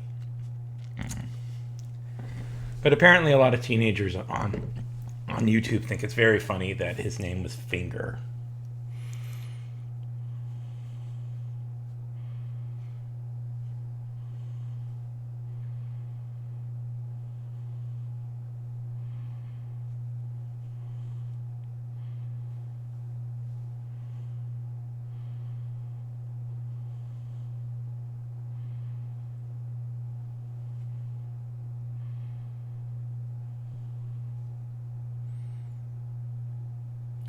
No, I mean, it's kind of funny, but it's kind of funny, but I don't know. It's funny kind of once, and then you're like, okay, his name is Finger. It's funny to imagine. So, like, most last names are usually either like something like Williamson, or like a profession. So it's kind of funny to imagine what Bill Finger's ancient like descendants, like ancestors' profession was to call him Finger.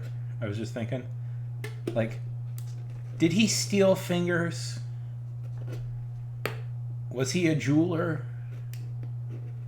Like, oh, Bill Finger, lovely jewels. Did he build? There's a comedian I like there's a comedian I like who joked that Andrew Lloyd Webber is actually related to spiders because they built webs.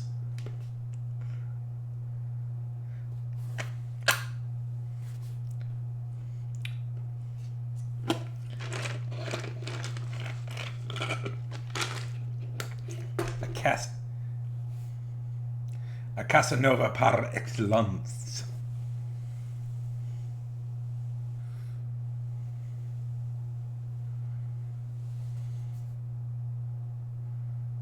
Who knows? Who knows?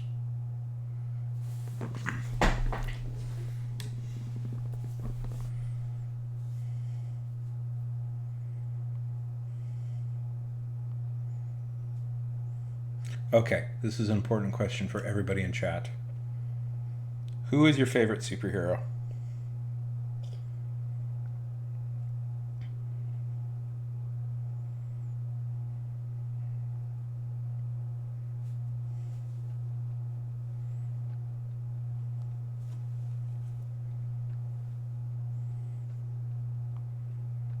I once looked up my last name, Arnold. I was curious where that came from. And Arnold is a German name, and it roughly translates into strong eagle. Apparently, or like, that's what I found. Is it like strong eagle or eagle strong or something? So occasionally I want to call myself like Sean Eagle Strong.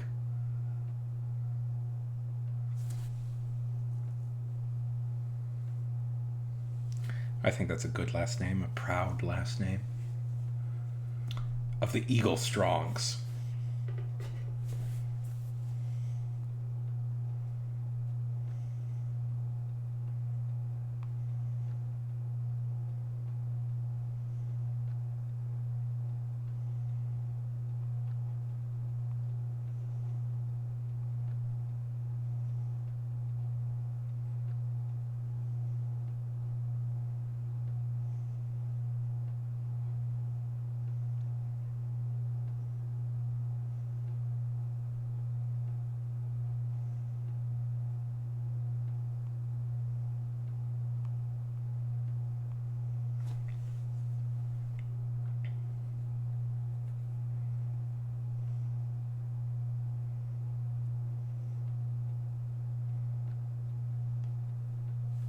Okay, who's here? What do we want to do? What do we want to do? I think I'm done writing today, but I feel like, I don't know, I feel like I can keep doing stuff.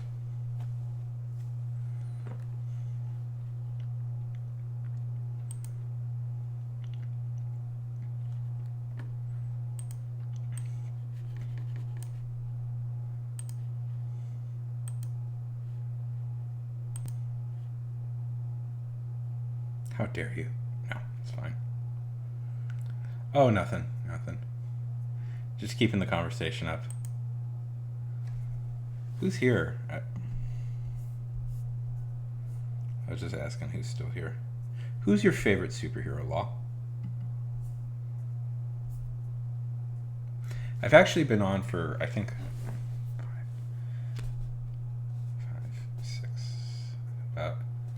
7 hours.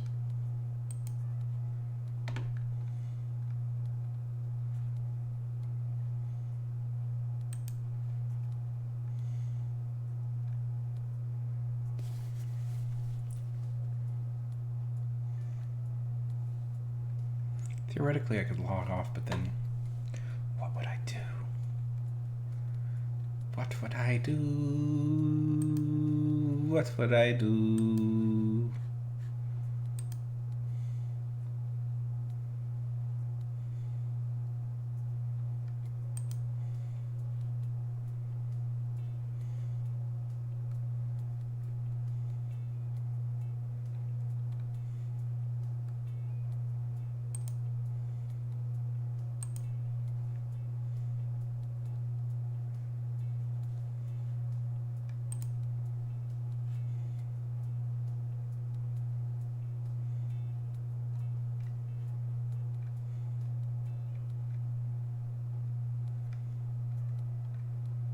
Let's see.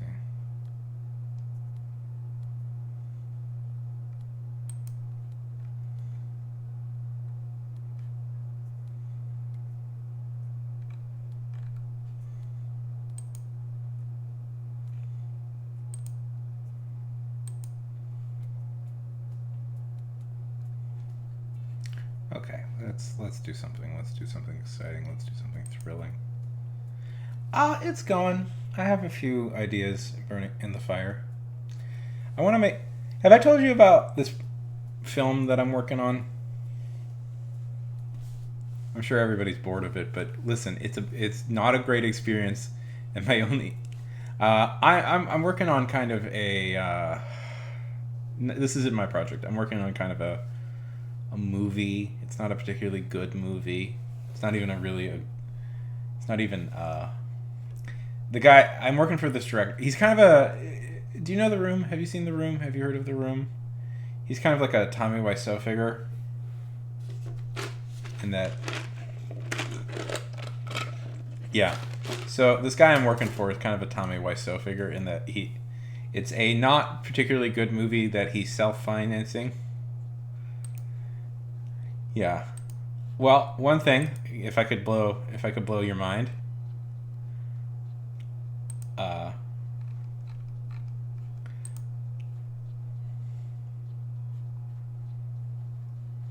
That's me.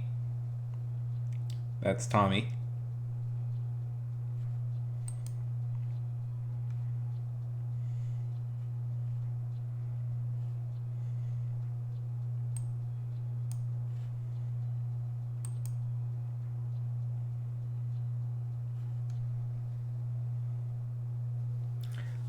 Anyway, so I'm working for this guy. He's he's very similar to Tommy Wiseau in a lot of ways. And that he's kind of a rank amateur, like writing, directing, and starring in 3 different movies. Unlike Tommy Wiseau, he's producing like 3 or 4 different movies at once. So nobody understands it. Yeah. You know, it's fun from the outside, but when you're inside and you have to kind of sit through like the drudgery of like bad filmmaking with a guy who just like can't and won't understand how to do anything, it's less fun.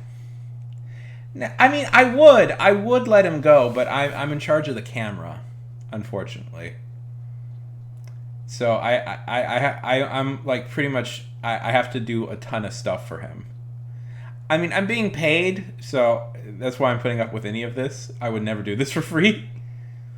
Like, I'm being paid to do all this stuff.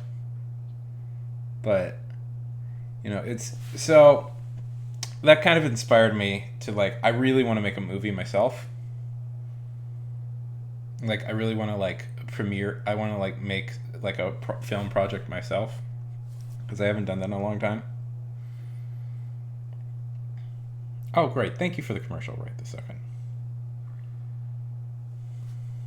Yeah. So I'm working on a few ideas. Can you see me? Is the commercial going on?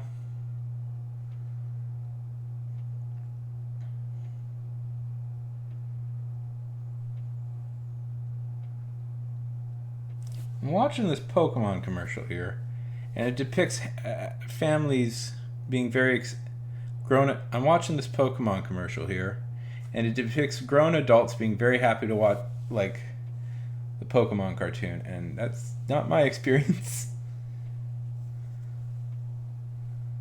as a kid.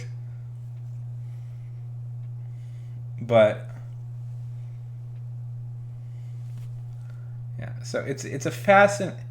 I would say so. Yeah, I'm trying to work on I'm trying to create a project myself, because I had this, like, whole paranoid fear that if, like, I died, like, now, like, if I died right now, like, he would this would be my biggest film contribution in forever, and that would be a that would be a painful experience to go through. Yeah. I mean, I imagine that you appreciate the money.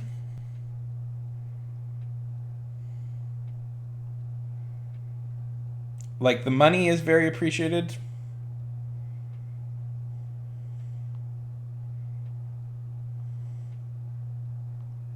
Yeah. I mean, the thing was, like, this sounds terrible. I kind of gave up on this project about halfway through, because I was like, I mean, I've totally given up on trying to make this a good film. Like, he doesn't listen to, like, he gets mad at when I suggest basic stuff. Like, the big argument point for us is, there's been two big argument points for us. One, he doesn't like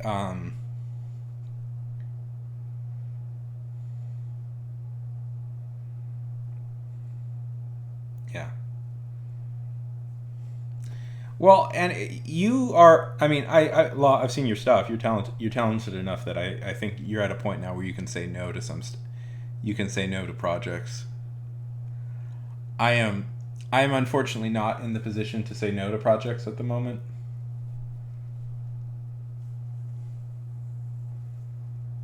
Yeah. Yeah.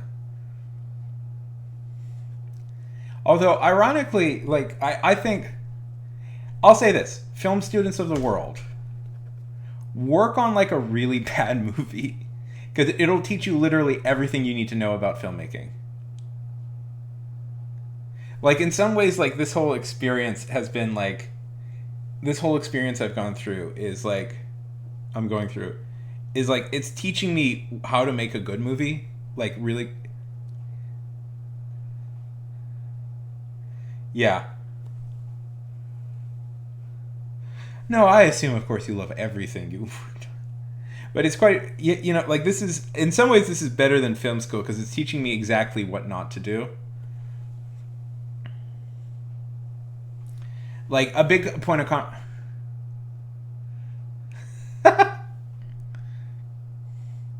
What's the worst one? What's the worst one?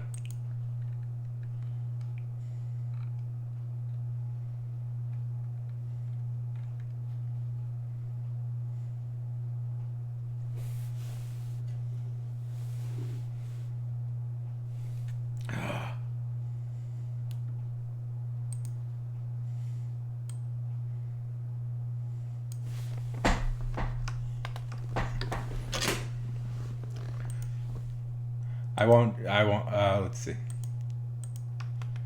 Let's see, Common Soul Gaming, YouTube.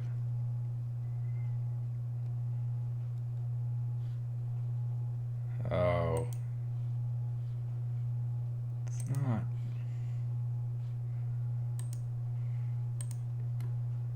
Is it? Is it this like cat thing?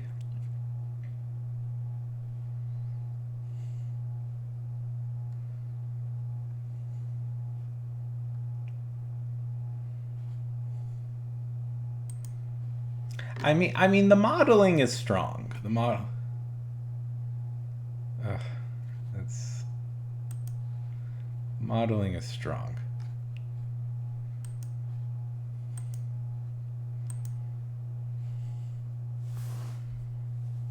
Yes.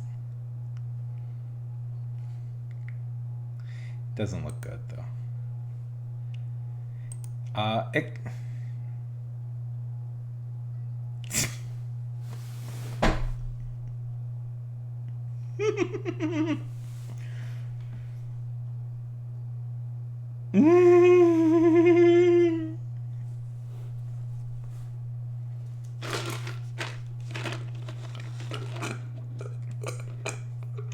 Tell me. Tell me.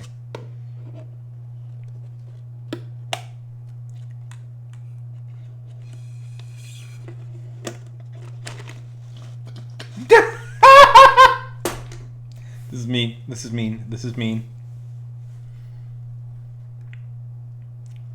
Really? That's. Wait, so that's what he picked? See, I was gonna comment, like, I thought it was sort of a joke. Like, that it's kind of a funny model if, like, it's supposed to be sort of a weird, like, joke about, well, it's a funny, you know, for a comedy bit where it's like they're doing all that stuff as a joke, that's pretty funny. It kind of looks like when in animes, like when they, it kind of looks like an animes when they have the creepy. This is mean. This is mean. This is mean.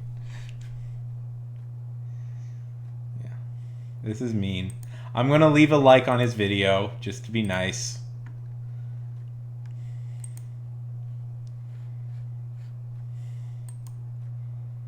No? Don't?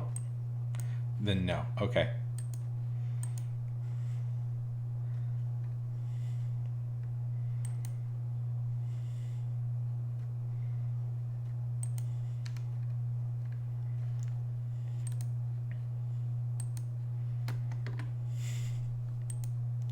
I want my VTuber to be beautiful so I can attract the GF.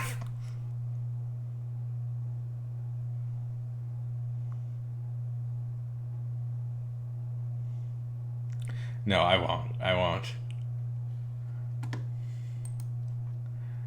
No, we don't believe in trolling here. At least not to somebody's face.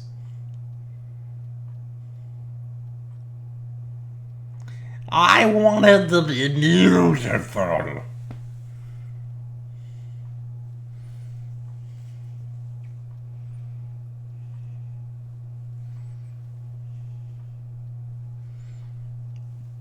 This is like the meanest I've ever been to somebody. But fortunately, this is right at the tail end of a very long stream, so people won't see it. Boy. I kind of want to use that, though, now in something. Just because it's like... I kind of have... I have to kind of use that in something. Yeah, no. No, I get it. I've been really, really, like, snottily mean to my boss for daring to pay me money to do a job that I don't know what I will use this for yet, but it will appear in... Honestly, this project I'm working on has kind of a character that's supposed to be a little bit like that, and that's kind of a perfect detail. That the parents are spending money. That the parents are... That he has a... Go ahead. Well, I figured, but there's nothing particularly wrong with that, but... there's nothing particularly wrong with being a brony, but usually usually there's a few other things that come with that. Like, I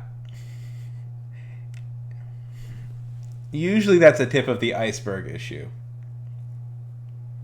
Like, one thing I got particularly fascinated by a little while ago was the fact that there was apparently a really bad neo-Nazi problem in the brony community.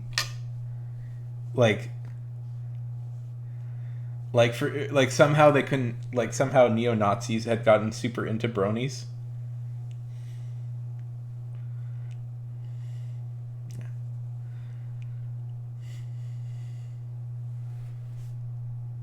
Like, I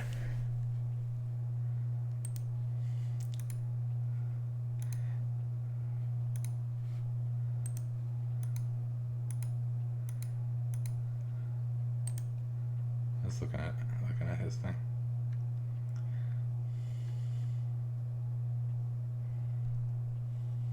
Yeah.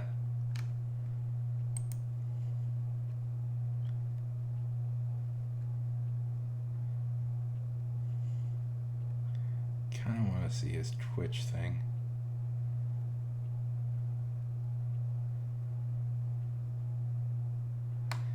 How many followers does he have? This feels so mean. This feels so mean. I love it when... Oh. Did he get banned from Twitch? What's going on?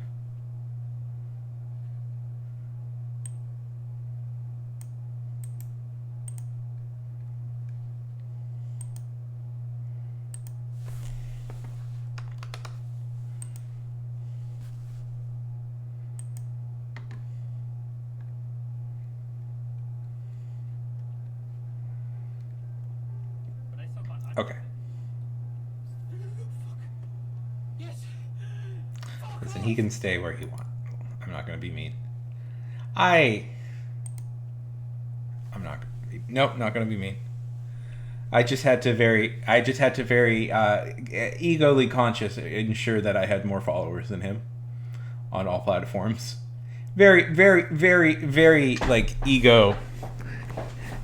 Not at all smug in that I had to, like, make sure that I was doing better. I am. When I was on TikTok before I left because stuff, nothing that bad, but I got really burnt out on TikTok. I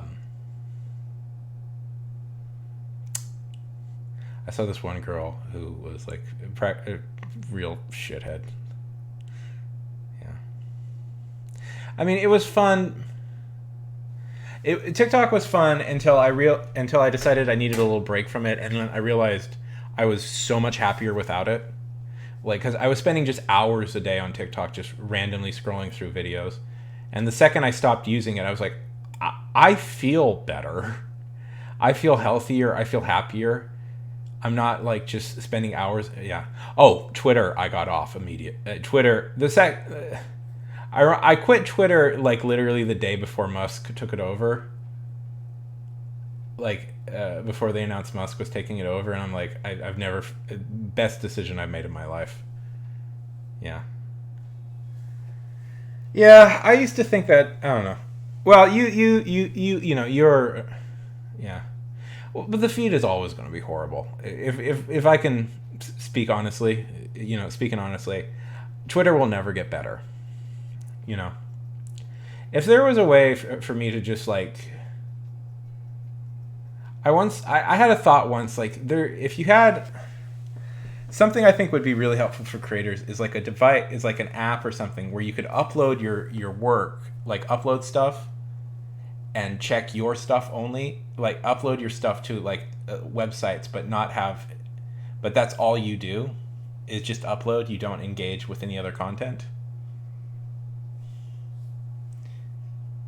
Yeah, I don't want to see a feed. Like, I was using TikTok strictly for like trying to promote myself, and I got sucked into like just watching videos for hours and hours at a time. Yeah.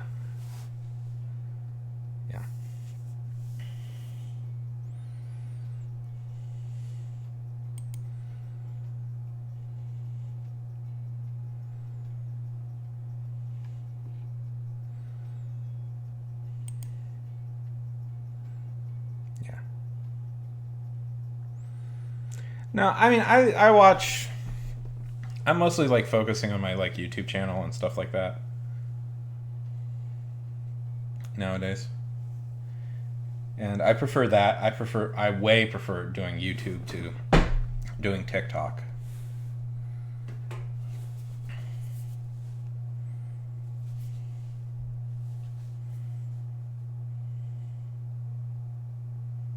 Oh, shit.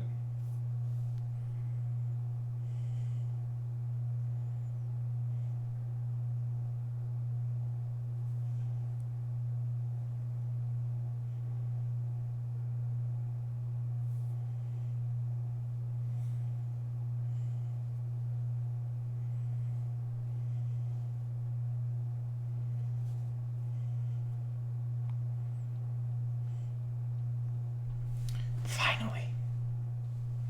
I've been doing this series of videos on my channel on YouTube. Sorry. I always feel bad when I talk about YouTube too much.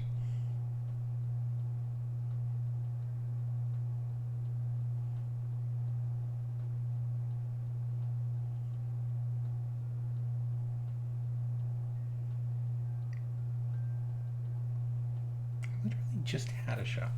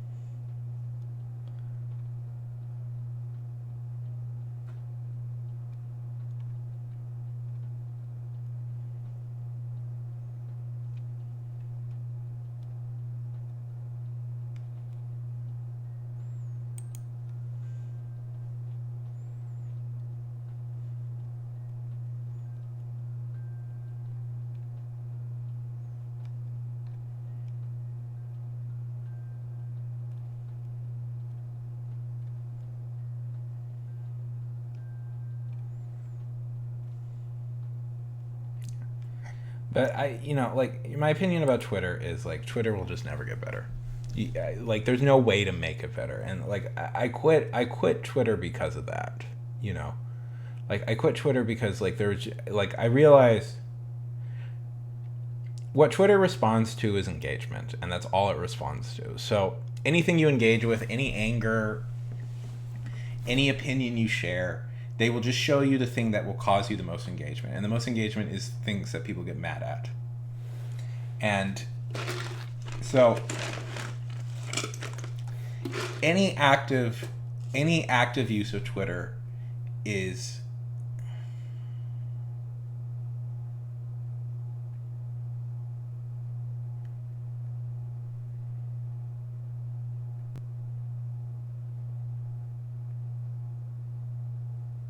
yeah.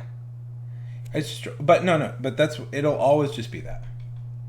Yeah, that's yeah. Trolls are everywhere.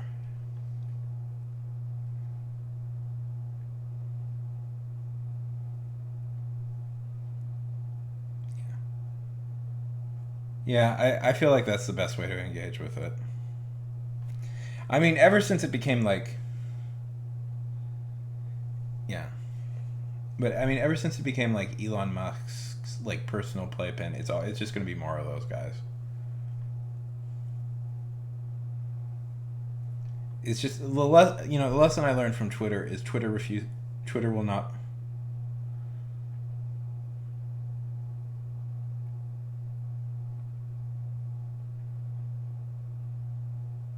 Yeah, you should be frustrated. You should be incredibly frustrated. But it's I guarantee you, it will never get better. It only gets worse.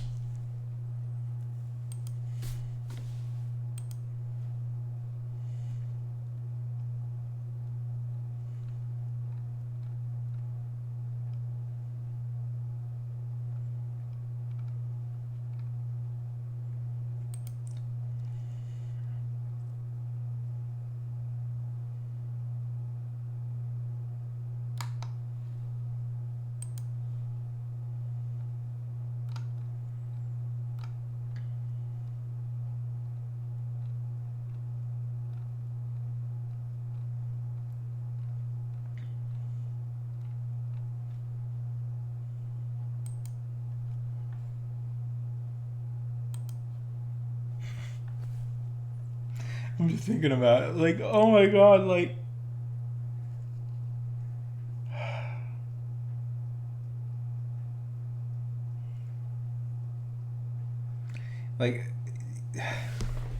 he really said like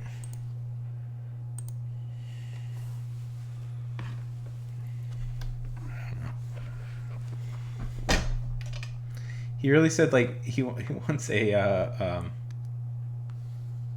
that's quite, I don't know, that's something.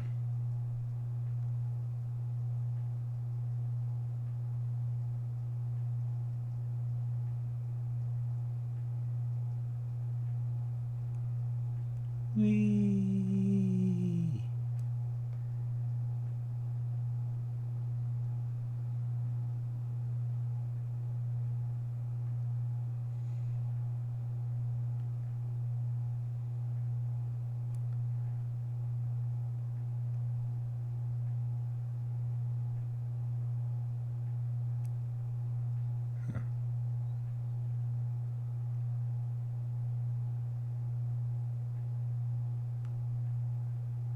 Well, something feels different.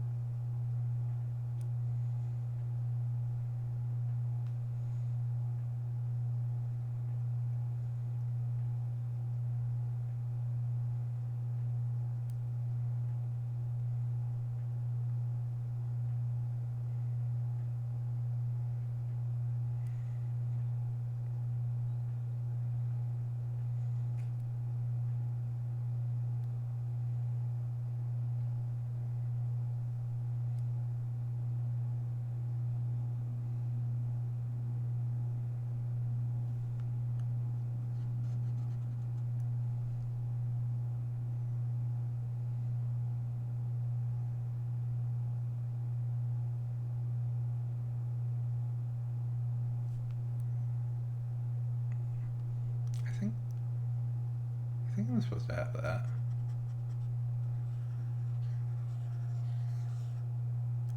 Let's see. See, this is what I always struggled with, like, this stuff. It's like, okay, where do I turn? Again, I'm stupid.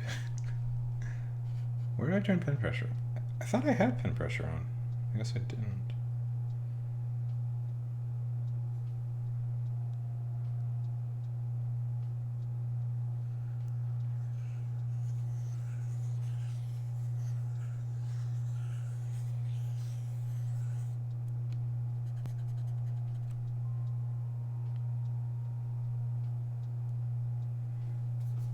Okay. One second. Let me just get rid of all this.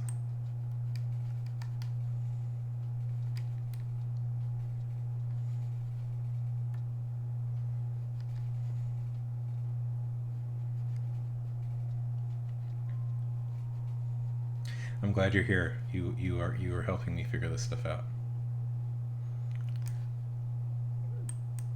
Okay. Mode. Oh. Okay. Yeah. Okay, so is that pen pressure? No.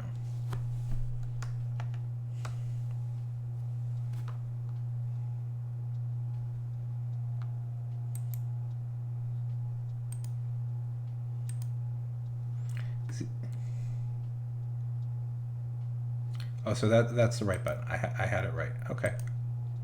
Oh, okay.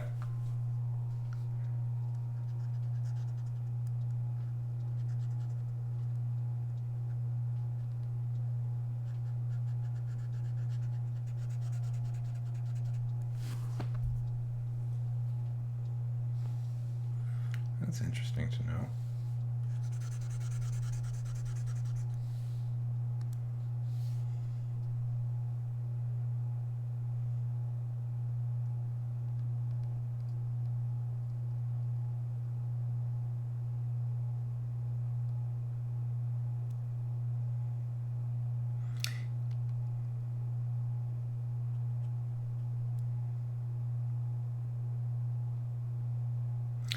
Yeah, yeah.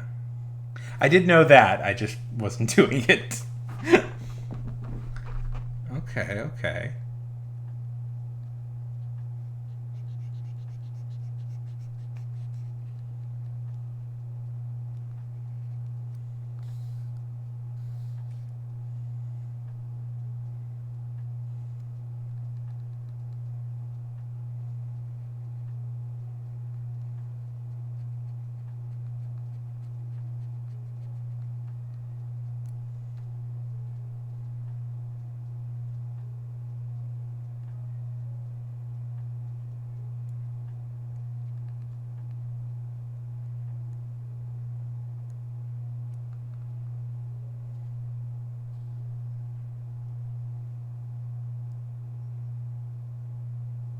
No problem. I don't know how long I'll be on anyway.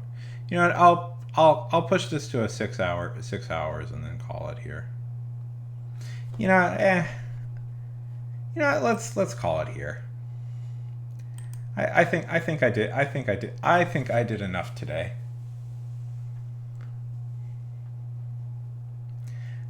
Law, it was really great seeing you again. Have a lovely night. Lovely day. Okay.